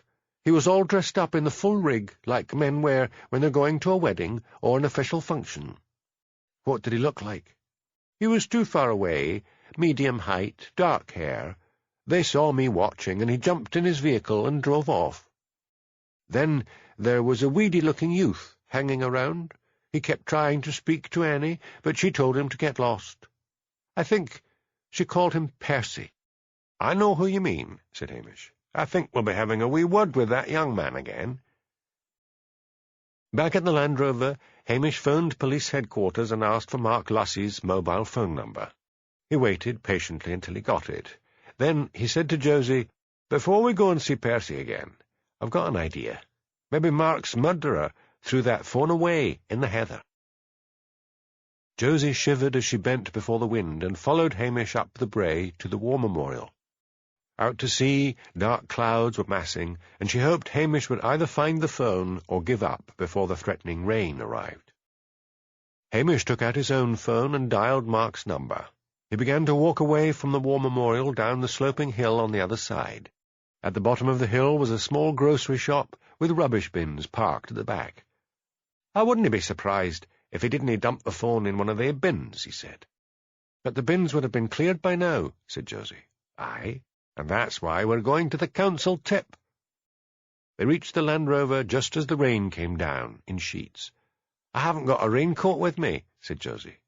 "Did you bring your coveralls?" asked Hamish, meaning the plastic suit police wore at a crime scene so that they would not contaminate it. "Yes, I got them." "They'll do.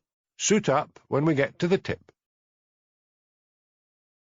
The tip was down at the end of a long lane leading to the sea between Lochdu and Strathbane. Josie's heart sank when she saw the acres of rubbish stretched out under a stormy sky full of screeching, diving seagulls. Hamish went into the office wearing black oilskins. He asked about the rubbish from the grocery and if the man in charge had any idea which part of the acreage it would end up in. The man said vaguely it might be over to the far left of the dump. With Josie trailing miserably behind, Hamish went over to the left, took out his phone, and dialed Mark's number. The wind dropped, and he swore he could hear a faint ringing sound.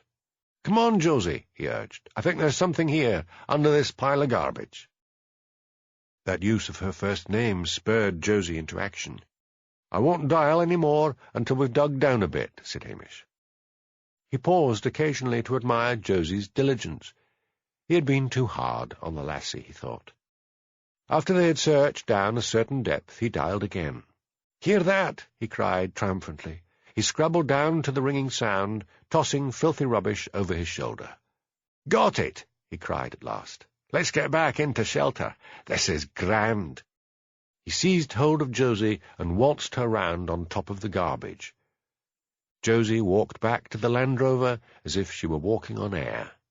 "We'll get back to Lochdu, dry out, and I'll get you something to eat," said Hamish, once they were in shelter again. "Let me check this phone. What was the last call he made?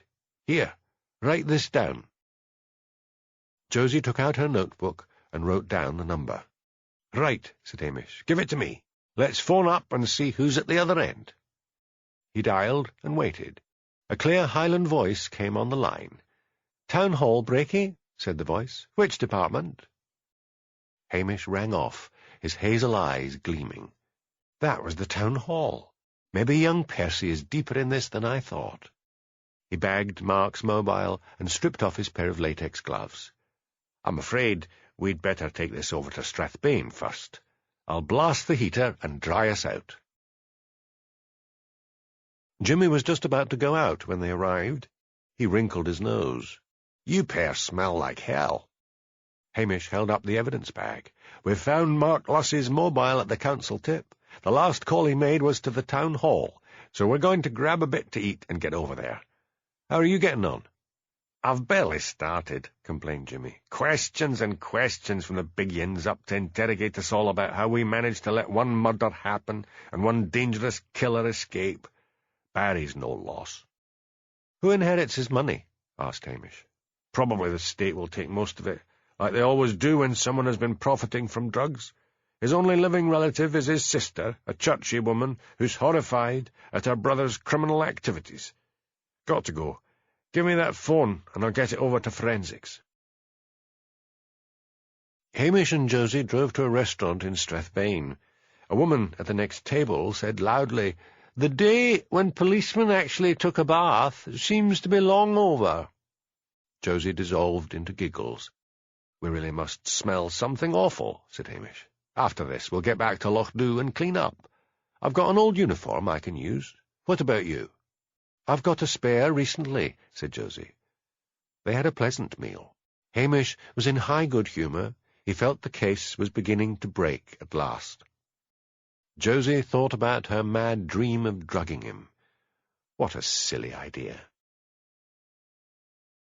At the town hall, Hamish asked to be directed to wherever the switchboard was. He was grateful that the town hall was old-fashioned and didn't go in for a phone tree, press 1 for so-and-so, press 2 for someone else, and so on.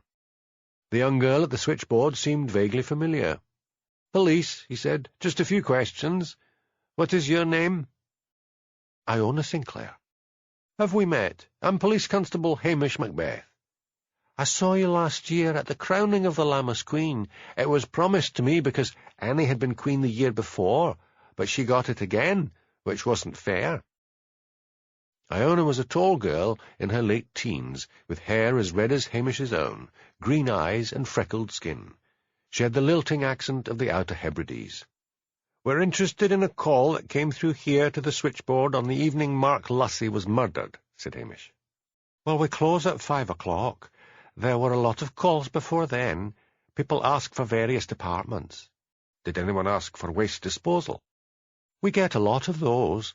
People are always gurning on about the evil dustman, persecuting them because the waste isn't in the proper bins." "Did you know Annie Fleming well?"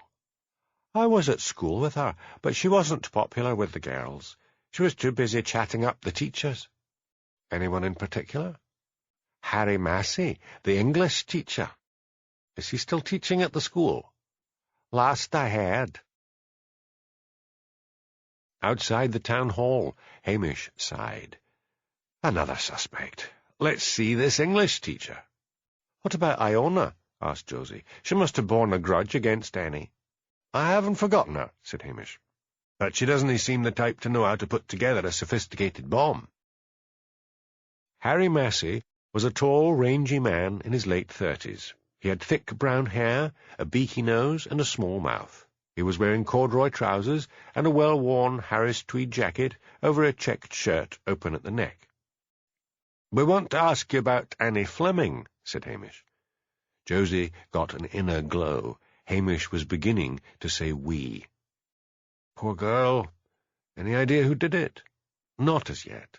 "I must ask you this. Did Annie Fleming make a pass at you?" "By all that's holy, someone who doesn't think she was a saint." "Yes, she did." "Explain what happened." The classroom smelled of chalk, sweat, and dust. Outside, the wind howled and screeched. Harry leaned on his desk. "Annie was very good at English. Then she started waiting in the classroom until the others had left, asking me questions. I began to feel uneasy because other members of the staff began to tease me about being seen alone with Annie. So I told her that if she had any questions, to put them in writing and leave them on my desk and not to stay behind in the classroom. I was very firm with her.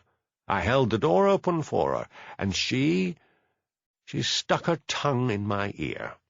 I told her I would report her, and she laughed and said who would ever believe me, and if I didn't keep my mouth shut, she would report me for having tried to rape her. I felt nothing but relief when she left the school for good." "Who's the chemistry teacher here?" "Sol Queen, but I hardly think—" "Where can we find him?" asked Hamish. Harry glanced at his watch. "He'll be in the staff room, having a break. I'll take you along." Various teachers were standing at an open window in the staff room, smoking and braving the gale that was blowing in. "Saul," said Harry, "the police want a word with you." An elderly teacher turned around. He had sparse grey hair and thick glasses. "We can't talk here," he said. "Come outside." Josie and Hamish followed him into the corridor. "What is it?" he asked, peering myopically up at Hamish.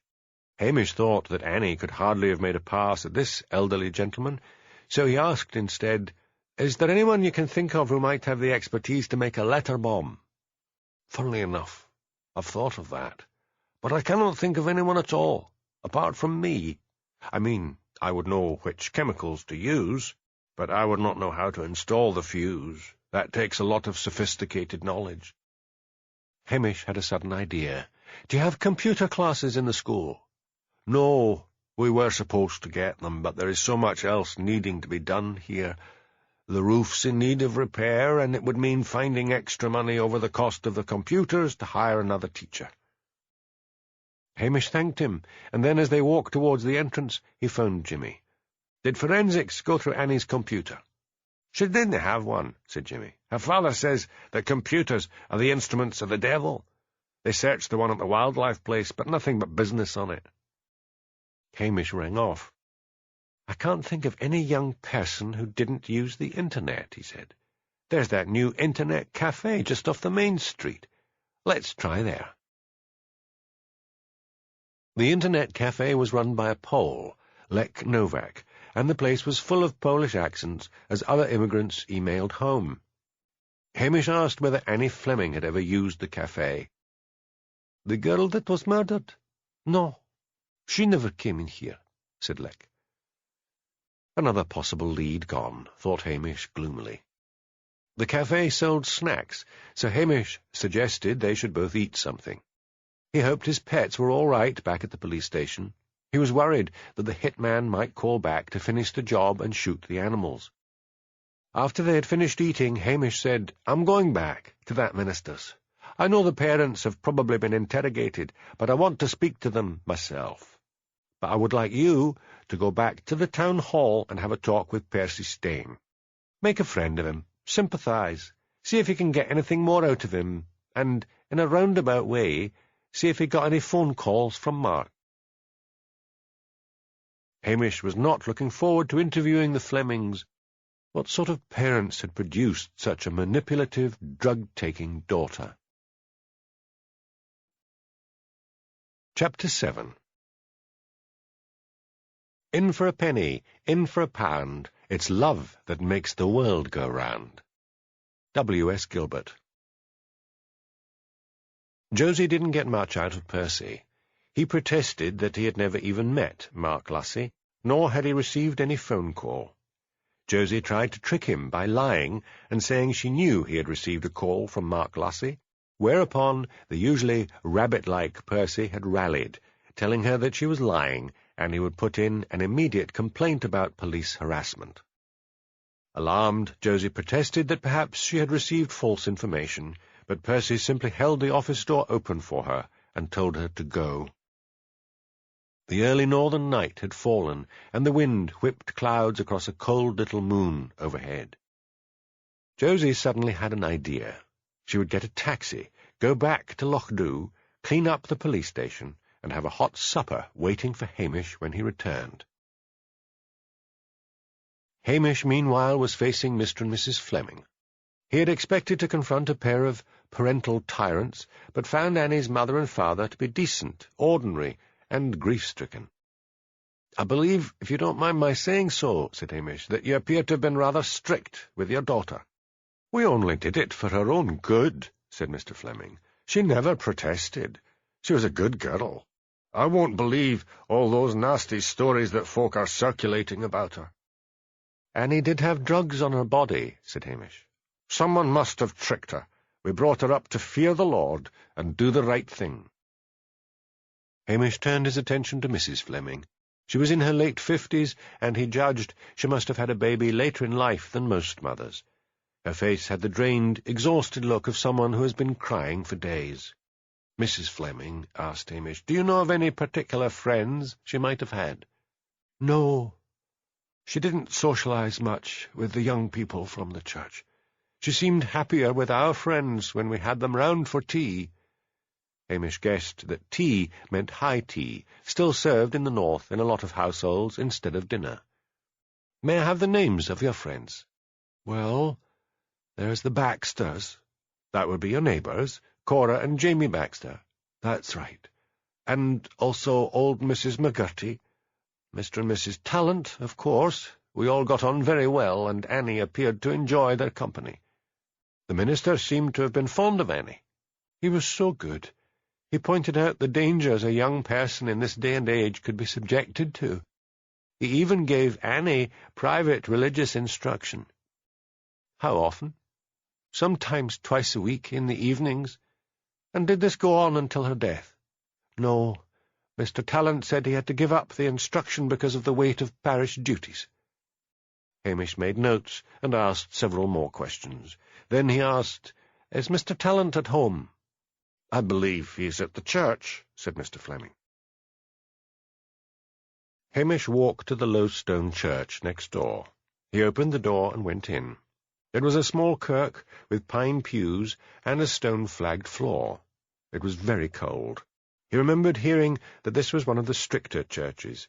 It did not have an organ, but made do with a chanter, a man who struck a tuning fork against one of the pews to introduce the hymn-singing. He saw the huddled figure of the minister in a front pew. He was seated with his head buried in his hands.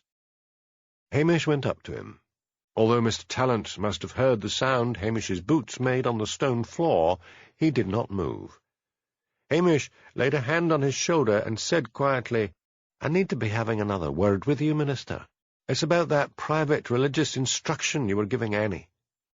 Mr. Tallant raised his head. "I tried to protect Annie from this sinful world, but she must have been corrupted by that creature Jake." "I think Annie was quite good at corrupting people herself." "Did she come on to you?" asked Hamish. "What a disgusting suggestion!" raged the minister. Hamish sat down beside him in the pew. "Look here," he said gently, "Annie was very manipulative, and she liked power. I think she made you fall in love with her. I think your conscience got the better of you, and you stopped the lessons." "She confessed to an admiration for me," said Mr. Tallant after a long silence. "I was sinfully flattered. I became impatient with my wife. I nearly lost my faith. Yes, I stopped the classes and said I would only see her in the kirk. She shrugged. Then she laughed at me and called me a silly old goat." Tears began to run unchecked down his cheeks. "I went a bit mad. I even thought of killing her. But I didn't. Believe me, Sergeant, I wouldn't know how to begin to make a letter bomb. Does any of this have to come out? It would devastate my wife and daughter, and the scandal. Just so long as I don't find any proof linking you with the murder, I'll keep quiet," said Hamish, feeling embarrassed, faced with the man's grief and shame. When he got out of the Land Rover in front of the police station, he found Willie Lamont waiting for him with the dog and cat at his heels. Willie had once been a policeman, working for Hamish, but he had fallen in love and married the beautiful daughter of the owner of the Italian restaurant, and had gone happily into the catering trade. "What's up, Willie?" asked Hamish.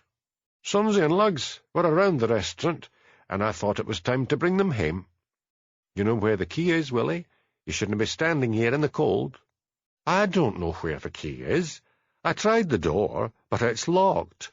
There's someone inside, moving about, and that big cat flap is jammed shut."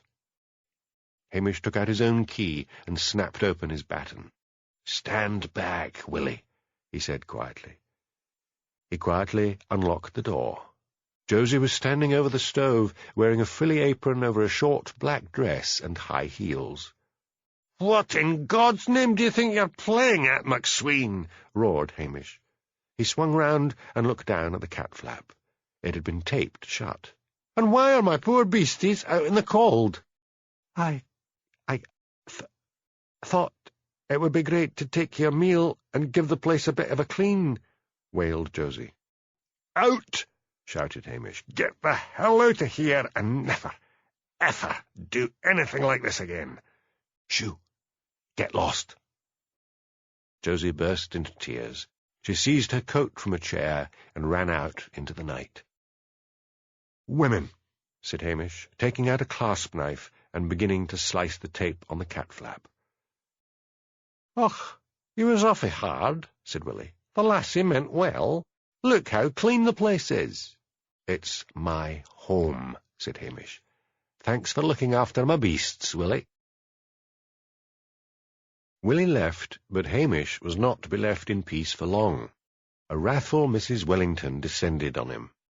"That poor girl is crying her eyes out, you brute. Instead of thanking her, all you did was shout at her.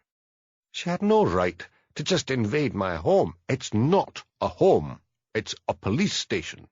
It is my home. She shut my animals out in the cold. What you need is a decent woman in your life.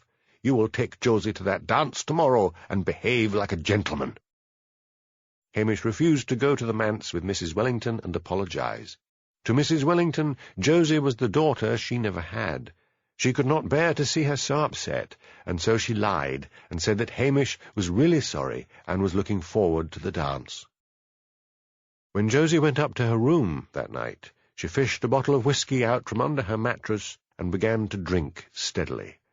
She had loved being in charge of the police station. She wanted to get married and never have to work as a policewoman again. As the whiskey sank down the bottle, she came to a decision. She took out tablets of mandrax, and, with the hilt of a knife, began to crush them into powder. Hamish decided to take the Saturday off. He hoped, as he went around his property, seeing to his sheep and hens, and making some repairs, that his mind might clear. He had too many suspects, all whirling around his brain. After lunch, he walked along to visit his friend Angela Brodie, the doctor's wife. "Come in, Hamish," said Angela. "It's all round the village that your poor policewoman was just trying to give the place a bit of a clean-up and make you supper, and you shouted the place down." "Angela, she locked my animals out in the cold. I'm investigating the murder of Annie Fleming, who seems to have been one manipulative bitch, and I don't want to have to deal with another one." "Now, that's too harsh. She seems like a nice girl."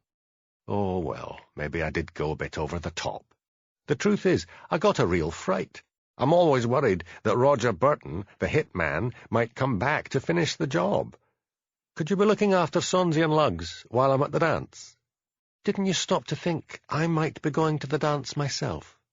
"No, sorry." "Okay, just this once. As it happens, I'm not going. How's the murder investigation?" "It's a right mess. Too many suspects. If ever a girl was just asking to be murdered by some man, it was Annie Fleming." "Have a coffee, and tell me all about it." So, in between sips of Angela's horrible coffee, Hamish outlined all that he had found out so far. When he had finished, Angela said, "You're concentrating on the men. Have you considered the women? I mean, you'd expect a man to bash her over the head or strangle her. Making a letter bomb takes time and plotting and planning. Your murderer might be one very jealous woman. There was a lot of ill feeling when Annie was elected to be the Lammas Queen 2 times running. She could have put someone's nose out of joint. To be Lammas Queen means getting on TV and being interviewed and photographed in all the local papers. A lot of young people these days want instant fame without doing anything to get it. It's all the fault of reality TV. I'll think about it. But right now, Angela, my poor head can't bear the thought of any more suspects." Hamish had phoned the manse and said that he would meet Josie at the dance. He dressed in casual clothes and, followed by Sonsie and Lugs, walked along to Angela's house. "You're a bit late," said Angela. "I'm reluctant," said Hamish. "I'll only go for a few dances and then clear off. Josie's quite pretty, you know. Maybe I'm being hard on her, but there's something awfully needy about her. Male vanity, Hamish, that's all it is. Now get along to that dance." Josie had refused all offers to dance. Her dreams of being held in Hamish's arms had been shattered. It was to be an evening of Scottish country dancing, and the hall was loud with the drumming of feet and the hoofs of the dancers as they swung one another around. Josie felt overdressed. Nearly everyone was wearing casual clothes, whereas she was dressed in a short skirt with a plunging sequined blouse and very high heels. At last she saw Hamish's flaming red head across the dance floor. Just as he came up to her, an eightsome reel was announced. "Shall we?" asked Hamish. They joined a set, and the band of fiddles, drums, and accordions struck up. Josie realized quickly the folly of wearing such high heels. She thought her ankles might break. When the dance was over, Hamish said, "I could do with a drink. What about you?" Josie picked up her evening bag from where she had left it and said eagerly, "That would be grand." There were only soft drinks on offer. "Orange juice," suggested Hamish. "Yes, thank you." There was no barman. People just helped themselves. Hamish poured out 2 tumblers of orange juice and was about to hand one to Josie when Frida Campbell, the schoolteacher, came up, just as a Strip the Willow was being announced. "Come on, you lazy copper," she said. "This is my dance." "All right," said Hamish. "But where's your man?" "Matthew's working late." Matthew was the editor of the Highland Times. Josie watched as Hamish led Frida into the dance. Her eyes narrowed. She could have sworn Frida was flirting with him. She fished in her bag, took out the screw of paper containing the powdered mandrax, and slipped it into one of the glasses of orange juice. The energetic dance seemed to go on forever. Hamish crossed hands with Frida and danced down the line, with Frida laughing up at him. Hamish may have been a lousy disco dancer, but he was in his element when it came to Scottish country dancing. At last it was over, and Hamish and a big crowd approached the refreshment table. "Ah, orange juice, just what I need," boomed Mrs. Wellington. To Josie's horror, she seized Hamish's doctored drink and gulped it down.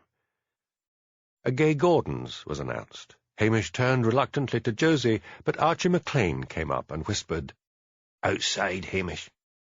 "Be back in a minute, Josie," said Hamish.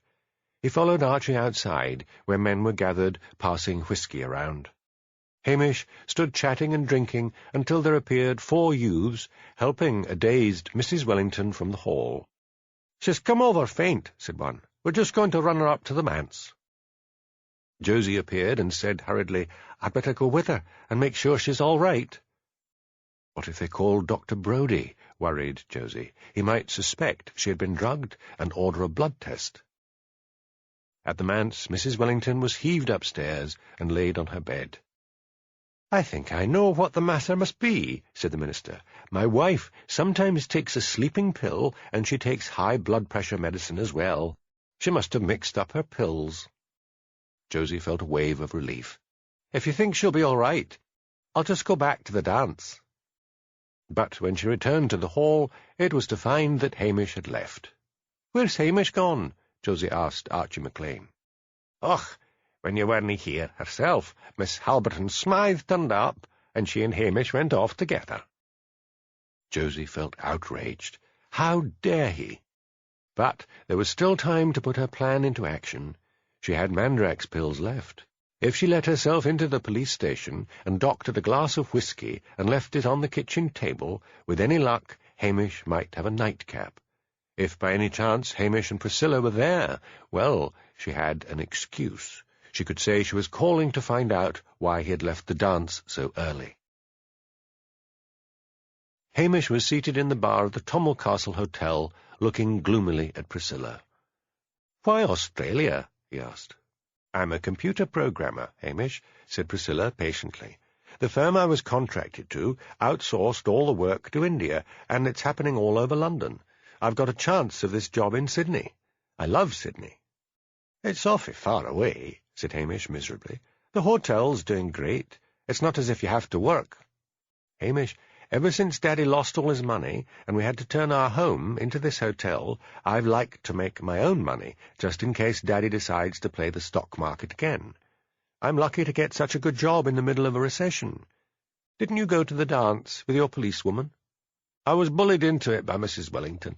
I wish Josie McSween would just pack up and go back to Strathbane." "Why? She seems a nice enough girl."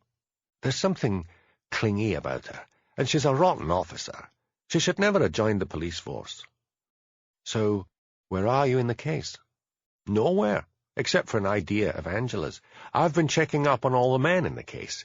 She suggests it might have been some woman." "I can see the wisdom of that. A jealous woman will go to any lengths." "Could you put me up for the night, Priscilla? I've a feeling if I go back home, Josie will be waiting for me." "I'll find you something." Josie put the crushed tablets in a glass of whiskey and placed it on the kitchen table. She stirred the contents with a spoon. "Now," she thought, "let's hope he drinks it. I'll come back around 2 in the morning and hope he's asleep." She thought it a rare bit of luck that Hamish's pets were away somewhere. She made her way back to the manse over the fields at the back so that no one would see her. At one point she stopped and listened. She had an odd feeling of being watched. The night was still and cold. She hurried on, anxious to get to her room and to a bracing glass of whiskey. Roger Beaton, crouched behind a dry stone wall, watched her go. He had returned to finish the job of getting rid of Hamish. He felt his reputation was at stake. It had got around the criminal fraternity in Glasgow that the hard man, Roger, had been attacked by a cat.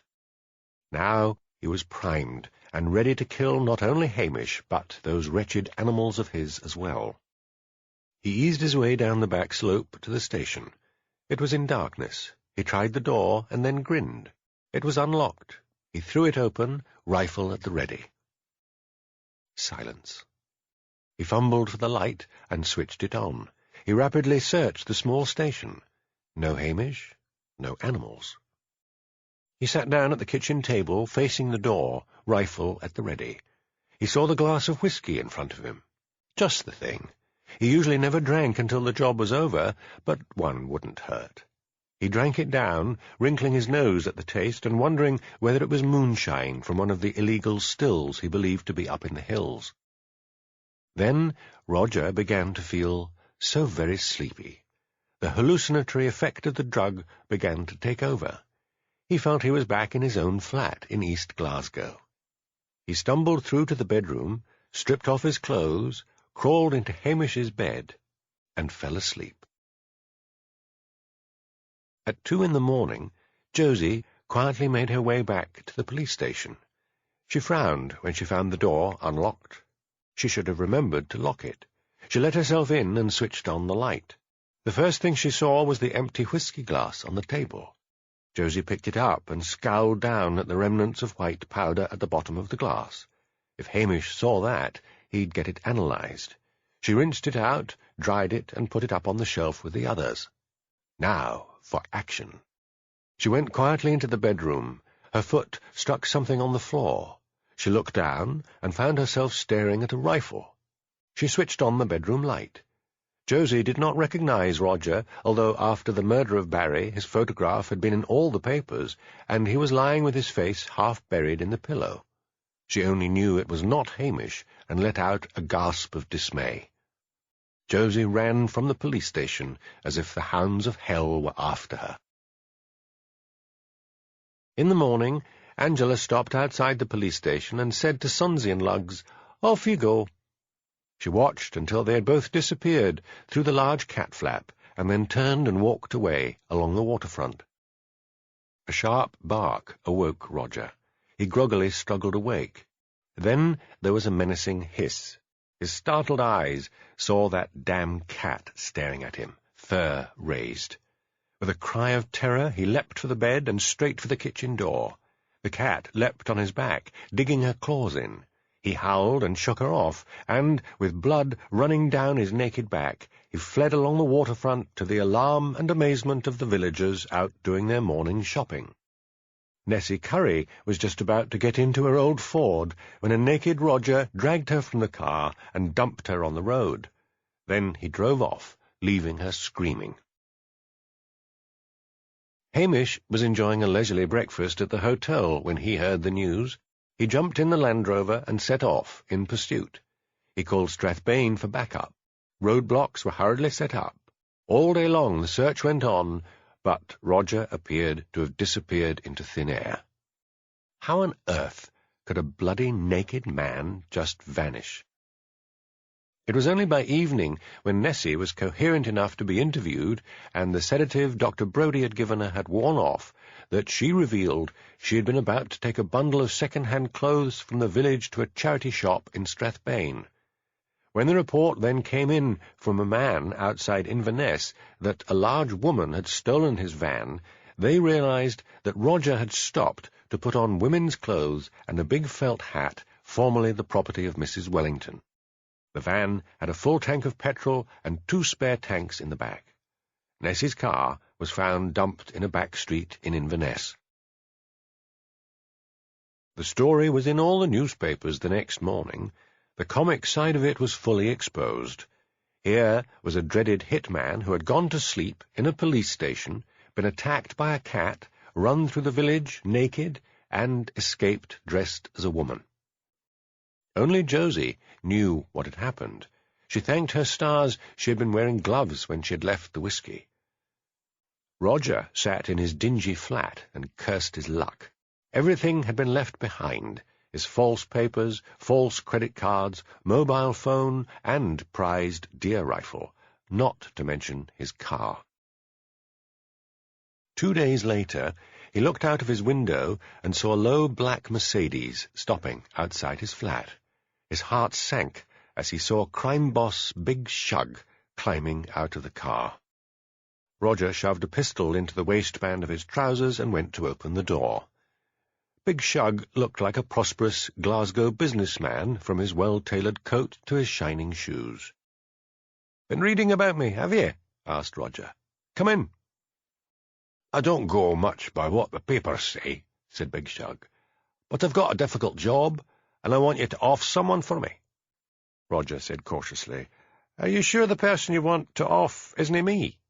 "Come on, laddie. When have I ever let you down? This is a delicate one. It's a woman. Anything against that?" "Not a thing." "Why did you kill Barry?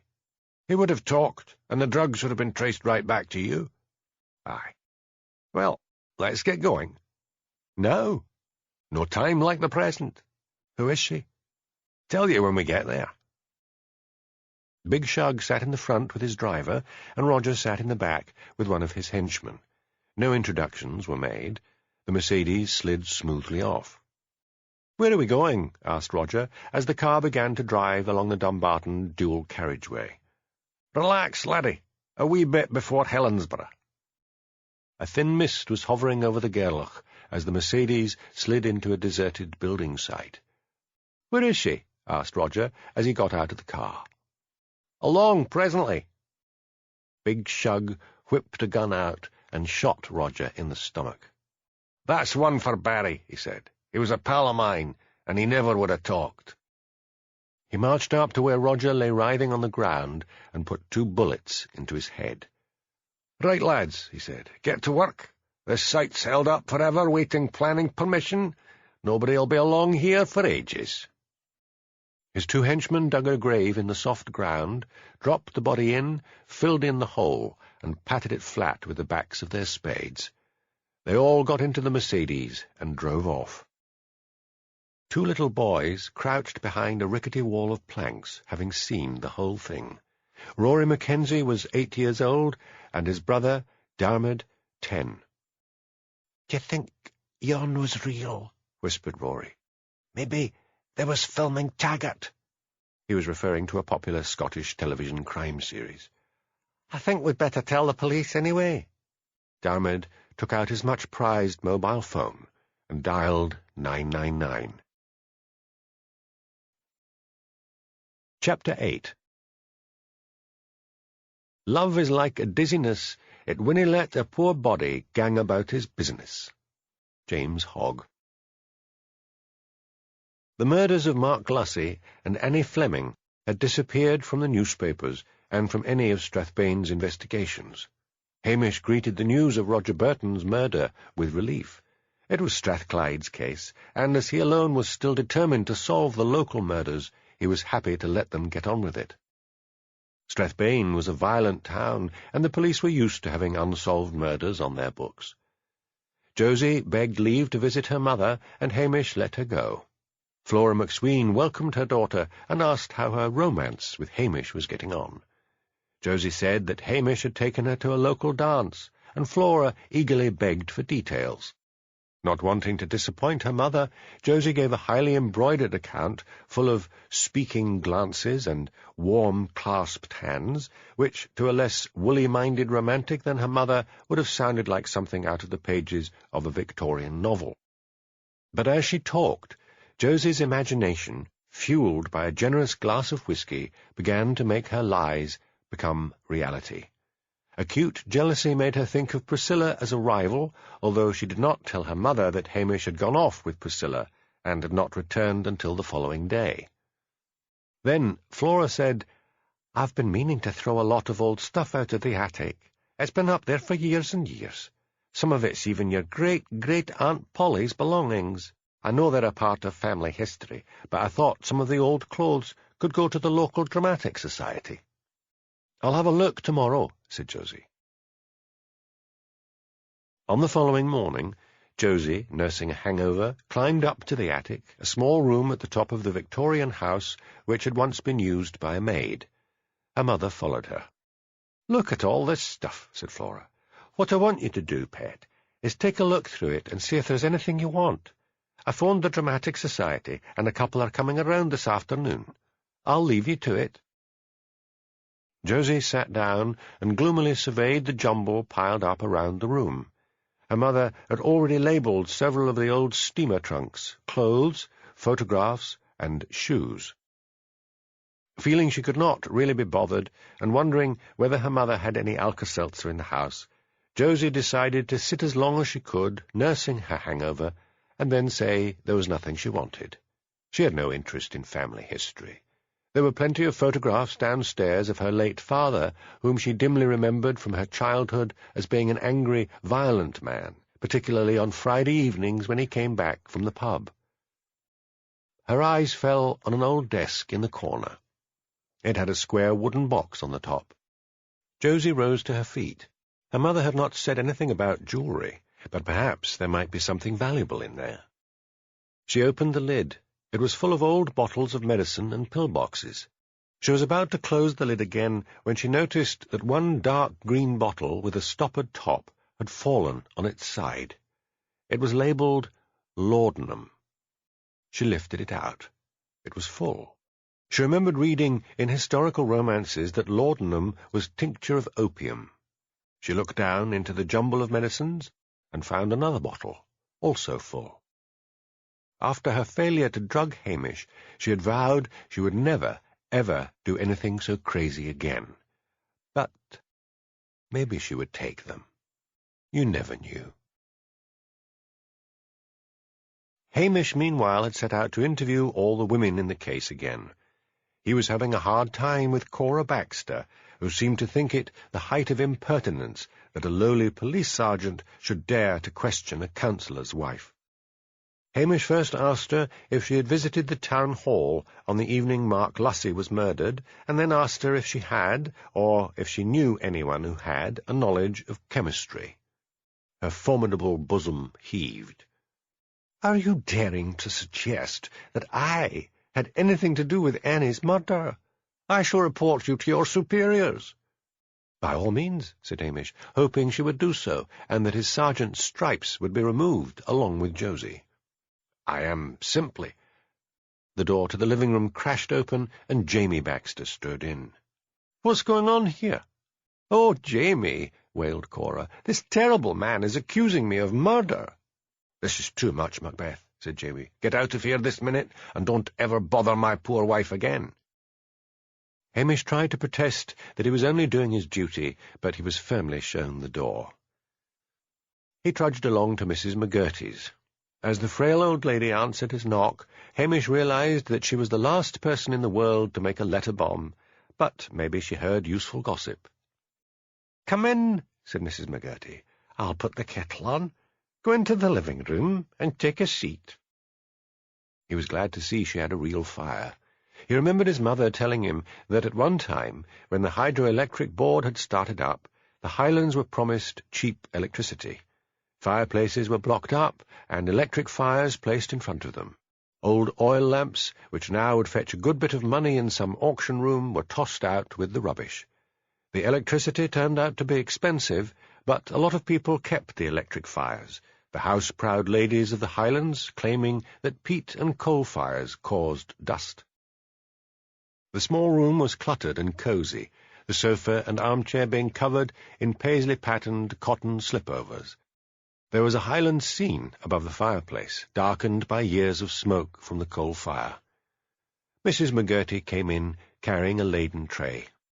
"Now there's tea, and some of my scones, Mr. Macbeth. Help yourself." Hamish did, realizing he was hungry. When he had drunk 2 cups of tea and eaten 2 scones, in between times talking about the weather, he asked, "Have you heard any gossip in the town about anyone who might have wanted to murder Annie?" "Too much gossip," said Mrs. McGurty, shaking her old head.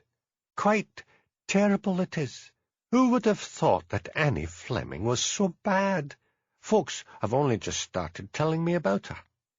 "The thing is," said Hamish, "the letter bomb would have to have been made by someone with a knowledge of chemistry." "Maybe not." The old lady's shrewd eyes looked up at him. "You can get all the information on stuff like that off the internet these days." "How do you know?" "I looked it up myself. I have the computer. That way I keep in touch with the relatives in Canada." "But where would anyone get the chemicals?" "They're easily come by. Any schoolboy could probably pinch them out of the laboratory at school." Hamish stared at her, his cup of tea halfway to his mouth. Sol Queen, the chemistry teacher, was too sane, too old, and too respectable. But what about a schoolboy? Annie had only really been interested in older men, except that she had wound up with Mark Lussey and Percy Stane. He put his cup down in the saucer. "Did you see Bill Fremont visiting Annie when her parents were out?" "I saw his van outside, and then, after a bit, I saw him come out of the house and get into it. I never thought one bad thing. I only thought it was nice of her boss to call on her when she was off sick." "No one else?" "Not that I know, but I spend a lot of time on the computer. It's the great thing for an old body like me." "I have so many suspects. My head's in a whirl," said Hamish. "But there was some phone call from Mark to the town hall before he died. Maybe the girl on the switchboard could help." "Iona Sinclair? I'm afraid not. She gets so many calls asking to be put through to one department or another." "I did hear there was a bit of a row over Annie being the Lammas Queen 2 years running. Iona was bitter, folk are saying. But, it is terrible in the town, with everyone hinting that it could be this one or that one." "I forgot to ask Iona," said Hamish, "if there is someone who relieves her at the switchboard. I mean, what happens when she goes for lunch?" "The town hall shuts between 1 and 2. "But say she wanted to go to the ladies' room." "You'll just need to ask."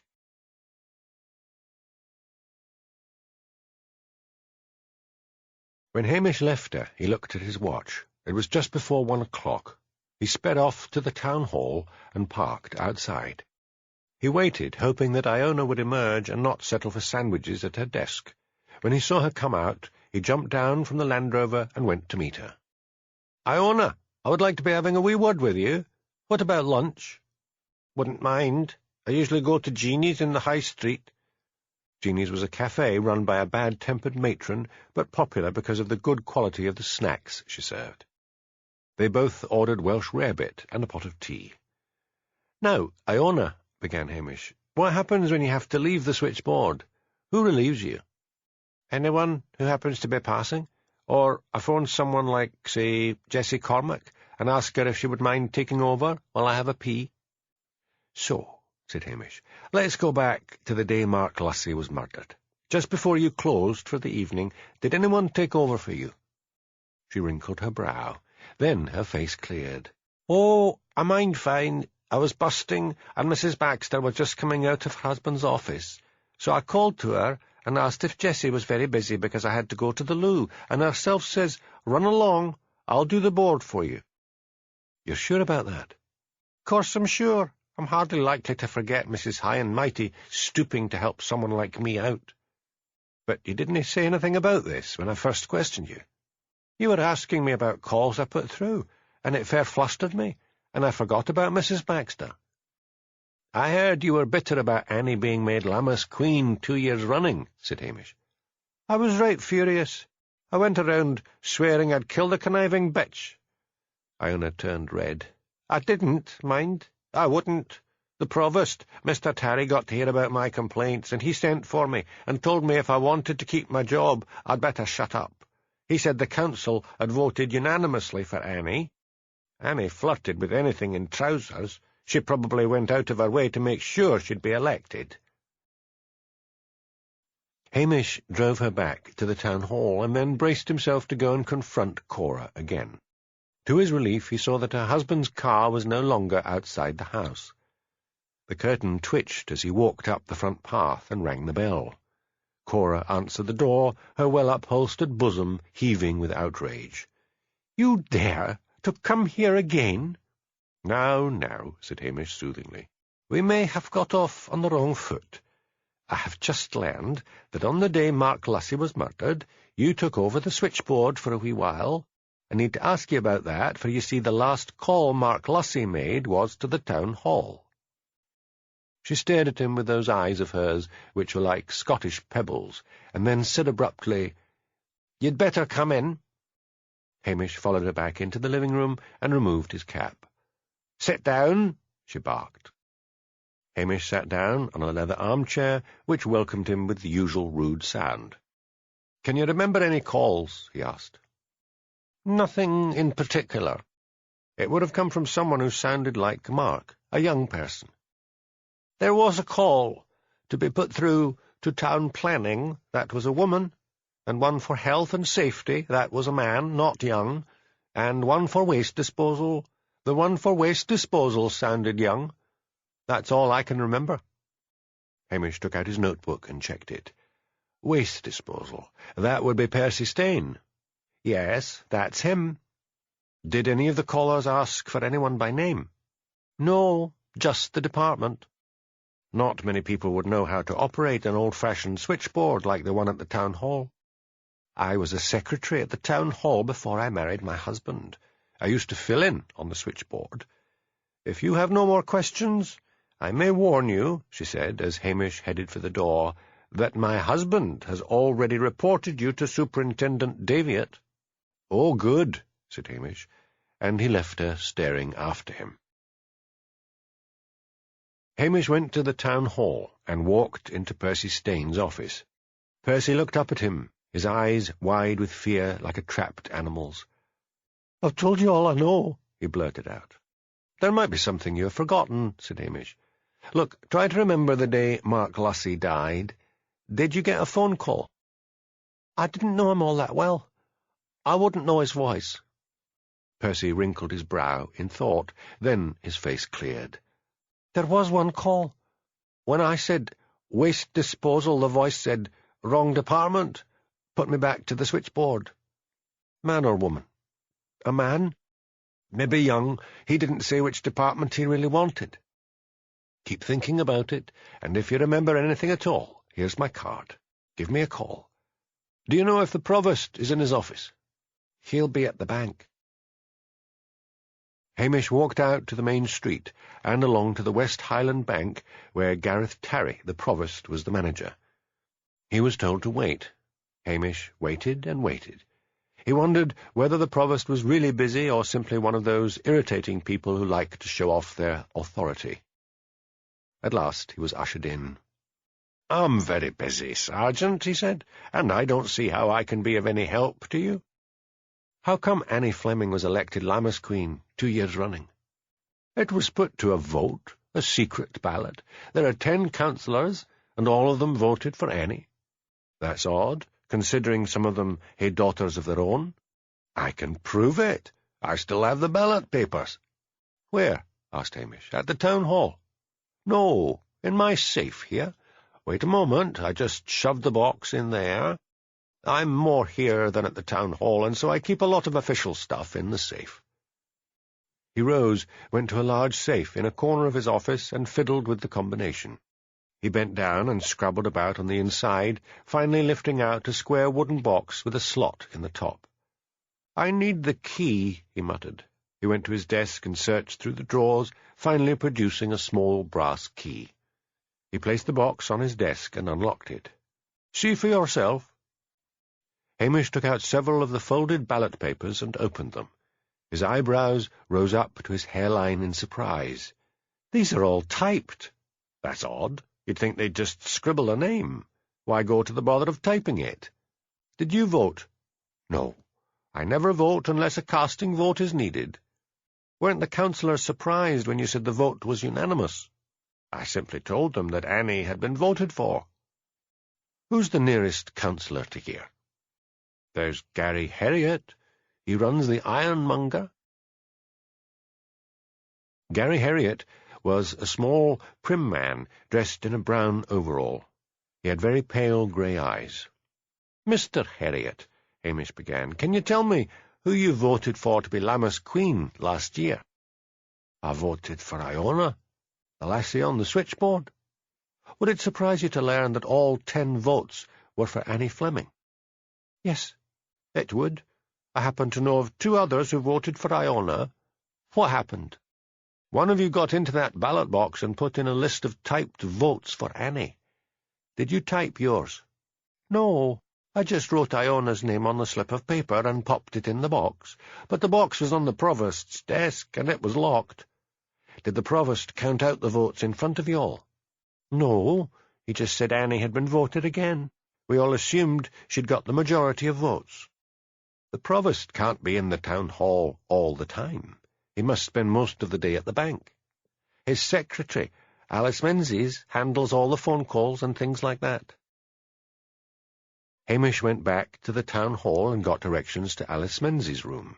He wondered whether Alice would turn out to be some other Highland beauty whose nose had been put out of joint by Annie, but she turned out to be a middle-aged woman in a tweed suit and wearing thick spectacles. Hamish told her about the ballot papers. "That's awful," she said. "But you can stop looking for the culprit. I know who did it." At last, thought Hamish. "It was Annie herself," said Alice. "She came up here just before the ballots were due to be counted. She said she had an appointment with Mr. Terry. I told her to go along to the bank, but she said the provost had told her to wait in the town hall office.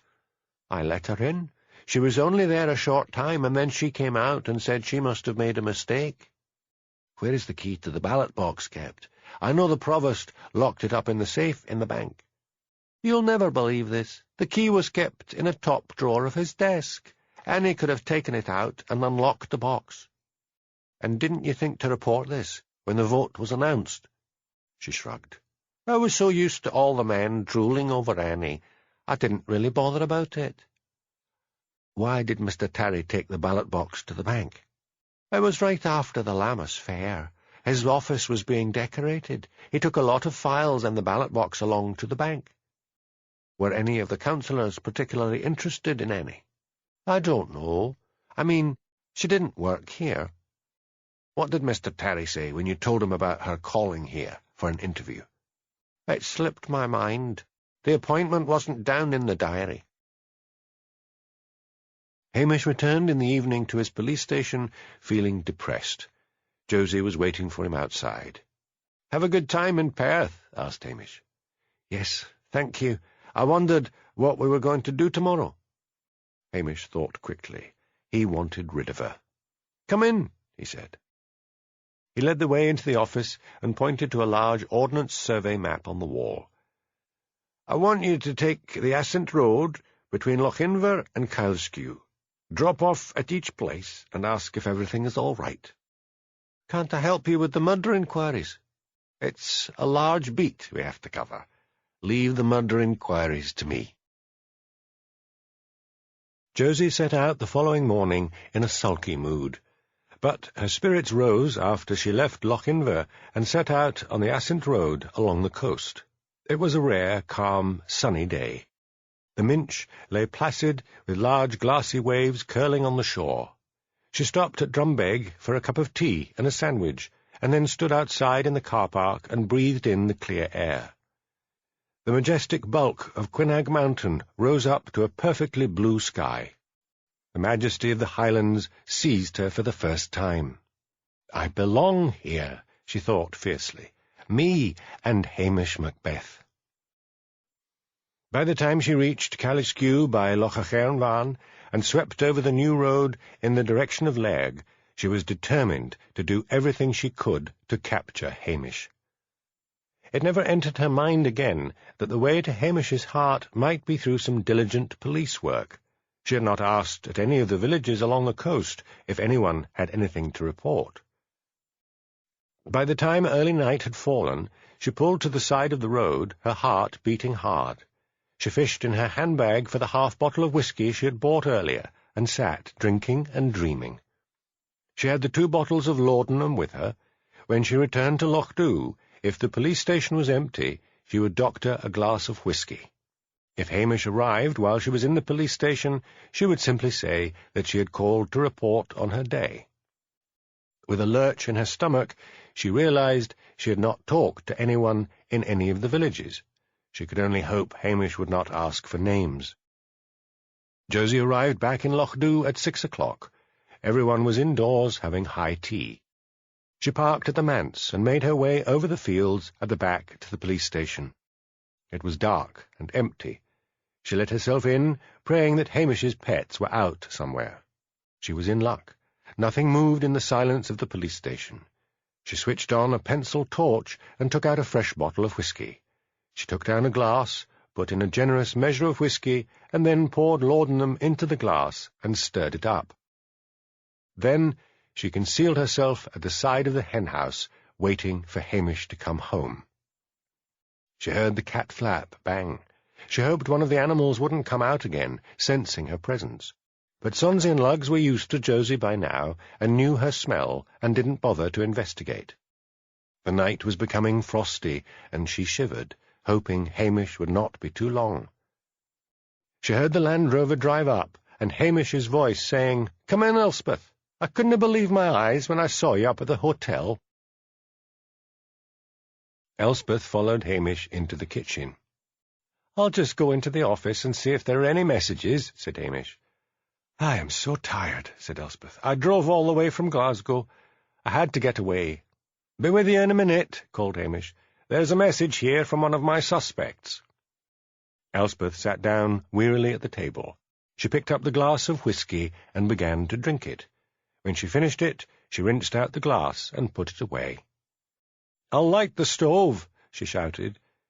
But she suddenly felt very tired and disoriented. Before her dizzy eyes, she could see the lights of approaching cars that she had seen on her long drive up. She had got to her feet to light the stove, but she sat down again, put her head down on the table, and fell asleep. Hamish came in and exclaimed, "Poor lassie, you're fair worn out." Josie, crouched outside the kitchen window, saw him lift Elspeth in his arms and carry her through to the bedroom. She had recognized Elspeth Grant. She had seen her many nights on television. But surely she was no competition. She was going to marry that actor. Josie stumbled back across the fields. Before she entered the manse, she took a tube of extra-strong mints out of her pocket and began to chew 2 of them so that Mrs. Wellington would not smell whisky on her breath. Elspeth awoke the next morning and stared around in a dazed way. She threw back the bedclothes. She was wearing only her underwear. What on earth was she doing in Hamish's bed? Her skirt, blouse, and jacket were neatly arranged on a chair beside the bed. She took down Hamish's dressing gown from a hook at the back of the bedroom door and went in search of him. Hamish was in the kitchen, notes spread out in front of him. "Morning, Elspeth," he said. "That must have been some drive. Sit down, and I'll make coffee." "I don't know what happened, Hamish," said Elspeth. "I helped myself to some of your whisky, and then went out like a light." "Never mind. You never told me what brought you up here." There was a tentative knock at the kitchen door. He opened it. Josie stood looking up at him and then past him to where Elspeth was sitting, wrapped in Hamish's dressing gown. She tried to enter, but he blocked her way. "Take the day off, McSween," he said. "I've got to go over my notes. I'll phone you if there's anything." The door was firmly shut in Josie's face. Josie craved a drink, but did not want to buy too much whiskey from Mr. Patel in case he gossiped. She got in her car and drove miserably off in the direction of Strathbane. "So, Elspeth," Hamish was saying, "out with it." She clutched the mug of coffee he had poured for her. "I had to get away from the press." "But you are the press. You're a news presenter." "I've broken off my engagement. I wanted it all to be quiet, but Paul Darby's press agent got on to all the papers.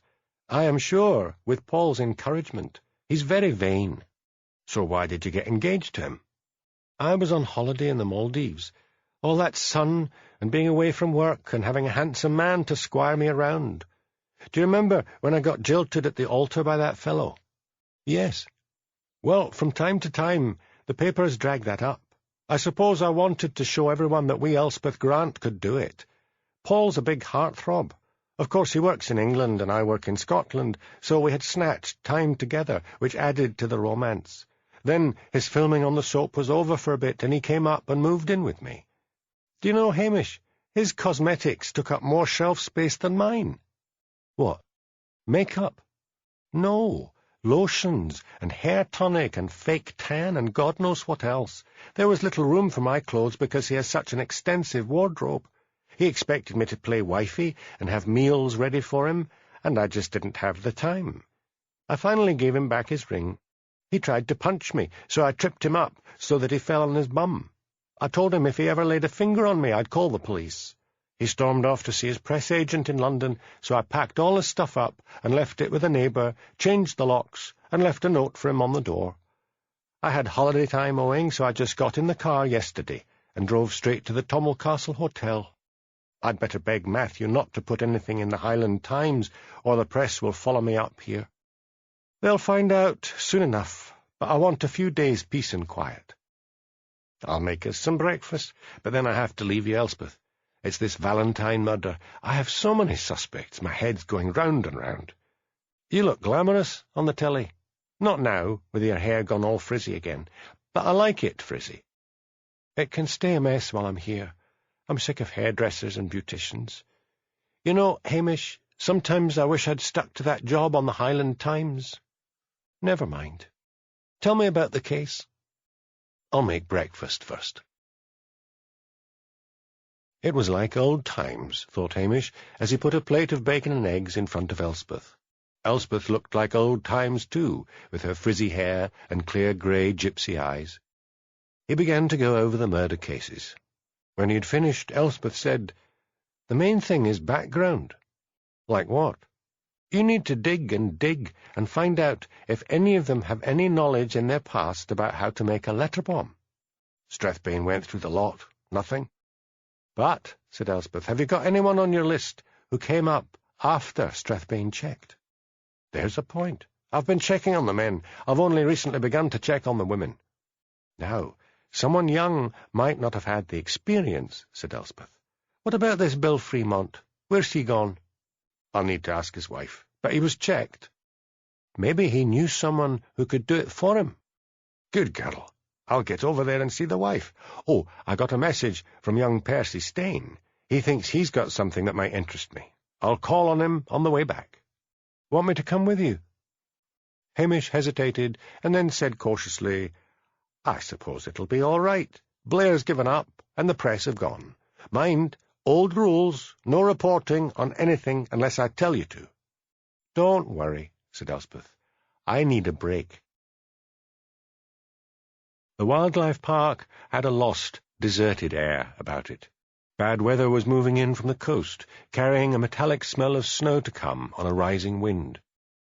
Jocasta was not in the office, and so they went up to the house, a small, squat, pebble-dashed bungalow. Hamish rang the bell. Elspeth huddled behind him, the collar of her coat pulled up. Jocasta answered the door. "What now?" she asked. "Just a few questions." "I don't want any news people around," said Jocasta, recognizing Elspeth. "Elspeth, wait in the car," said Hamish. When Elspeth had turned away, Hamish said, Can I come in? It's freezing out here." "Just for a minute," said Jocasta. "I'm packing things up." She ushered him into a cold living room full of packing cases. "Do you know where your husband is?" asked Hamish. "Unfortunately, I do. He had to give me an address to send on his stuff. I'll write it down for you. He's in Edinburgh." Hamish waited until she had written down the address and handed it to him. "Would you say that your husband was capable of making a letter bomb?" "I would say that my husband was not capable of even mending a fuse," said Jocasta harshly. "What about yourself?" "The jealous wife. You can forget that. I was right off Bill even before I knew about Annie. In fact, I'm grateful to that conniving bitch. Makes it easy for me to get a divorce. What is a village bobby doing cruising around the countryside with a member of the rich and famous?" "Do you mean Elspeth?" "Who else?" "Miss Grant is an old friend," said Hamish stiffly. "When you were packing up Bill's things, did you find anything like letters from Annie? Anything like that?" "Nothing but a lot of unpaid bills that he said he had paid. Look, I am so fed up with him that if I had found there was even a hint of him being a murderer, I would have told you." When Hamish hurried back to the Land Rover, snow was beginning to fall, small pellets driven before the wind. "Any joy?" asked Elspeth. "Nothing there," said Hamish. "We'd best get to Brakey while we can. The forecast is bad." He drove north through the whitening landscape. "I forgot it could get like this," said Elspeth.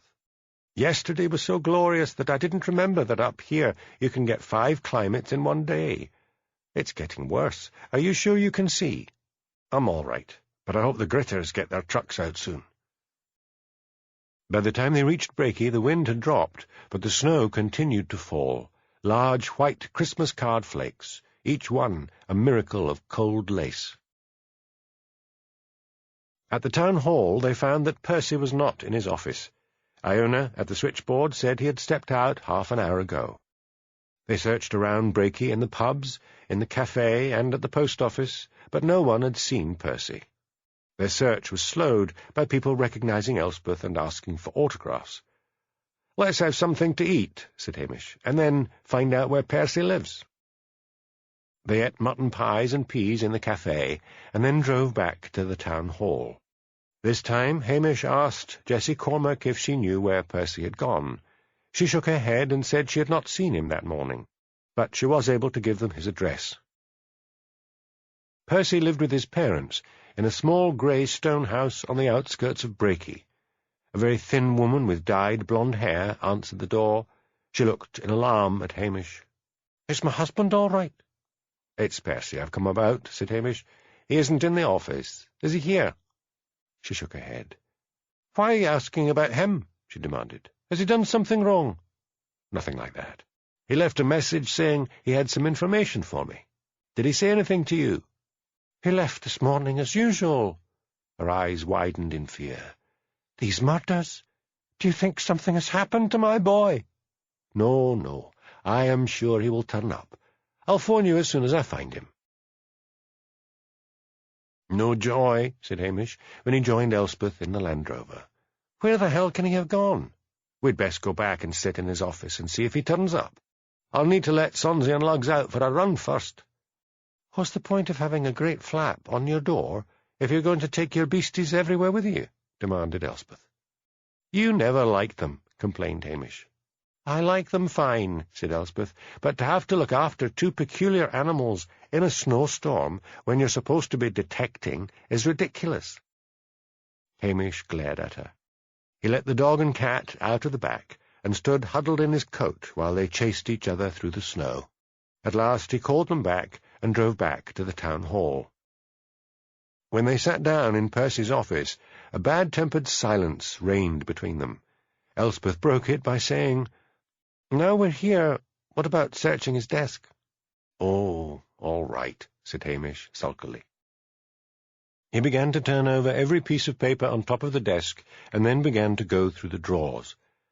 "There's something here," he said, holding up a videotape. "Maybe Percy's back at the police station waiting for you," said Elspeth. "I've got a video recorder. I'll just be leaving a receipt for this." "I didn't think anyone had video recorders any more," said Elspeth. "Well, now you know." Chapter 9. Where sits our sulky, sullen dame, gathering her brows like gathering storm, nursing her wrath to keep it warm. Robert Burns. Back at the police station, Hamish, after he had lit the stove, said, "I'll make us a cup of coffee, and then we'll have a look at this video. Strathbane won't get out the men to look for Percy because they say he's probably gone off somewhere with friends. I'll just need to hope he's all right and start searching in the morning." The lights went out. "Damn," said Hamish. "The snow must have brought a cable down." "I saw a face peering in at the window when the lights went out," Elspeth exclaimed. Hamish ran outside with the dog and cat at his heels. The snow had stopped, but it was freezing hard. He could hear it crunching under the feet of someone fleeing over the hill at the back. He set off in pursuit and brought the fleeing figure down in a rugby tackle. "It's me, Josie!" squeaked a frightened voice from under him. Hamish pulled her to her feet. "What were you doing looking in at the kitchen window?" he demanded. "I wanted to see what your instructions were for tomorrow," said Josie, close to tears. "I heard voices and thought I would look in the window and see if you were busy." "You could have knocked," said Hamish angrily. "Get back to the manse and wait there until I phone you in the morning." Hamish returned to the station. Elspeth had lit a hurricane lamp and placed it on the kitchen table. "Who was it?" she asked. "It was Josie McSween, my copper. She was running off up the back way. She said she heard voices and wanted to see who it was." "Is she stalking you, Hamish? Where is she living?" "Over at the manse." "So what's she doing, ploughing through the snow, over the back way, when she could have come round by the road?" "She's a bit daft, that's all. It looks as if we aren't going to have a chance to see it on video." "The hotel's got a generator." "So it has. Let's go." Hamish put out the lamp and lit a torch. "Hamish!" exclaimed Elspeth. "You don't have to let Sonsie and Lugs come with you. Leave them here for once. The kitchen's nice and warm."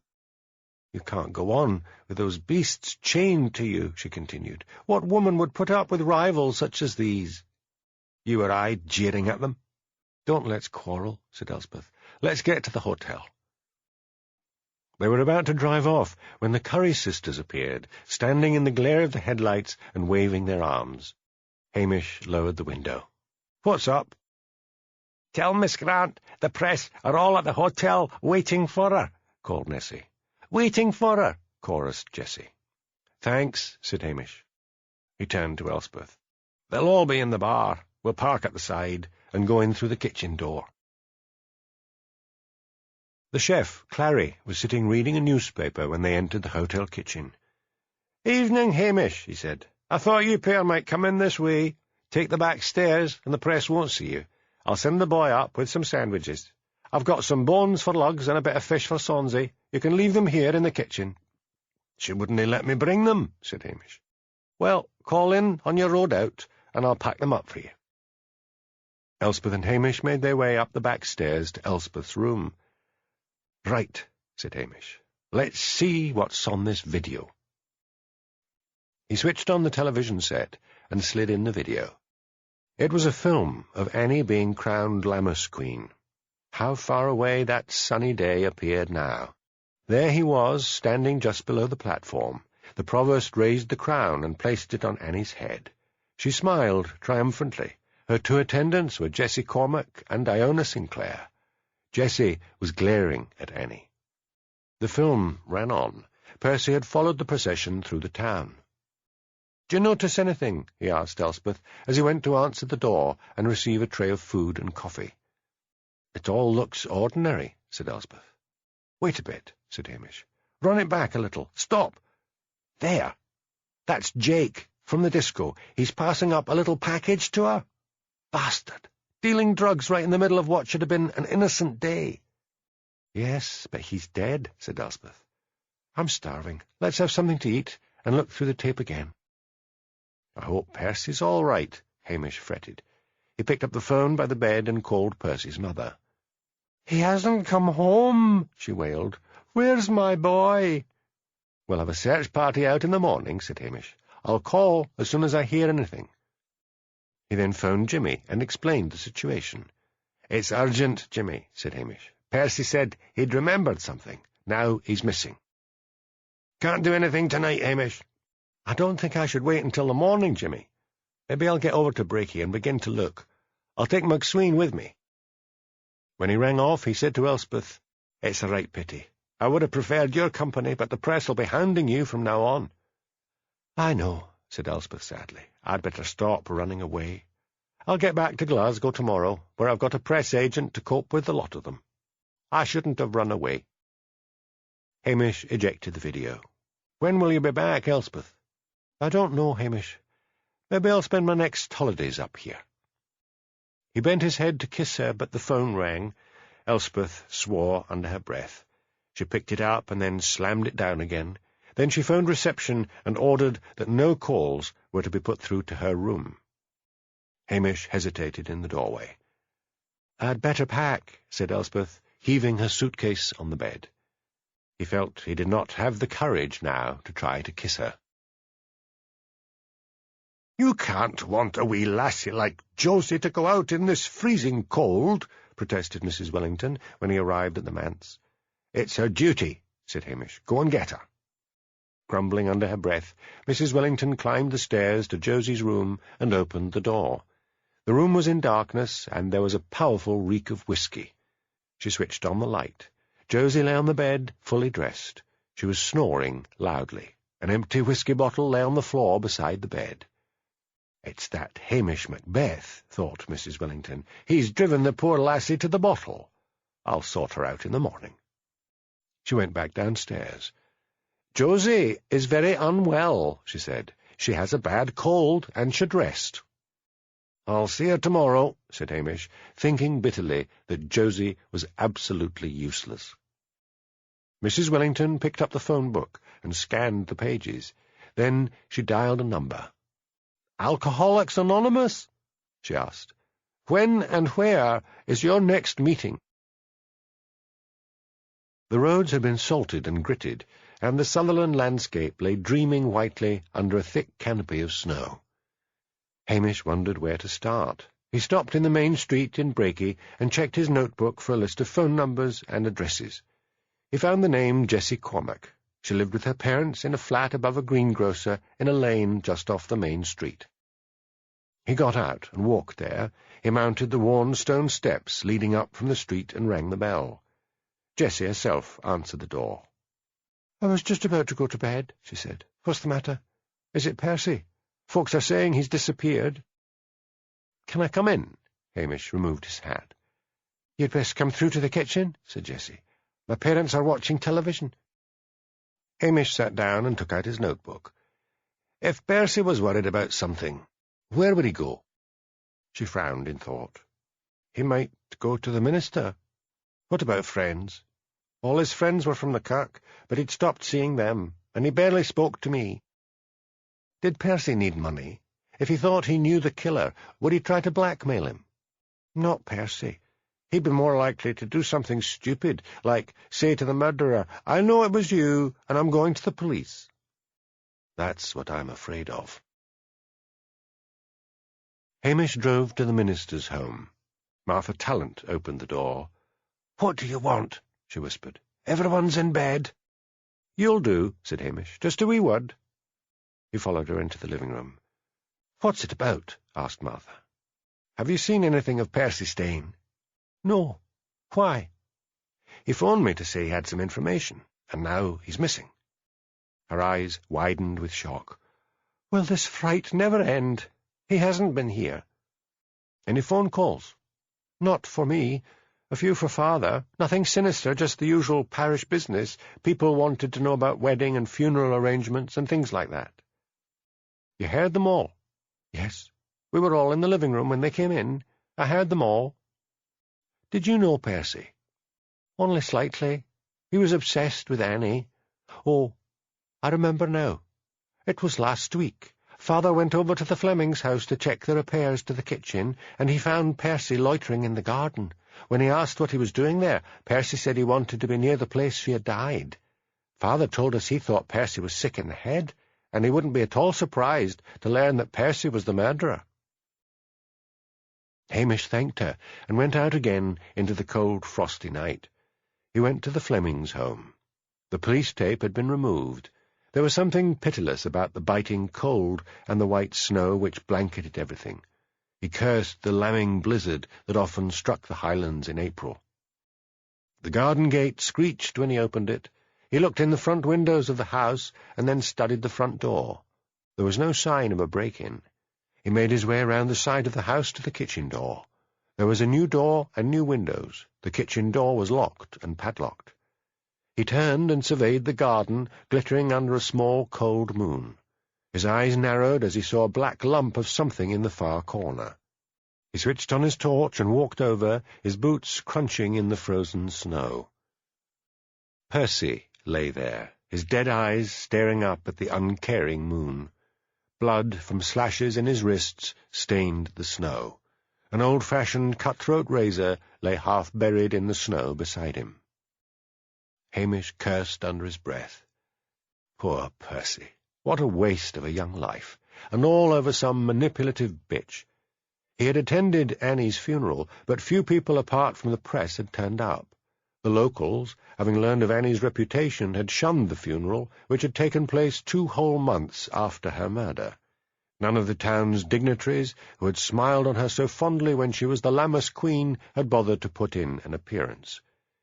He retreated to his Land Rover, switched on the heater, took out his phone, and called Strathbane. Then he waited, and as he waited he began to wonder about Percy's death. Surely, if Percy had planned suicide, he would not have bothered to phone the station in Lochdu. After a while he heard the sound of approaching sirens. He was suddenly weary of the whole business.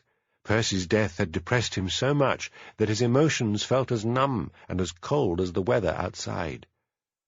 Jimmy Anderson was the first on the scene, followed by Andy McNabb. "Bad business," he said. "God, it's cold." "Suicide?" "Looks like it." "Well, get your suit on and show me." They all struggled into their plastic suits. Hamish led the way to the garden. "We'll just stand here at the edge," said Jimmy. "Don't want to muck up the crime scene. I've called in a local doctor. Dr. Forsyth's retired, and the nearest pathologist is in Aberdeen, would you believe it?" Soon the garden was a hive of activity. A tent was erected over the body, and halogen lights glared over the scene. A local doctor, Dr. Friend, finished his examination. "Seems a clear case of suicide," he said. "Poor young man." "When you examined the cuts on his wrists," said Hamish, "did it look as if he'd really done it himself?" "What are you getting at?" demanded Jimmy. "Only that it seems odd to me," said Hamish. "The laddie phoned me earlier and said he had information for me. Now he's dead. Could someone have drugged him and then slashed his wrists for him?" "I suppose it's possible. The pathologist will do a better examination than me." "There were no footprints near the body, other than your own, Hamish," said Jimmy. "So it happened earlier in the day. The falling snow would cover up any other footprints. Maybe we could have scraped off the top snow and seen if there was anything underneath, but now everyone's trodden everything. Cut-throat razors aren't that common. I wonder if it could be traced." "Hamish, you'll find it was suicide. Plain and simple. You can go home now. There's nothing more we can do till we get a full post-mortem. Do you want to tell his mother, or shall I send a policewoman?" "Send a policewoman," said Hamish gloomily. "Where's McSween?" "Ill in bed." "I'll send Police Sergeant Sutherland. She's good at that sort of thing." Hamish got home, feeling tired, cold, and miserable. Tomorrow the press, who were waiting to see if they could interview Elspeth, would be delighted to find they were all in the area of a murder. Press coverage meant pressure, and pressure meant Blair. Josie sat mutinously in Mrs. Wellington's car the following morning. She had been appalled to learn that the minister's wife was taking her to an AA meeting in Strathbane. Deaf to her protests, Mrs. Wellington had said that if Josie did not go, she would tell Hamish that Josie had been drunk. Mrs. Wellington had also found 2 precious half-bottles of whisky in Josie's underwear drawer and confiscated them. As the car neared Strathbane, Josie protested, "I'll be stuck in a room with smelly old drunks in dirty raincoats." "It's where you belong," said the minister's wife, "but I happen to know respectable people go to these meetings." She parked outside a church in the town centre. "There's a lunchtime meeting here. It's only an hour long. I'll see you inside, and come back and pick you up when it's over." A tall man in a business suit was standing at the door, acting as a greeter. "This is Josie," boomed Mrs. Wellington. "First meeting. Look after her." "Will do. Come along, Josie. I'll introduce you. My name's Charlie." There were 12 people in the room, all smartly dressed and clear-eyed. Josie would have felt better if they had been dirty old men. There was no one to feel superior to. They pressed literature on her and gave her a cup of tea. Then they all sat around a long table. A woman was the speaker. Josie mutinously did not listen to a word. What had it to do with her? What a stupid place, and what stupid slogans pinned up on the walls. Live and let live, easy does it, things like that.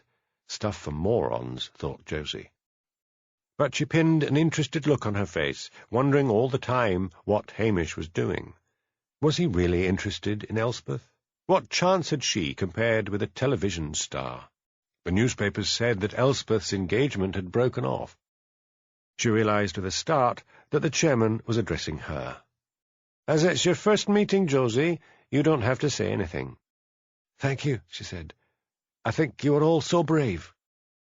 It went round the room. People talked about free-floating anxiety, about loneliness of spirit, about selfishness. "What has all this bollocks got to do with drink?" thought Josie. At last the dreadful meeting was over. People gave her phone numbers and wished her luck, along with a meeting list. Josie thanked them all and hurried out to where Mrs. Wellington was waiting for her. "How did you get on, Josie?" she asked. "Fine. Nice people. I've got a meeting list."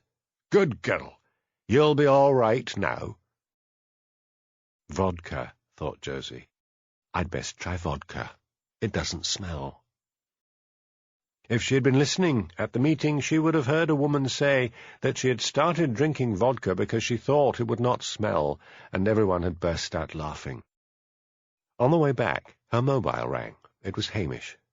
"You're probably still in bed," he said. "I'm over in Brakey. Percy's dead." "I need to get over to Brakey," said Josie. "There's been another death." "This is horrible," said Mrs. Wellington. "Brakey is becoming like Chicago." When Josie arrived in Brakey, it was to find the small town full of policemen, going door to door, but there was no sign of Hamish. She asked one if he had seen him, and was told that Hamish was back in his police station. Josie hurried back to Lochdu. She went straight into the police station without knocking, a fact that Hamish, crouched over sheets of notes, noticed with annoyance. "Next time, knock at the door," he snapped. "I wondered what you wanted me to do today. I thought you would be in Brakey." "I was," he said curtly, "but after chapping at a few doors, as instructed by Blair, and being told that the police had already been around, I thought I'd better be back here trying to figure out who killed Annie. Everything leads from the first murder." "I'll help you," said Josie, starting to take off her coat. "Good," said Hamish. "Get yourself over to Cnothan. There is a Mrs. Thompson, number 9, Waterway. That's down at the loch. She says she's been burgled, but she has phoned before complaining about one thing or the other, and it always turns out to be a figment of her imagination. Still, she sounded genuinely upset this time." Josie trailed miserably off. Hamish had a sudden qualm of conscience. "Are you feeling better?" he called. Josie came hurrying back. "I still feel a little weak." "Help yourself to a coffee before you go. There's some on the stove." "Can I bring you one?" "What?" "Okay." Josie happily busied herself in the kitchen, looking about herself with possessive eyes. The kitchen was too small. It could be extended. Copper pans hanging on hooks, she thought dreamily. She took Hamish a mug of coffee. He leaned back in his chair and wrinkled his nose. "Have you been drinking vodka?" "No," exclaimed Josie, feigning outrage. Hamish shrugged. "Smells like it to me. Drink your coffee and get over to Cnothan." Josie put her own mug down on the desk next to his and pulled up a chair. "Take your coffee into the kitchen," ordered Hamish. Josie trailed off. He just didn't know what was good for him, she thought.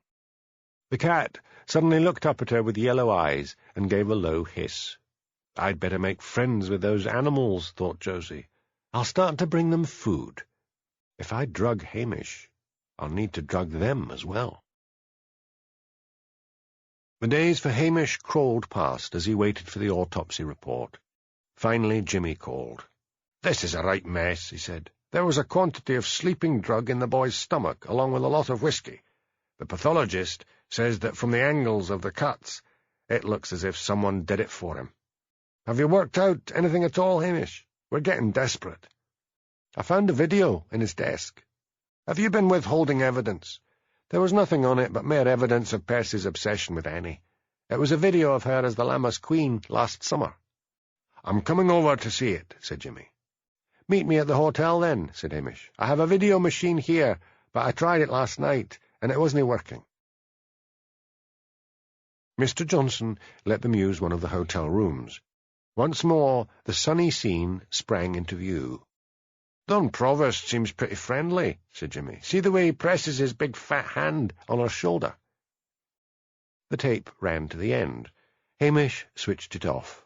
They sat, looking at each other gloomily, while the melting snow outside dripped from the eaves like tears. "Wasted journey," complained Jimmy. "I'll take this tape with me. I'll slide it into the evidence locker. You know Blair. Even if this is of no importance, he would use your withholding evidence to suspend you." "Where's McSween?" "Over at Knothin on a burglary." "She's a bonny lass, Hamish. You could do worse." "She haunts me. I always get the feeling that she's brooding over me." "Och, man, that's just male vanity." "Maybe. She's probably making a pig's breakfast of the investigation." But Josie was determined to do things properly. To her surprise, she found there was definite evidence of a break-in. The back door had been jimmied open. She phoned Strathbane for a forensic team, but the name of Mrs. Thompson was well known, and Josie was told they had nobody to spare. So she got a fingerprint kit out of her car and dusted for prints. Mrs. Thompson had kept the missing money in a drawer by her bed. Josie lifted 2 good fingerprints from the drawer and rushed the evidence to Strathbane, where she trawled the fingerprint files on the computer. Her eyes lit up when she got a match. Jimmy had just arrived back when Josie triumphantly showed him the evidence. The culprit was Derry Harris, a local Knothin layabout. Jimmy passed the news to Police Inspector Ettrick, who got 2 police officers to go back to Knothin with Josie and make the arrest. The money was recovered, and Josie basked in the inspector's praise. She arrived at the police station in Lochdu that evening with a packet of fish for Sonsie and a packet of lamb's liver for Lugs. Hamish listened while she described the solving of the burglary. "Good girl," he said. "Well done." Josie glowed. "I suppose you'll be going to the wedding on Saturday." "What wedding?" asked Josie. "Muriel McJameson is marrying John Bean. They are both villagers, so everyone's invited. I'm surprised Mrs. Wellington hasn't told you." The truth was that Josie had seen as little of Mrs. Wellington as possible, telling that lady every evening that she was off to a meeting. Her brain raced. There would be drinking at the wedding. She would need to make sure Hamish had a few drinks, and then lure him back to the station and drug him. She realized for the first time that if she appeared cold and detached, Hamish would drop his guard. So she said casually, "I'll think about it. I'll be on my way, sir." She's turning out all right, after all, thought Hamish. Josie drove up to the Tommel Castle Hotel and asked if Elspeth was still there. "She's hiding in her room," said Mr. Johnson. "She's leaving in the morning." "May I have a word with her?" asked Josie. The manager looked at her doubtfully. "Is it police business?" "No, just a wee chat." "I'll phone her." He rang Elspeth's room and said, "Policewoman McSween is downstairs and wants a word with you." "No, it's not police business." He put down the phone and said, "You can go up. Room 21.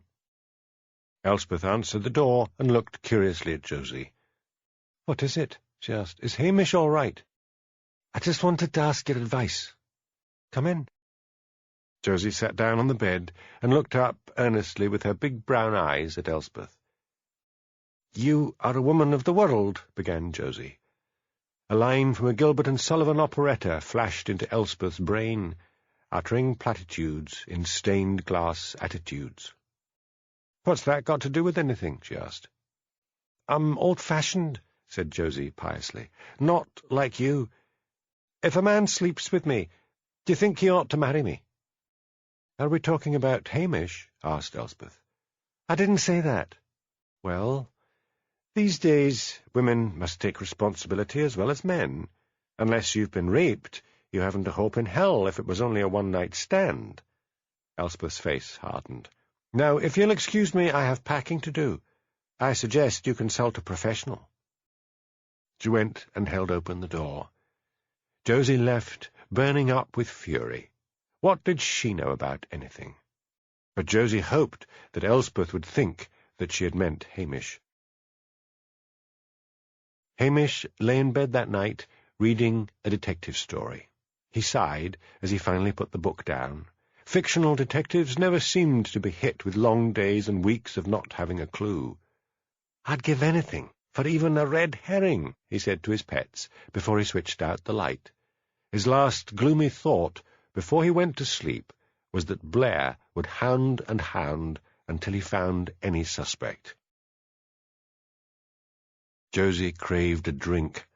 She had been frightened to hide any more in her room in case Mrs. Wellington found the bottles. Without a drink, she felt she could not go through with the plan of trapping Hamish. She had a bottle of vodka hidden under the roots of a rowan tree in the garden. Josie waited and waited until she was sure her hosts would be safely asleep. She crept along the corridors. So many rooms, and the Wellingtons childless. The manse had been built in the days of enormous families. Down the stairs, treading carefully over the second one from the bottom that creaked, out into the blustery cold, taking out a pencil torch and heading rapidly for the rowan, went Josie. She scrabbled in the roots of the tree until her fingers closed over the vodka bottle. Holding it to her chest, she scurried back to the manse. As she got to the foot of the stairs, she noticed that the light was on in the landing. Glad she was still in uniform, she stuffed the bottle into an inside pocket of her coat. Mrs. Wellington was coming out of the bathroom. "I forgot to take my sleeping pill," she said. "Goodness, you're late." "I went for coffee with some people after the meeting," said Josie. "Oh, good girl. Night-night." "Good night," said Josie, scuttling down the corridor to her room. She was just about to unscrew the top of the bottle when she heard footsteps approaching along the corridor outside. Josie thrust the bottle under the mattress, whipped off her coat, and began to pull her regulation sweater over her head as the door opened. "Oh, sorry," said Mrs. Wellington. "I just came to ask you if you'd like a hot water bag." "No, thanks," said Josie. "I'm fine." "Right. See you in the morning." Josie waited again until she heard the door of Mrs. Wellington's room shut. Her hands were shaking. She seized the bottle from under the mattress and twisted off the top. She drank a great mouthful, feeling the spirit burn down to her stomach and a glow beginning to spread through her body. Josie sat down by the fire that Mrs. Wellington had lit earlier and began to drink steadily. Chapter 10. Life is just one damned thing after another. Elbert Hubbard. Josie awoke the next day and felt she had not thought the drugging of Hamish through properly. If she used laudanum or mandrax, then he might remember clearly what happened before he went to sleep. Rohypnol, that date-rape drug, was the answer. But how could she get hold of some? There had been a case of a girl claiming she had been drugged and raped. What had been her name? Grace something or other. Think! She phoned Hamish and said she had some shopping to do in Strathbane. "Go ahead," said Hamish. "There's nothing more we can do at the moment, but keep away from police headquarters." Josie drove to the library at Strathbane, and by trawling through the back numbers of the Strathbane Journal on the library computer, she found the name she was looking for, Grace Chalmers. Now the problem was how to get the charmer's evidence box without signing for it. Somehow she would have to try to con her way into where the evidence was kept. She knew old Joe MacDonald, in charge of the evidence room, had a soft spot for her. But when she made her way downstairs, she saw to her dismay that the man on the other side of the counter was Charlie, the greeter from the AA meeting. "Why, Josie," he said, "I didn't know we were both in the same business. How are you getting on?" "Where's Joe?" "Oh, he's retired." Josie thought quickly. "Can I come through and talk to you?" "I shouldn't really, but I'm supposed to help a fellow sufferer. Come on through." He buzzed her in. "Having trouble with John Barleycorn?" he asked. "Just a bit." "Which meetings do you—" "Damn, there's someone coming. Hide yourself." Josie darted behind the shelves of evidence boxes and began to search desperately. At last she found the box she was looking for and opened it up. There was a bottle of Rohypnol in its evidence bag, all neatly labelled. She stuffed it quickly in her pocket. She heard Charlie calling her and went back to the desk. "Josie," he said urgently, "get back outside. You have my number. Give me a ring." "Will do," said Josie. Once she was back outside, he asked, "Now, what was it you wanted?" "I wanted to look at evidence from the Percy Stane murder." "Then you'll need to go over to forensics. It's all still there." Josie thanked him and made her escape. Her head was full of plans as she drove back to Loch Dhu. No more booze. She was not an alcoholic. She would need a clear head. She must get into the police station just before the wedding reception and drug those wretched animals. Some laudanum in their drinking bowls should do the trick. Then she'd better put the Rohypnol in Hamish's drink at the wedding reception. Maybe make sure it was a soft drink. It could be lethal in alcohol. Saturday dawned bright and sunny. The wedding service was to be held at 11 o'clock in the morning. Then there was a wedding breakfast for close friends and family, and at 7 in the evening in the village hall there was to be a grand party for everyone in the village and round about who cared to come. The wedding service went well, but Hamish wasn't there. Outside the church, Josie phoned Hamish's mobile. He said he was over in Brakey, but would be back for the dance, and told her to enjoy herself. Carrying a packet of fish and a packet of venison, Josie let herself into the police station at 6 o'clock. She fed the dog and the cat, and then poured laudanum into their drinking bowls and made her way back to the manse to change for the party. She decided to wear a conservative black dress with a choker of pearls. She meant to look as respectable as possible. It was just when she was about to leave her room that the whole plan appeared to her to be dangerous and stupid. What had come over her? Her hands began to shake. She rolled back the rug and prized up a loose floorboard where she had hidden a bottle of scotch. She gulped some down, and then some more. No, she thought stubbornly, Hamish and I are meant to be together. Like a soldier going off to battle, she hid the bottle, stood up, squared her shoulders, and marched to the door. When she arrived at the church, the bride, resplendent in her wedding dress, was taking the floor with her new husband. Josie's eyes filled with sentimental tears. That will soon be me, she thought. She helped herself to a soft drink, aware of Mrs. Wellington's eyes on her. Josie accepted several offers to dance, all the time watching the door for the arrival of Hamish. At last she saw his fiery head.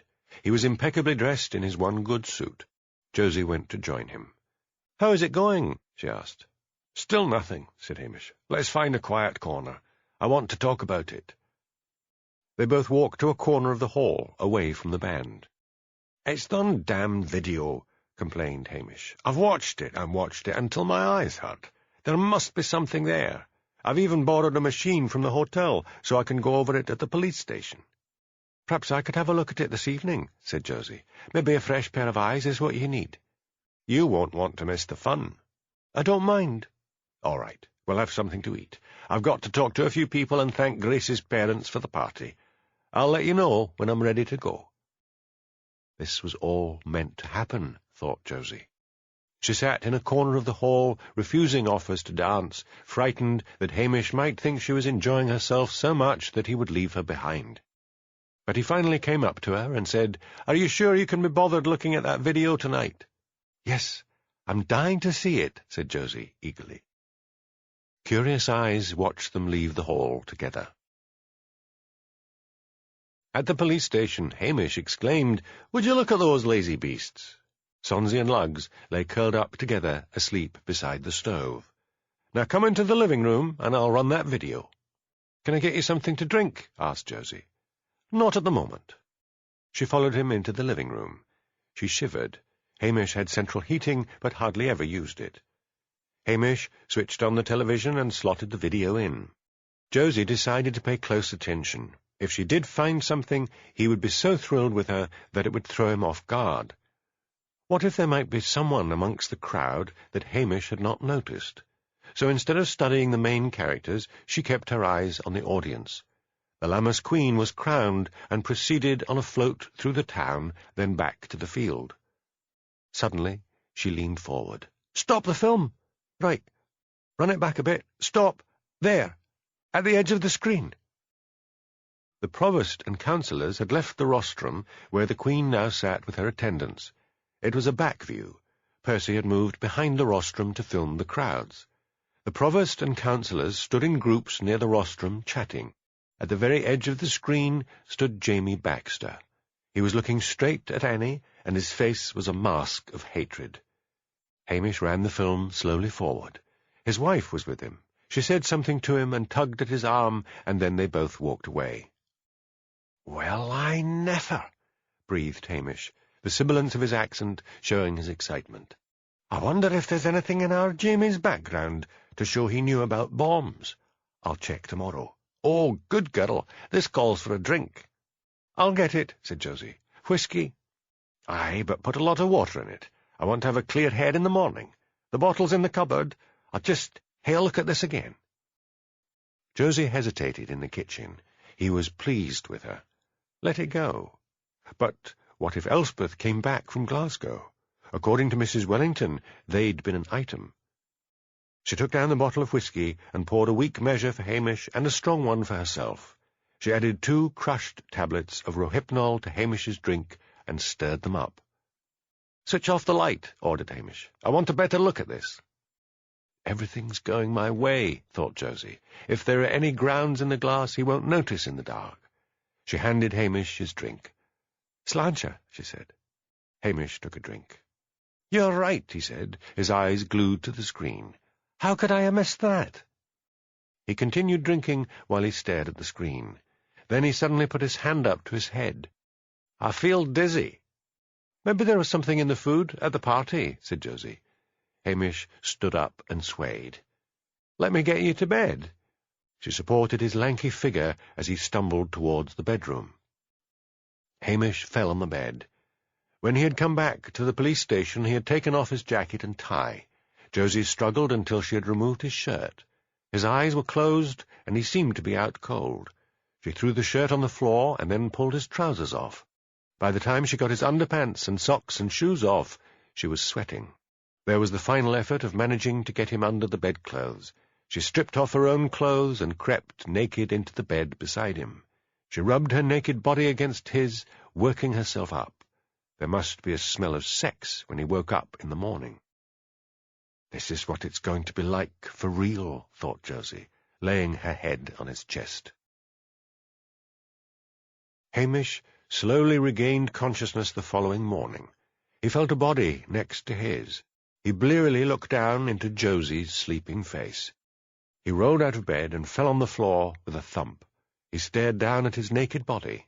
A trail of discarded clothes lay on the floor from the entrance to the bedroom to the bed. He clutched his forehead and groaned aloud. Josie became awake. "Good morning, darling," she said huskily. Hamish seized the duvet from the bed and covered his naked body. That left Josie exposed. He stumbled to his feet, grabbed his dressing gown, and wrapped it around himself. He went into the kitchen, where his bleary animals were just waking up. He lit the stove with trembling hands and put water on to boil for coffee. Josie came up behind him and put her arms around him. "Get off!" snarled Hamish. "But Hamish, darling," wailed Josie, "after last night you can't treat me like this." "I can't remember a thing," muttered Hamish. "Look, if this gets out, we'll lose our jobs. Keep your mouth shut and forget it ever happened." "But I can't. I love you." "Josie, just go. If it was a one-night stand, I'm sorry. It won't happen again. Take yourself off to your mother's and leave me in peace for a bit. Maybe some bastard gave me a mickey at that party. I'll go to Brodie and get a blood test taken, and then go over to forensics and get them to analyze it." Tears running down her face, Josie dressed, put on her coat, and staggered from the police station. This was a nightmare. It would all lead back to her, she was sure of it. Hamish would soon realize she was the one who was interested in drugging him. To her relief, Mrs. Wellington was out when she got back to the manse. Josie packed her suitcase, went downstairs, and left a note on the kitchen table for Mrs. Wellington before going out to her car and driving off, squinting through her tears. Hamish hurried to Dr. Brodie's surgery and got the doctor to take a blood test and a urine sample. "Give them to me," ordered Hamish, "and I'll take them over to forensics." "Hamish, no one else at the wedding has been in here to complain of any ill effects." Hamish drove quickly to the forensics lab. Leslie regarded him impatiently when she heard his request. "We're backed up, Hamish. You should have left the doctor to send them to the hospital lab." "Just do this," snapped Hamish. "Someone tried to drug me. I'm sure of it." "Oh, leave it," said Leslie. "We'll do our best." When Hamish had left, her husband Bruce asked, "What was that about?" "Hamish has left us his blood sample and urine sample. He wants a rush on it. He thinks he's been drugged." "We've got too much to do," said Bruce, who was jealous of Hamish because he knew his wife had at one time been keen on the policeman. "Shove them in the fridge." "But what do I tell him when he starts nagging on the phone?" "Oh, for heaven's sakes, tell him he's clear. We can't be wasting time on one damn Highland policeman." Hamish stood outside the lab and phoned Jimmy. "Where are you?" he asked. "I'm in the pub." "It isn't even noon yet." "What are you, the Temperance Society?" "I'm coming to see you. I've got a breakthrough." "It's the pub next to headquarters." "What if Blair finds me there?" "He won't. He's down at the docks." Jimmy was sitting at a corner table in the pub. "What's all the excitement about?" Hamish told him about the tape and about the look on Jamie Baxter's face.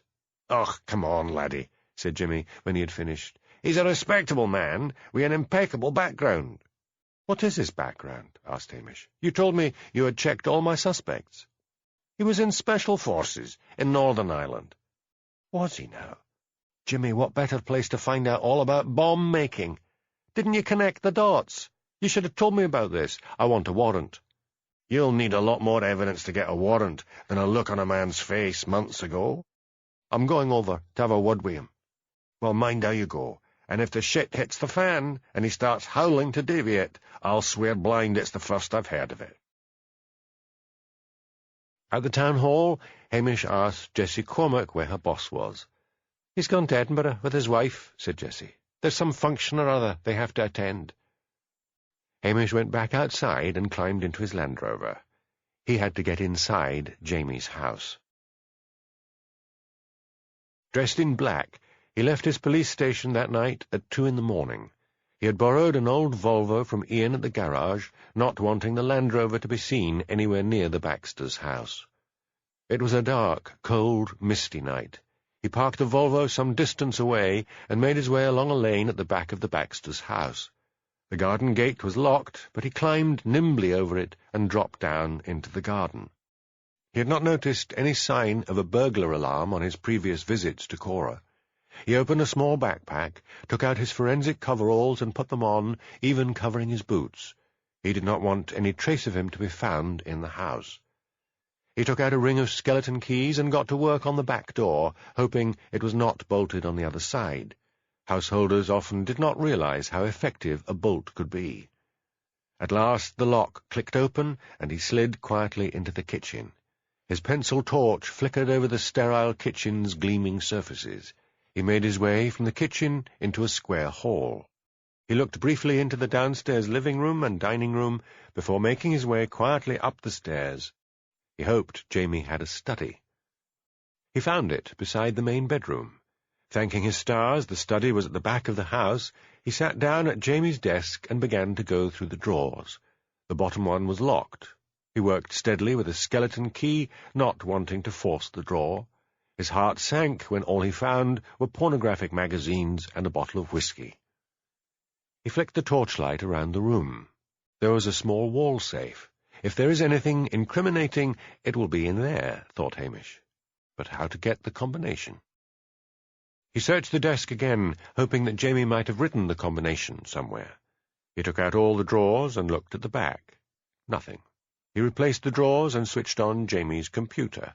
There was a file for addresses and telephone numbers. He opened it up. He recognized Annie's home number and work number. He studied all the names and was about to give up when he saw a name in the middle. McPeter. Peter was slang for safe. Beside it were 6 numbers with the area code for Breaky. He knew a lot of people tried to keep numbers secure by making them look like a phone number. He scribbled the number in a small notebook and then went over to the safe. He moved the dial, squinting down at the numbers he had written. He let out a low whistle of satisfaction when the door swung open. Inside were various letters from building contractors.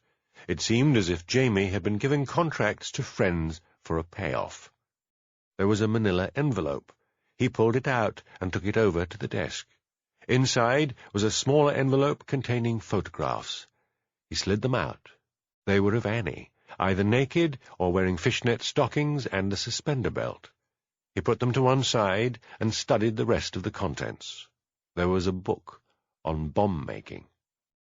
He went back to the safe and pulled out a metal box. He took it to the desk and opened it.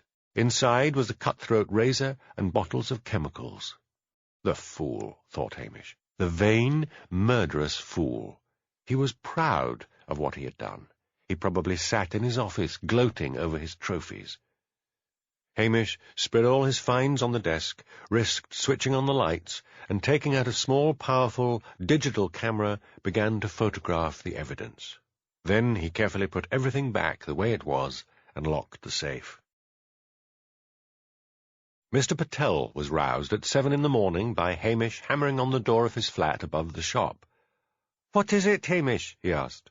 "I need to use that machine in the shop for printing photos." "At this time of the day?" "It is top secret." "Oh, come round to the front, and I'll let you in." In the shop, Hamish slid the memory card into the machine and then waited while the photos were printed off. He had told Mr. Patel not to look. "I hope that all did you some good," said Mr. Patel when he had finished. "I just hope it isn't your holiday photos." "I've forgotten what a holiday's like," said Hamish. "I'll take a packet of these manila envelopes."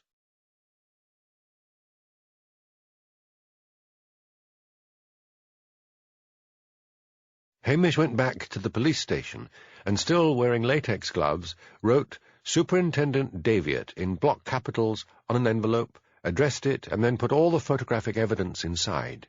He typed out a note. Evidence from Jamie Baxter's safe. He steamed off an old stamp and put it on the envelope.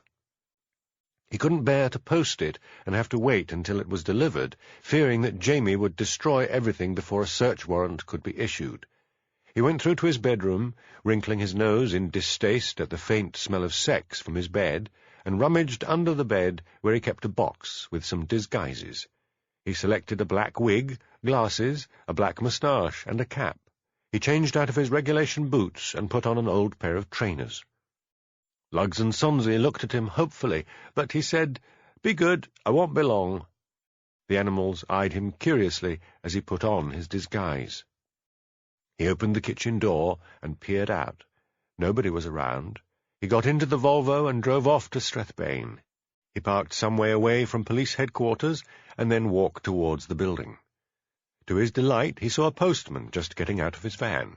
As the postman walked towards the building, carrying a pile of mail fastened with a rubber band, Hamish called to him. "You've dropped one." He handed the postman the envelope. "I don't know how that could have happened," said the postman, "but thanks."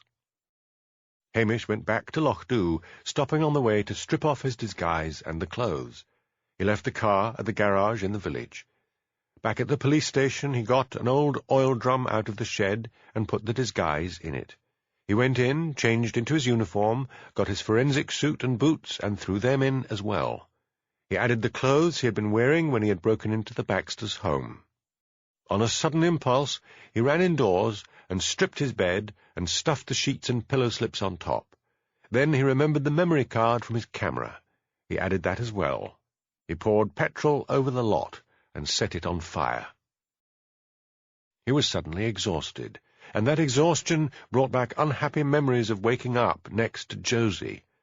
When everything in the oil drum had burnt down to black ash, he went indoors. He put his head down on the kitchen table and fell asleep. He was awakened 3 hours later by the shrilling of the phone. He struggled to his feet and went to answer it. It was Jimmy. "Hamish, we've got evidence on Jimmy Baxter. We're heading over there with a warrant. Want to be in at the kill." "I'll be there as quick as I can." "You weren't breaking and entering last night by any chance?" "Would I ever?" "See you soon." Cora was driving as the black BMW moved into the Baxters' street.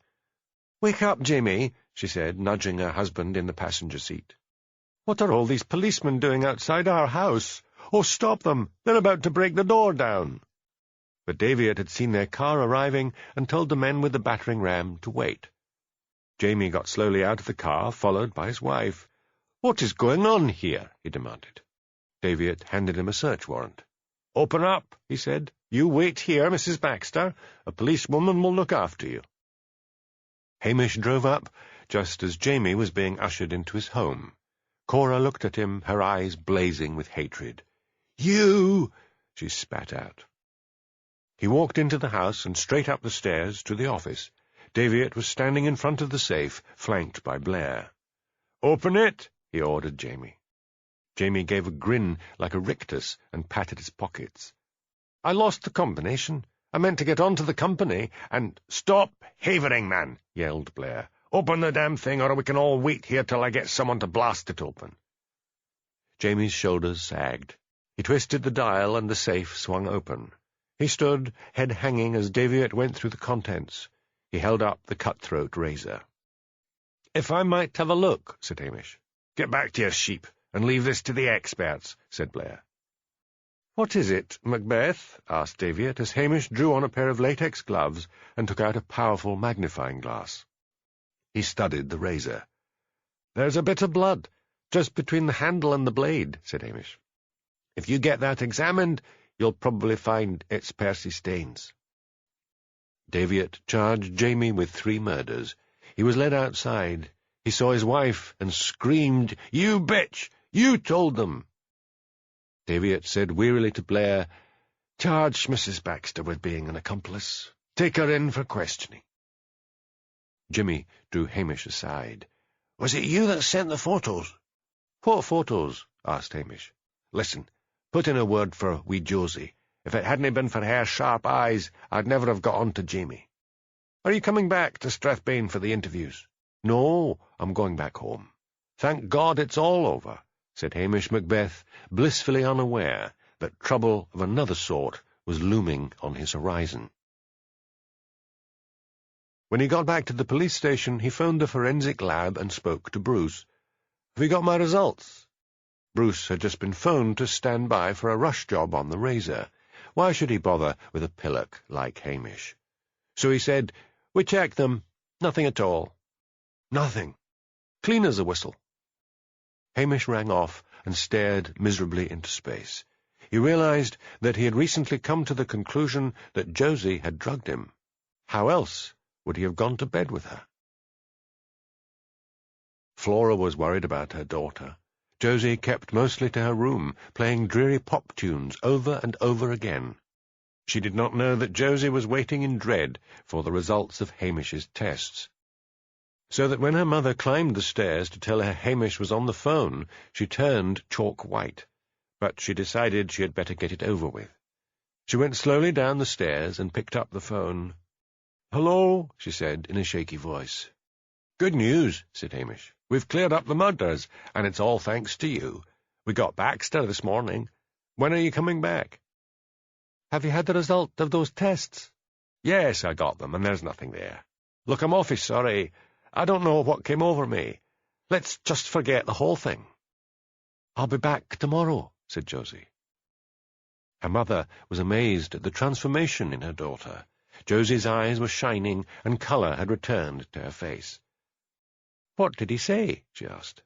"He said it's thanks to me those dreadful murders have been solved." "Oh, so that's what's been hanging over my wee girl.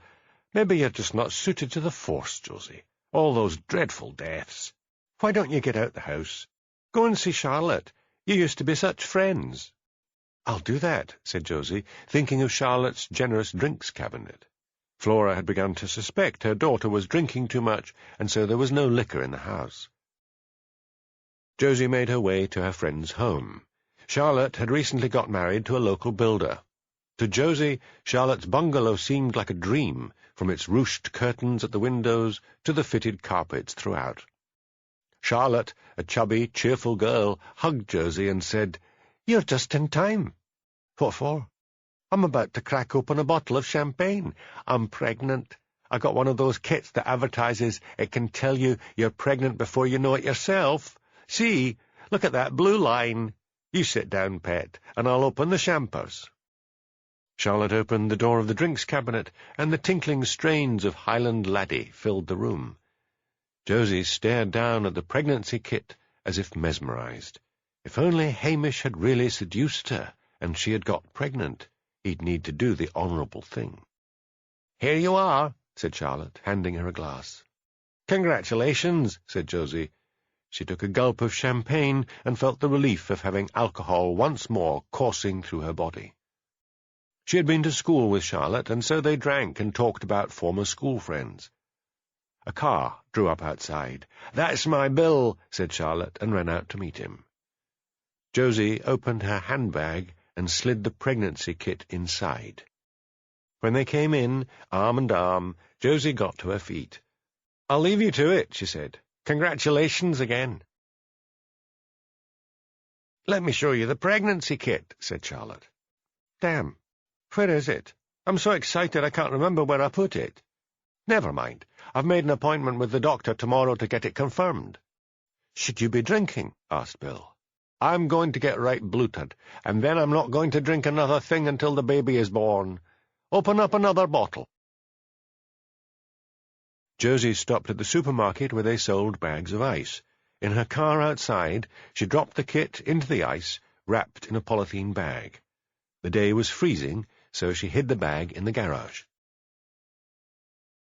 Hamish phoned Jimmy the next day. Josie had arrived, and he had told her to do the rounds of the faraway areas. "So did he confess?" asked Hamish. "That he did. When we told him his wife had turned on him, he cracked. I think he's a haggis supper shorter than heaps. He was obsessed with Annie, and added to that, he's as arrogant as the devil. She lost interest in him, and he decided to get rid of her in the nastiest way he could think of." "What about Cora? Has she been charged as an accomplice?" "She has, but she'll get off lightly. She'll even make bail." "Why?" "She said she was terrified of him." "Nothing terrifies a woman like Cora." "Hamish, the poor woman was married to a triple murderer. She said she couldn't bear it any longer, so it was she who sent in yon package of photos." "I don't believe it for a minute." "Well, that's what she's saying. Wasn't you, was it?" Hamish thought quickly. It would do no good to tell Jimmy the truth, because in order to prove Cora wrong, he would need to admit to having broken into the Baxters' home. "Me? Not on your life," he said. But privately he thought that Cora had been in the grip of an obsession almost as mad as that of her husband. Respectability and her position as a councillor's wife was her life, and the very air she breathed. Hamish found Josie good company in the weeks that followed.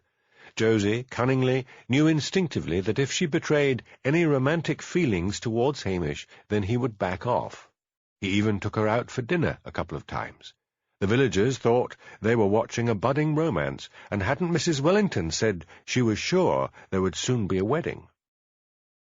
Meanwhile, Josie laid her plans. She had paid over £1,000 to a shady doctor in Strathbane to give her a certificate saying she was pregnant. Just as the snows were beginning to melt, and a balmy wind was bringing the first hint of spring, she called at the police station. "Hamish, I'm pregnant," she said. Chapter 11. "Their tricks and craft hae put me daft. They've ta'en me in, and all that." Robert Burns.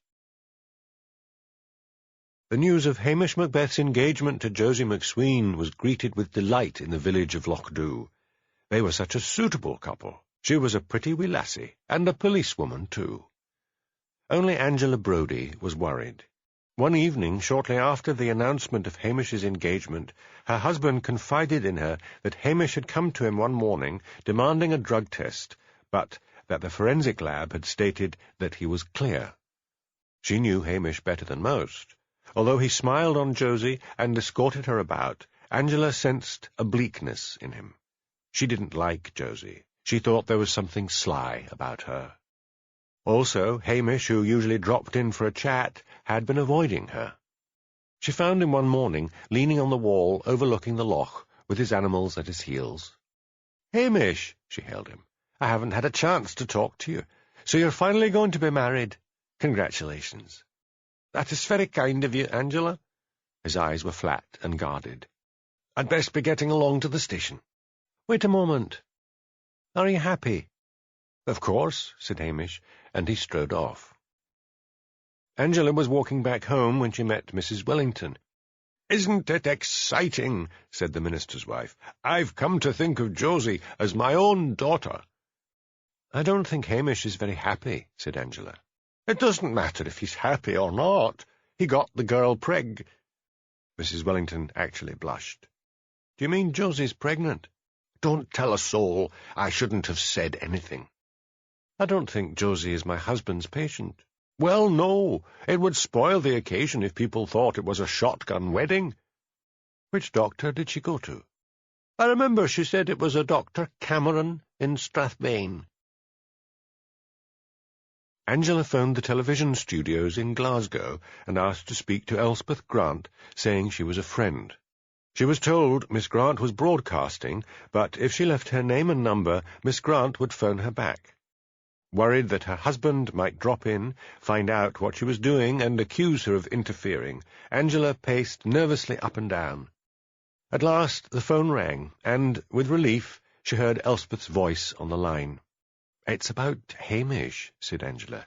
"Have you heard he's to be married?" "Yes, I got an invitation to the wedding." "Elspeth, something is wrong. He is not happy. Josie is supposed to be pregnant. Could she be tricking him? Oh, Elspeth, I do wish you would come up here and find out for sure." "Wait a minute. Are they living together?" "No, Josie is at the manse with Mrs. Wellington. I assumed it was because people here are a bit old-fashioned." "But he is seen out with her." "Yes, I saw them at the Italian restaurant just the other day. Hamish was quiet and polite. Josie chatted on and on. But there's more. Hamish went to my husband some time ago, claiming he had been drugged and got samples and rushed off to the forensic lab in Strathbane with them. The lab said he was clear. I remember Leslie at the lab. She was keen on Hamish, and I always think she upped and married her boss just to show him. Look, I'll get some leave of absence and get up there, but Hamish wouldn't fall for a fake pregnancy, if that's what it is. Doesn't she go to Dr. Brodie?" "No, she goes to a Dr. Cameron in Strathbane." "I'll see you as soon as I can." Several times, Josie had been on the point of calling the whole thing off. She had hoped to get into bed with Hamish long before the wedding, and therefore be able, possibly, to become genuinely pregnant. But Hamish had said that he would marry her and look after her, but he did not want to have sex with her. Josie had wept and pleaded, but Hamish was adamant. Her mother had arrived to stay at the manse. Flora McSween was thrilled to bits. Because Josie's father was dead, she was to be given away by her Uncle Bob. The wedding gown was a miracle of white satin and pearls. Flora did not suspect anything wrong. Josie told her often how much in love she and Hamish were. Any odd bouts of weeping on her daughter's part, Flora put down to wedding nerves. She mostly lived in paperback romances and kept as much of the real world at bay as she could. Hamish was loyal to Josie in that he did not confide in anyone how miserable he was at the prospect of being married to her. Never before had his police station home and his bachelor life looked so dear. There was only a trickle of work to keep him busy, although he travelled over his large beat as much as he could.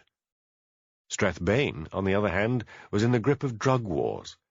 Jimmy had agreed to be his best man, but had not been near the police station, and so had no inkling that Hamish was miserable at the prospect of the wedding. And, for the villagers, Hamish put on a good front, smiling affectionately at Josie when they were out together, thanking people for their wedding presents, and saying, yes, he hoped the sun would shine on the important day. Angela was feeling frantic. She had phoned Elspeth again, and Elspeth said that she was in difficulties trying to get away, but would be there as soon as she could. So it was a week before the wedding when Elspeth at last drove north and booked into the Tummel Castle Hotel. She dumped her bags in her room and went straight to the police station. There was no reply to her knock. She searched around until she found the spare key under the doormat and let herself in. Elspeth studied the papers on his desk and found a map with a route marked in red. Hamish must be out on his beat. She picked up the map and decided to see if she could find him somewhere on the road. It would be better if she could ask him questions away from the village. Hamish thought he would have felt less miserable if the weather had not been so glorious. Misery on a sunny day always seemed intensified. He had given up calling on people on his beat, feeling that he could not bear any more congratulations. He parked on a hill above Breaky and tried to cheer himself up by thinking of the son or daughter he might have. But Josie had supplied him with warning pamphlets about how family pets could become jealous of a baby and about how they could cause dangerous allergies. He had shut her up by retorting that if that were the case, they would need to live separately. Josie had handed in her notice. He stifled a groan. She would be there with him, night and day. How could he have been so stupid? He didn't usually drink much, only the odd glass of whiskey, but he had drunk more than he usually did at that wedding. They were going to Porto Vecchio in Corsica for their honeymoon. That was Josie's idea. Hamish had reluctantly agreed. Flora was paying for the wedding, so he felt that he was obliged to pay for a honeymoon. He got out of the Land Rover and let Sonsie and Lugs out as well.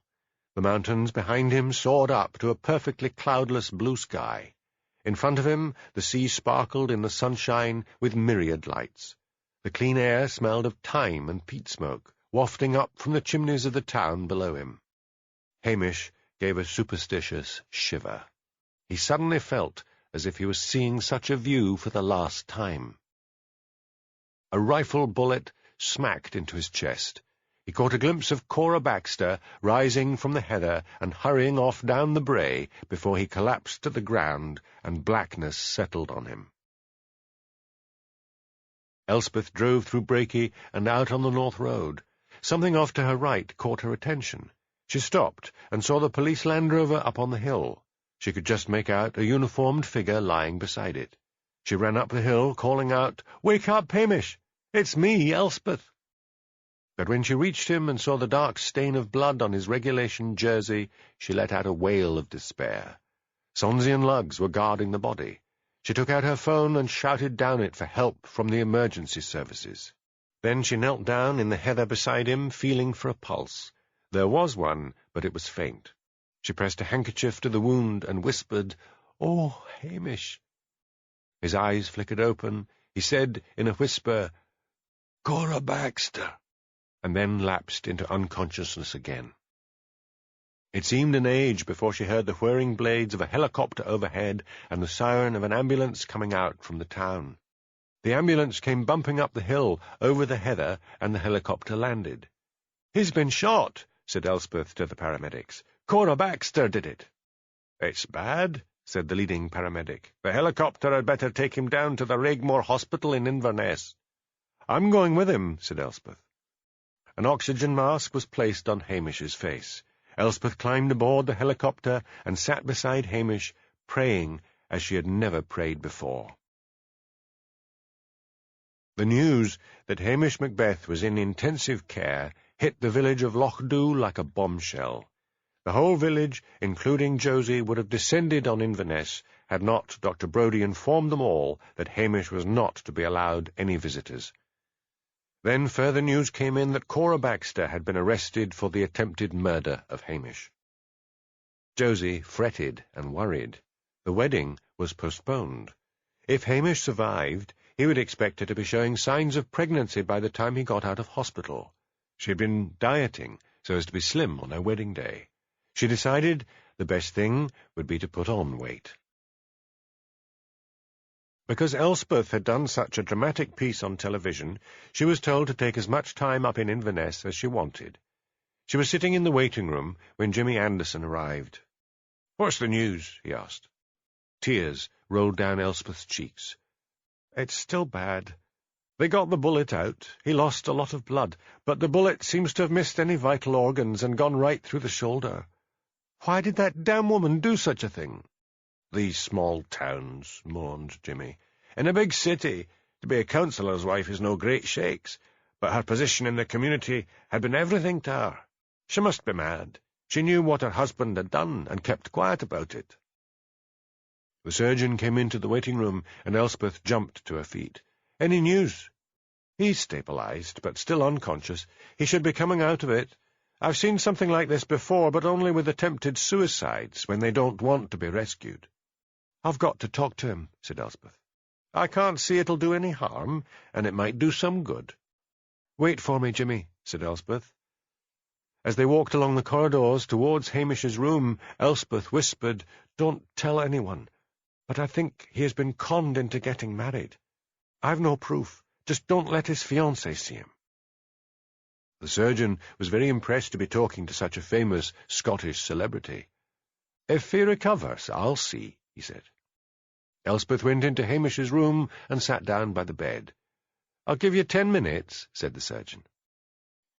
Taking Hamish's hand in a firm clasp, Elspeth said, "It's me. Elspeth. Wake up, Hamish. What would Lochdew do without you? Listen, do you remember the time we went poaching up on the Colonel's estate and caught that big salmon, and the water bailiff nearly caught us? It was a grand day. How we laughed. And we poached that salmon for dinner. There are good times still to come." Hamish lay as still as death. "Oh, wake up, you silly, cowardly bastard!" shouted Elspeth. A doctor came hurrying in. "You are not to shout at the patient. I must ask you to leave." "Elspeth," came a faint croak from the bed. "Oh, Hamish," said Elspeth. "Welcome back." The next day, when Elspeth called again, it was to find Josie by the bed holding Hamish's hand. The surgeon had felt he could hardly refuse Hamish's fiancée a visit. "He's making a grand recovery," said Josie, "so the wedding will be going ahead quite soon." "Are you sure, Hamish?" asked Elspeth. "Of course," he said blandly. "Thank you for saving my life." "I think Hamish and I would like some time together," said Josie. Elspeth looked inquiringly at Hamish, and he gave a brief nod. Elspeth went back to the offices of the Highland Times in Lochdew. "Come back to work for us?" asked Matthew Campbell, the editor. "No, I just wanted to borrow one of your computers and go through the local stories." "Help yourself. Everything's on the computer now. All the cuttings are down in the basement." Elspeth sat down at the computer, switched it on, and typed in Dr. Cameron Strathbane. No results.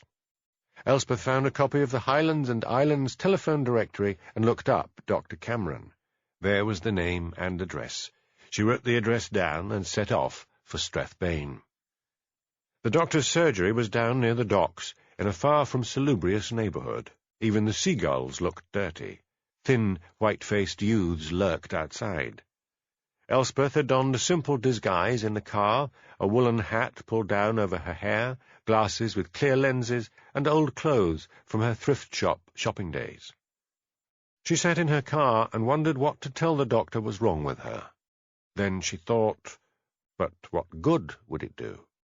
She took out her phone and called Jimmy, glad she had kept his mobile phone number from the old days when she used to work for the Highland Times. "Elspeth," said Jimmy, "what's the news about Hamish?" recovering rapidly. Jimmy, have you heard anything about a Dr. Cameron in Strathbane? Why? Just passing the time up here looking for stories. I thought you grand presenters had reporters and researchers to do the work for you. Indulge me, Jimmy. It's last year's story. Cameron was up before the sheriff on a charge of selling methadone to druggies. He got off because the laddie who shopped him disappeared. Thanks. But why? I'll let you know if anything comes of it. Elspeth thought hard. Before she tackled Cameron, she desperately wanted to know if the results of Hamish's urine test and blood test were accurate. They could still be in the forensic lab, but how to get them? If Leslie were alerted, she might destroy them. She drove slowly to the forensic lab. Outside, she pulled off her glasses and hat.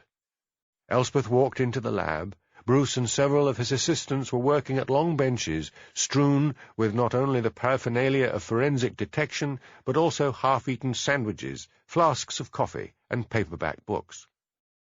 Bruce recognized her and rushed forward. "It's Elspeth Grant. What can we do for you?" "I'm up here until Hamish gets better," said Elspeth. "I thought I might fill in the time by doing a feature on your lab. Have you time to show me around?" "Sure. Care for a drink?" "Not now." Elspeth barely listened as he took her around the lab. At last she said, "And where do you keep the samples? The public have become very interested in cold case files." He led her into an adjoining room full of freezers. "All in here," he said. "Goodness, you are efficient. Are they all labelled?" Bruce gave her a superior smile. "Of course."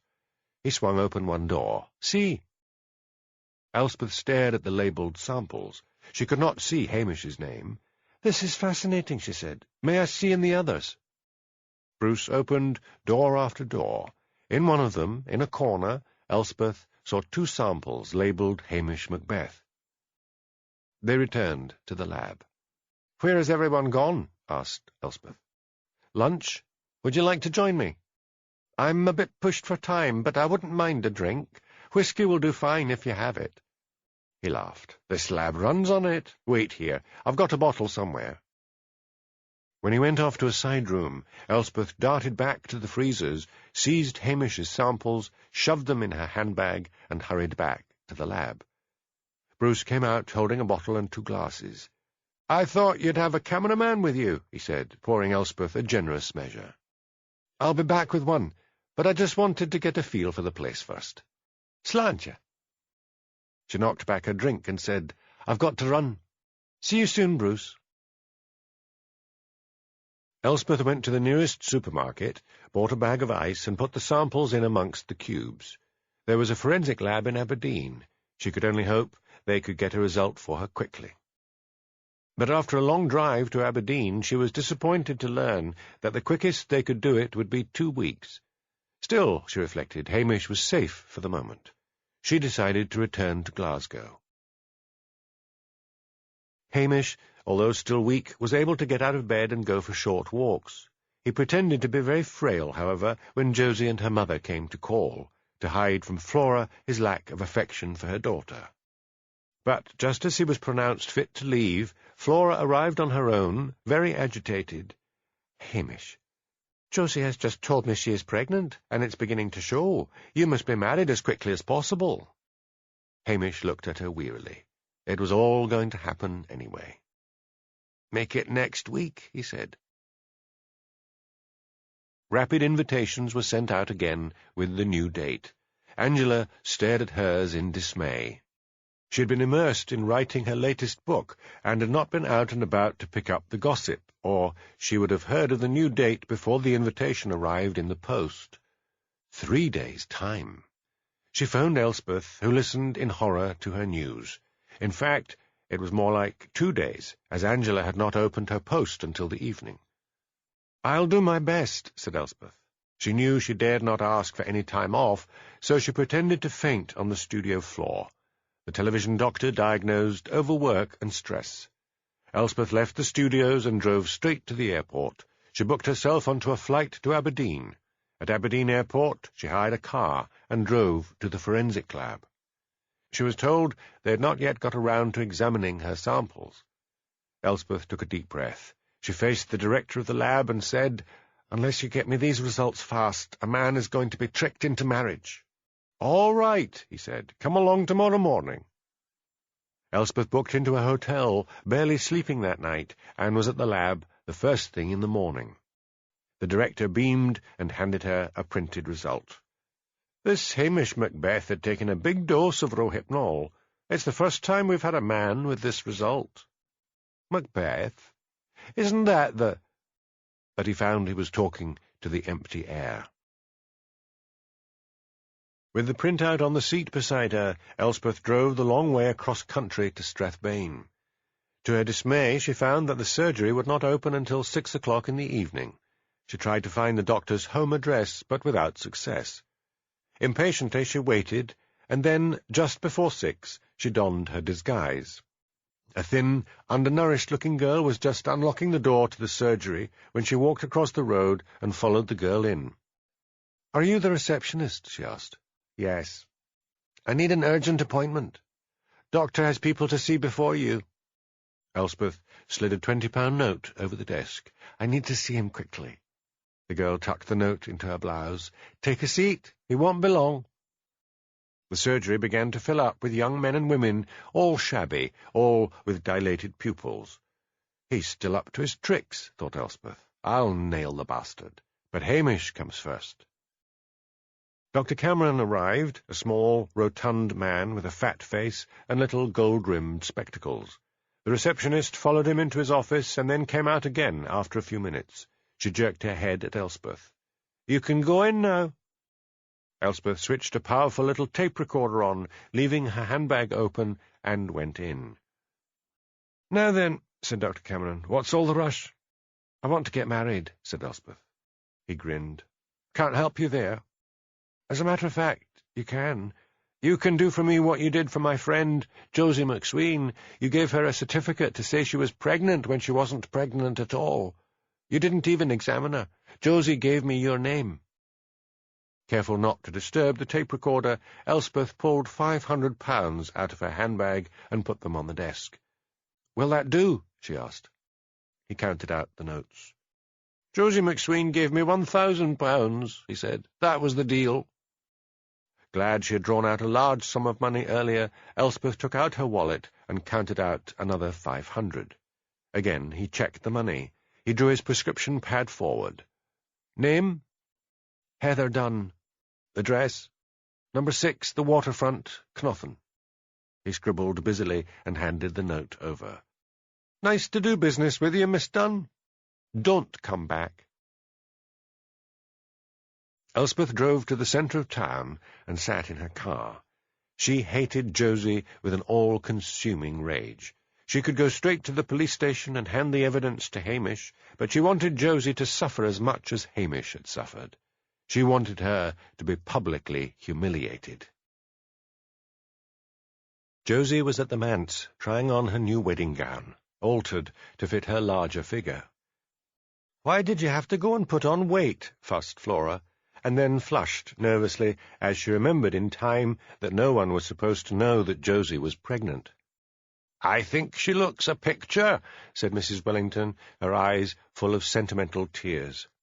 All Josie wanted was to get the dress off, get rid of everyone, and sneak out into the garden where she had hidden a bottle of vodka. She was suffering from nerves. When she wasn't drinking, the enormity of the way she had tricked Hamish would hit her. But with drink inside her, all her rosy dreams of domestic life with a loving Hamish came back to her, giving her courage. Her friend Charlotte and husband Bill were staying at the manse. Charlotte came into the room wearing a maternity gown, just as Josie was being helped out of her wedding dress. "Oh, put it on again, Josie. I must have a look." Clasping her hands into fists to hide their shaking, Josie struggled back into the gown with the help of her mother. "You look a picture," breathed Charlotte. "Do you remember the last time I saw you, Josie? I'd just discovered I was pregnant. And do you know, it was the strangest thing. After you'd left, I searched and searched for that pregnancy kit, and I couldn't find it anywhere." Flora, who had bent down to check the hem of her daughter's gown, suddenly felt a qualm of unease. Would Josie? Could Josie? No. Banish the very thought. "Come on, Hamish," said Jimmy. "Have a dram." The kitchen was full of men. Hamish had refused to hold a stag party, so the male villagers had all crowded into the police station instead. "I want to have a clear head," protested Hamish. He forced a smile. "It's not every day I get married." "Oh, just the one, then." How Hamish bore that evening he did not know. Everyone got very drunk. Angus, the seer, had produced a pair of bagpipes and begun to play. He was not a good player, and the horrendous noise filled the kitchen. The flap on the kitchen door banged as Hamish's pets fled from the house. Hamish heard them go. He was worried about them. They had picked up on his distress, and when they saw Josie, the cat would hiss menacingly and the dog would growl. At last they all left, with the exception of Jimmy, who was to be best man. Hamish helped him into the bed in the one cell, and then sat down at the kitchen table and stared bleakly into space. The flap banged, and Sonsie and Lugs came in. The dog put a paw on Hamish's knee and stared up at him with his odd blue eyes. "What's to become of all of us?" said Hamish. Josie sat in her room, drinking from the bottle of vodka she had collected from the garden. As the liquor burned its comforting way down, her hands stopped shaking, and the rosy dreams came back. Everything was going to be all right. Angela desperately tried again and again to call Elspeth, but she was not at the television studio, and she had her mobile switched off. She wondered whether to go and see Mrs. Wellington. But what proof did she have? And everyone in the village was very excited about the wedding. She went to the church, which was never locked, sat down in a pew, and prayed that somehow something would happen to stop the wedding.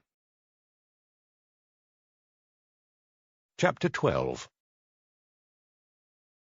Behold, while she before the altar stands, hearing the holy priest that to her speaks, and blesseth her with his two happy hands.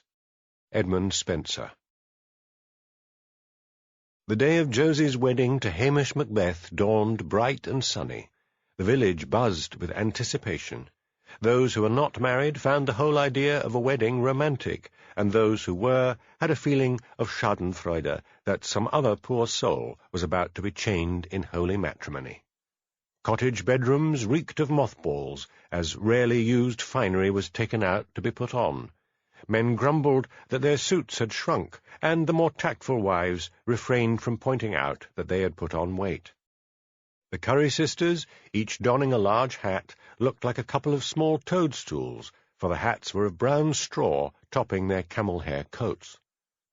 Josie squeezed herself into a body-stocking and took a swig of vodka to stop her hands shaking. Her mother came into her room to help her put on the wedding gown. "Your face is all blotchy," exclaimed Flora. "You smell bad. Have you had a bath?" An excess of vodka sometimes does not smell like alcohol, but more like a nasty body odor. "It's just nerves," said Josie, spraying her armpits with deodorant. "Help me on with my dress, and then I'll make up my face." In the police station, Hamish stood before the wardrobe mirror in his bedroom, dressed in a rented morning suit, and surveyed himself miserably in the glass. Jimmy came in, similarly attired. "Cheer up, Hamish. It's your wedding day, and you're going off on your honeymoon. Think of all that hot sun." If only I could win the lottery, thought Hamish. We could live in separate houses. Why on earth did I not just promise to pay maintenance for the child and remain single? But in his heart he knew that in an old-fashioned village like Lochdu it would be looked on as a scandal. Daviot would never stand for it, seducing a policewoman. "I gather we don't have a limo to take us to the kirk," said Jimmy. "It's only a few yards. We'll walk." "Your ma must be pleased." "Aye, she's looking forward to seeing some grandchildren," said Hamish. He had been avoiding his family of late, frightened that strange Highland telepathy might pick up on his distress. He had not even introduced Josie to them, making excuses time after time that she was out on a job. "Well, let's go," said Jimmy impatiently. "Want a drink?" "No." Hamish made his way to the kitchen door. He bent down and patted Lugs and Sonsie. Angela had promised to look after them while he was on honeymoon. They walked out of the police station and onto the waterfront. It was a perfect day. Hardly a ripple disturbed the blue waters of the loch. A group of fishermen heading for the church gave a ragged cheer. Hamish looked around himself bleakly. He felt he was saying goodbye to all the happy times he had known. "Man, you're as white as a sheet," said Jimmy. The church was full to the bursting point. He took his place at the altar with Jimmy at his side and sent one last desperate prayer upwards. "Dear God, if there is a God, get me out of this." "You look right miserable," hissed Jimmy. "I'm still a bit weak," said Hamish. Priscilla Halberton Smythe had sent him a congratulatory message from Australia, along with her apologies that she was unable to attend. There was a murmur of anticipation. Then the choir burst into a rendering of "You'll Never Walk Alone." "Yuck," murmured Jimmy. "Did you think of that one, Hamish?" "Nothing to do with me," he muttered. Then Charlotte, Josie's bridesmaid, hurried up the aisle and said to Hamish, "You've got to come outside. Those wretched pets of yours are stopping Josie entering the church. It's a disgrace, that's what it is." Hamish ran down the aisle and outside. Josie stood there on the arm of her uncle. In front of them, barring the way, stood Sonsie, hissing, fur raised, and Lugs barking like mad. "That's enough," shouted Hamish. "Off home, the pair of ye." They slunk off, and Hamish went back into the church and up to his former position at the altar. The choir, which had fallen silent, burst out into song again. Hamish stared straight ahead as Josie made her way up the aisle. Jimmy turned round. "My, she's got fat," he said. "Has she got a bun in the oven?" "Shut up," said Hamish. When Josie stood next to him, he stared straight ahead. "Something's far wrong here," thought Jimmy suddenly. "He's hating this. What can I do now? I can pretend to have lost the ring. Maybe that'll help." Hamish did not listen to the opening words of the marriage service. Then Mr. Wellington said the piece about anyone having any reason against this marriage to speak now or forever hold their peace. The church doors crashed open, and a clear voice said, "I have." There was a babble of shocked alarm as Elspeth strode up the aisle. "Explain yourself," shouted Mrs. Wellington. Elspeth faced the congregation. "This woman, Josie McSween," she said, her voice dripping with contempt, "has tried to trick Hamish into marriage. At one time I believe she doped his drink with rohypnol. It's commonly known as a date-rape drug. She pretended she was pregnant. Hamish took a urine sample and a blood sample to the forensic lab in Strathbane. They lied to him and told him he was in the clear. I have confirmation from a forensic lab in Aberdeen." Her eyes ranged over the congregation and settled on Leslie and Bruce. "Yes, I took the samples out of your lab, so sue me. Josie got a certificate from a shady doctor in Strathbane to say she was pregnant. I wondered whether he would admit to it. Listen to this." She switched on the tape recorder. The congregation listened in appalled silence. Josie turned to flee. Charlotte shouted after her, "You stole my pregnancy kit, you wee bitch!" Flora hurried after her daughter. Josie jumped in the limousine waiting outside. Her mother climbed in after her. "Perth!" shrieked Josie to the driver as the congregation began to stream out of the church. Leslie and Bruce found Daviot looming over them. "You are suspended from duty pending a full inquiry," he said. "Not another word." As they went off, Daviot turned round and saw Jimmy. "Where is Hamish? This is awful. I am sure he has not recovered from that shooting." "He's down on the beach," called Angela. They all rushed to the waterfront wall.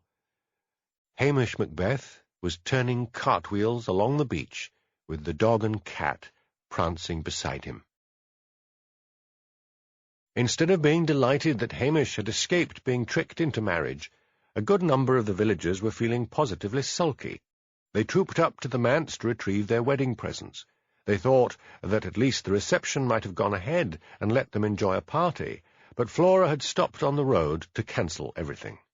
Because Flora had employed a catering firm who were already packing everything up, there was nothing they could do but mutter that Hamish should have known something was wrong. In the police station later, Jimmy said the same thing. "Had you gone daft?" he asked. "Couldn't you tell when you'd had sex or not?" "How could I think otherwise?" said Hamish. "I woke up, and there she was, in the bed. Then she gets proof she's pregnant. What else could I do?" Superintendent Daviot walked into the kitchen without knocking. "This is a bad business," he said. "I want a full statement from you, Macbeth. Forensic experts are hard to find. There's to be a full inquiry. Josie McSween is not fit for the police force. She will need to make a statement as well. But I cannot understand how an experienced policeman like yourself came to be tricked." Hamish was beginning to wonder the same thing himself, but Jimmy leapt to his defence. "How was he to know, sir?" he asked. "A good copper goes by the evidence, and Josie had all the evidence." "Dr. Cameron has been arrested," said Daviot. "He won't weasel out of this charge the way he did the last one." "How did Josie get the rohypnol?" wondered Hamish. "Maybe she got it out of the evidence room. There was a case last year where it was used." "The press are all gathered outside," said Daviot. "You'll need to speak to them, or we'll never get rid of them." "Could you do that?" asked Hamish. "You're awfully good with the press." "I will do that now," said Daviot, who adored getting any sort of publicity. "We'll put it out that you are still weak after that shooting. Where were you supposed to be going on honeymoon?" "Corsica, tomorrow morning, for a week." "Then I suggest you take yourself off there while we sort things out here, and return in time for the Board of Inquiry." Daviot left the kitchen, and soon his voice could be heard outside, making a statement. "Where's Elspeth?" asked Hamish. "I owe her a lot." "She's up at the hotel." "Tell Daviot I've gone for a walk, to clear my head."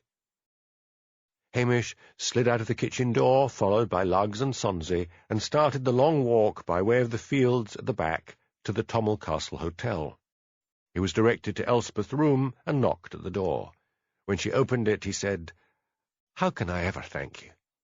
"Come in, Hamish, and bring the beasties with you." Hamish sat down wearily. "Thon was one great piece of detective work, Elspeth." "You need to thank Angela as well. She was worried about you. I guessed, because she told me you'd gone to Dr. Brodie for blood and urine tests, that you were sure you'd been drugged. Then there's Josie. Angela was sure you didn't care anything for her. I just wanted to make sure." "You'd make a better seer than old Angus any day. He didn't suspect a thing. Look, Elspeth, this is short notice, but I've got plane tickets to Corsica, and the hotel is booked. Single rooms, mind. I've been told to take a break. Why don't you come with me?" "Maybe I could. I've been told to take some leave." "I'll get Josie's air ticket changed to your name. It'll be great to get away. The press will be hounding me for a week. We'll need to be at the Inverness airport at 6 in the morning." Elspeth was suddenly very happy. "We can make it." "Right. I'll just use your phone and see to that ticket." Josie and her mother were sitting gloomily in a hotel outside Perth. As the limousine had turned into their street, Flora saw press ranged outside their house and told the driver to reverse quickly. She had left Josie in the hotel and had gone back to pack up clothes for them to wear, not wanting to return to Loch Dhu. The press followed her when she left after loading 2 suitcases into the limo. "Can you lose them?" she asked the driver frantically. "Sure," he said. By shooting 2 red lights in Perth, racing up the A9 at 100 miles an hour, and then swerving off the road and up a farm track, he was able to hide out until the pursuers roared past. Flora had been left very comfortably off, but she felt bitterly that Josie's caper was costing her a fortune as she paid off the driver and tipped him handsomely. Then there were gratuities paid to the staff of the hotel so that they would deny ever having seen them. "It's all Hamish's fault," said Josie. "I'd have made him a good wife." "You're mad," said her mother, and Josie burst into tears. The police called for her 2 days later and told her a police car was waiting for her downstairs to take her to Strathbane. The hotel staff were willing to lie to the press, but not to the police. Flora wanted to go with her, but was told firmly to stay behind. "I'm going home, Josie," she said, as Josie was led from the hotel. "If the press are there when you get back, you'll just need to face them." Angela said to her husband, "Hamish has gone off to Corsica with Elspeth. Do you think they'll get married?" God forbid. This village has had enough of Hamish Macbeth and his weddings, and the sooner he gets back here and picks up those pets of his, the happier I'll be. That cat of his frightens me to death." Josie, on her way into police headquarters, was stopped by Blair. "Tell them that Macbeth led you on," he said. "Tell them he wound you up." So Josie, dressed neatly in a tailored suit and white blouse, with her hair brushed and shining, said in a low voice that she was so very sorry that Hamish had wooed her and led her on. But because she had proved herself to be an expert liar, this was not believed, which she saw immediately from the stony faces looking at her. The interview went on for a long time as they dragged everything out of her, from taking the date-rape drug from the evidence room to drugging Hamish, to faking evidence that she was pregnant. Finally, Josie was told to wait outside. She sat miserably on a hard chair in the corridor. She felt numb. When she was called in after 10 minutes, she was told she was no longer welcome on the police force. Hamish Macbeth had phoned from the Inverness airport to say he would not be pressing charges. They wanted the whole scandal hushed up as quickly as possible. If Josie talked to the press, however, they would press charges against her. Downstairs, nobody looked at her as she made her way out. She now had to drive to the manse in Lochdu to collect her clothes. She had begged her mother to do it for her, but Flora had hardened towards her daughter and told her to do it herself. She hoped against hope that Mrs. Wellington would be out when she arrived, but that lady was in the kitchen. "I'm sorry," said Josie. Mrs. Wellington was stirring something vigorously on the stove. She did not turn round. "Get your things and go," she said. When she had everything packed up, she took her suitcases out to the car and drove out of Lochdu. As she was approaching the Tommel Castle Hotel, she suddenly thought that one drink for the road would brace her. She went into the bar and ordered a whisky. Mr. Johnson came in after she had sat down with her drink and began talking to the barman. She went up to him. "Is Miss Grant staying here?" "No, she's not," he snapped. "She's gone off to Corsica with Hamish." Josie slowly sat down again. How could they do this to her? It was her honeymoon. Hamish and Elspeth spent a few blissful days either walking around the old walled Genoese town of Porto Vecchio or swimming at the beach of Balambaggia, a dream of white sand and clear blue water protected by pink granite rocks. Hamish said he still felt a bit shaky, and in the evenings he liked to sit in some cafe or other watching the people go by. Elspeth talked about her work at the television station. Unlike Hamish, she felt she could not relax because she knew there were a good few women who coveted her job. At times, when Hamish was dreamily sitting looking out at the crowd, she had an impulse to rush to the airport and get the next plane home. It was not as if Hamish showed any romantic feelings towards her. He treated her more like a male friend, and at night they both retired to their separate rooms. On their fourth evening there, Hamish suddenly said, "If you got married, would you leave your job?"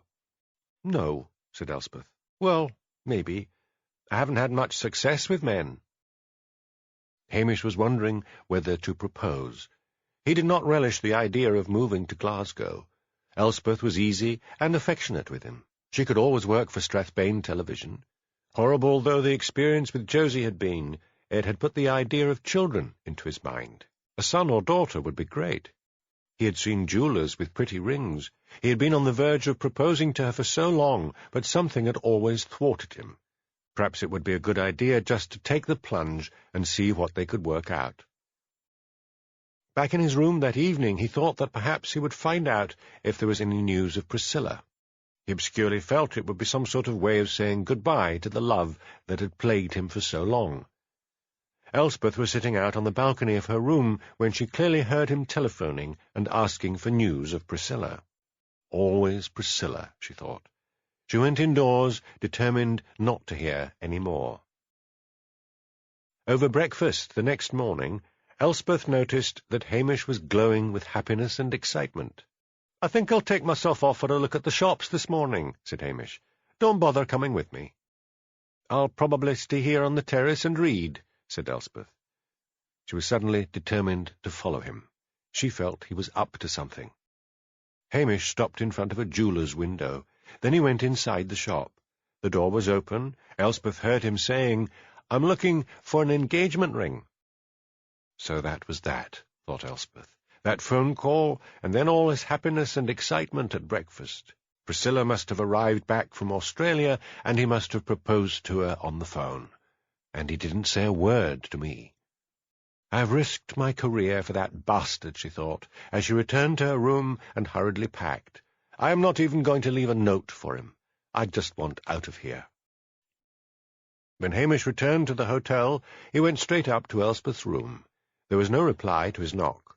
He decided to go down onto the hotel terrace and wait for her.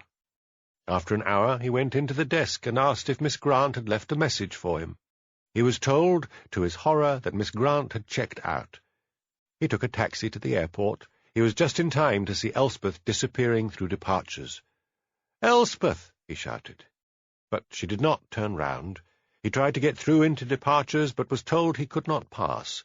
He begged and pleaded. He said he was a police officer, but to no avail. What had gone wrong? If she had been called back to Glasgow, why had she not left a note for him? But as he wearily returned to the hotel, he began to feel very stupid indeed. He had kissed her good night on the cheek, but apart from that he had not shown any romantic feelings towards her. Perhaps she had felt she had done enough for him and had got bored. By evening, though, a strange thing had happened.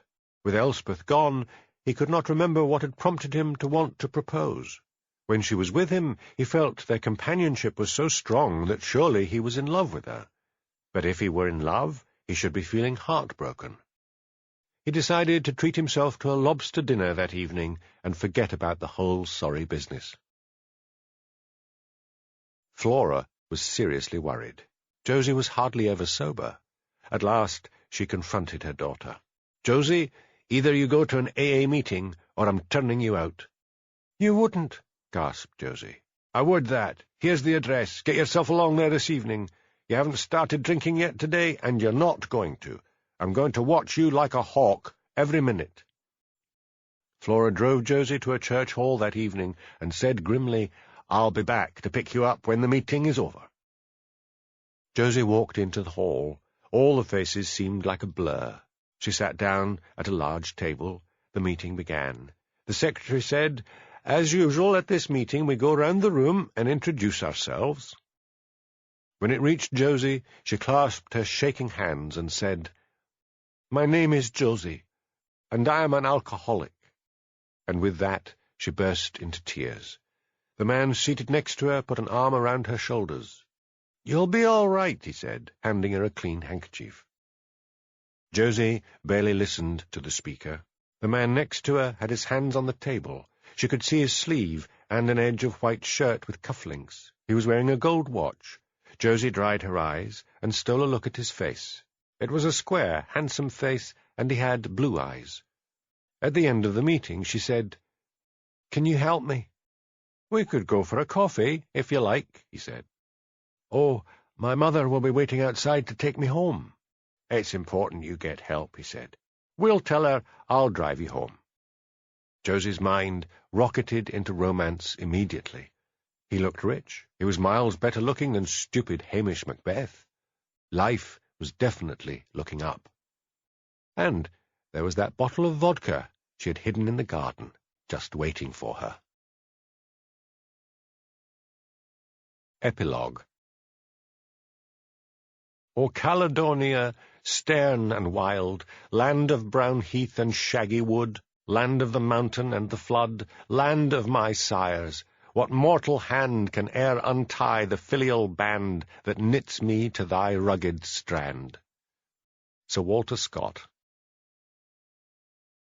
Lochdu settled back into its usually lazy life as a rare fine summer spread across the highlands of Scotland. Hamish appreciated his life as never before. Any crimes he had to deal with were small. He covered his extensive beat, glorying in the landscape. He had only 2 worries. Elspeth had not returned any of his calls, and he had not been demoted, so there was still the threat of another police officer being billeted on him. As autumn came around, he travelled down to the High Court in Edinburgh for the trial of Jamie Baxter. He endured a long cross-examination by the defence stoically. By the time it was all over, and Jamie was sentenced to 3 life terms for the 3 murders, he felt tired and edgy. Elspeth came back into his mind. Glasgow was only a short distance away. He decided to call on her and see if he could find out why she had left Corsica so abruptly. But at the television studios, the receptionist, after phoning to see whether Elspeth was available, said sweetly that he would need to leave his name and number, and Miss Grant would get in touch with him, if she wished. He knew where Elspeth lived, so he drove to her flat down by the River Clyde, parked and waited. It was a long wait, but policemen were used to long waits on doorsteps. At last, at 10 in the evening, he saw her drive up the street and park. She got out of the car. She looked slim and elegant, not at all like the frizzy-haired, thrift-shop-dressed Elspeth he had first met when she was a reporter on the Highland Times. A red sunset was setting over the waters of the Clyde. Little fiery points danced on the choppy water as he climbed down from the police Land Rover, feeling stiff and awkward. "Elspeth!" She swung round at the entrance to the flats and stared at him. "What is it, Hamish?" "What is it, lassie? You ran away from me in Corsica. You didn't answer my calls. What on earth did I do?" "Nothing." "Then why?" "Hamish, I'm tired. Do we need to go into this now? All I want to do is get to bed." "Yes, now. Can we go inside?" "No." "Look, Hamish," lied Elspeth, "I phoned the studio that evening in Corsica, and they said someone was trying to take my job. I panicked. I didn't stop to think. I just rushed off to the airport." "But you met me for breakfast the following morning, and you didn't say a word." "Look, I left on an impulse. I'm sorry. Okay. Now, if you don't mind—" She turned away from him and went into the block of flats. Hamish climbed slowly back into the Land Rover and sat deep in thought. What on earth could he have done? That evening before she left, had he said anything to put her off? He remembered that phone call to the hotel and how he'd asked for news of Priscilla. Could she have heard him? Then he remembered that the windows to his balcony had been open, and if Elspeth's had been open, well, she could have heard him. What if she had followed him in the morning and heard him asking for an engagement ring and assumed it was for Priscilla? Was that it? Oh, what's the use, he thought. Just let me get back to Loch Dhu. Elspeth stood at the window. She suddenly turned and ran out of her flat and down the stairs to the street, but she was just in time to see the Land Rover turning the corner and disappearing. Josie McSween was married. She was now Mrs. Jeffreys, married to a divorced lawyer she had met at a meeting, the one who had given her his handkerchief. They had been married quietly in a registry office and had gone to Paris on honeymoon. But even in Paris there were bloody AA meetings where she sat moodily glaring at slogans with legends like "Live and let God," and wondering what God had ever done for her. Still, a lot of sex had counteracted her cravings for drink until they were back in Perth, and Tom Jeffreys, her husband, was once more immersed in work. She knew she did not dare even have one drink, because, as Tom had pointed out, you can't bullshit the bullshitters, and he would know the minute she had lapsed. For fear of the press, the wedding had been kept very quiet. She longed to show Hamish Macbeth and all those creeps in Loch Dhu that she was now a rich, married lady. So one Saturday she startled her husband by proposing that they drive up to Loch Dhu. "I know I had an awful time there," said Josie, "but Sutherland is very beautiful. We could just drive along the waterfront at Loch Dhu, but not stop." Tom had been so busy since the honeymoon that he felt he had been neglecting her. He was disappointed that Josie did not seem to have made any friends amongst the women at the Perth meeting. But he thought it was early days. It took some people quite a long time to settle in. Josie relaxed in Tom's BMW and looked out the window as the car smoothly moved over the humpbacked bridge and onto the waterfront. But, to her horror, there was the tall figure of Hamish Macbeth standing in the middle of the road, holding up his hand. Tom slid to a stop and lowered his window. "What's up?" he asked. "There's a great big hole in the road ahead. You'll need to turn round." "Why, Josie, is that you?" "Yes," muttered Josie. Tom looked at the tall policeman in surprise. "Are you Hamish Macbeth?" "Yes, I am. Josie and I are married." "Congratulations," said Hamish. Tom made a 3-point turn and drove off. So that was Hamish Macbeth. Josie had described him as quite old, and with a sour face and little eyes. But the Hamish he had just met had been an attractive-looking man with fiery red hair and clear hazel eyes. He felt a pang of unease as he glanced at his sulky wife. "Let's just go home," said Josie. How she endured the rest of the weekend until Tom went back to work, Josie did not know. Every fibre in her body was screaming for a drink. Just one, she thought, just one little drink. When Tom went to work on Monday morning, Josie headed for the supermarket. She wandered down the aisle amongst the wines and liquors in a trance. In his office, Tom phoned his AA sponsor. "I'm worried about Josie," he said. "You should be," said his sponsor. "I tried to warn you. Josie hasn't hit bottom." "But she hasn't had a drink."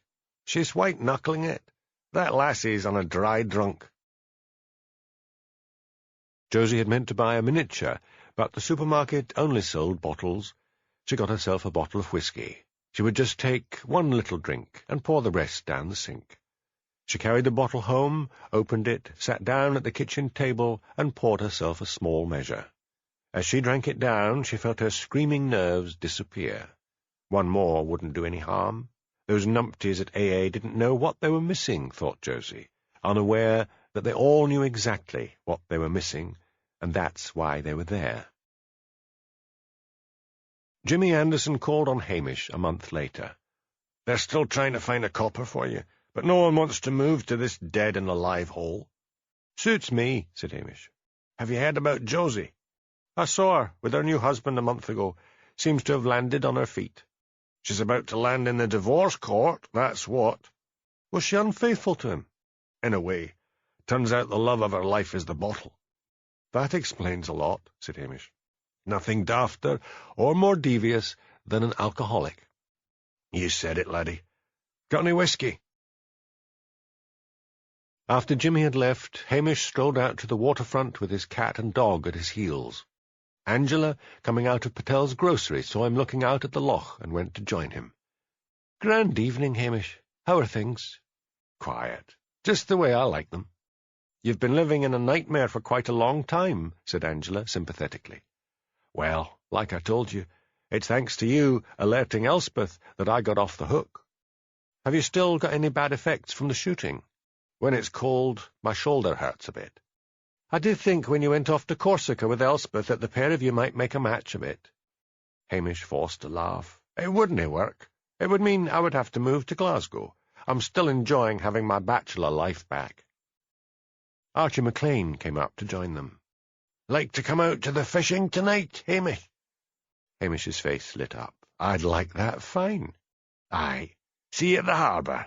Bring your beasties." Hamish said goodbye to Angela and strolled off. She saw him stop and say to his cat, "Think o' it, Sonsy. Lots and lots of fish." Lugs put a paw on Hamish's knee, and he laughed and picked up the dog and hugged him. Angela walked away, shaking her head. You might think, she reflected, that Hamish Macbeth was married already.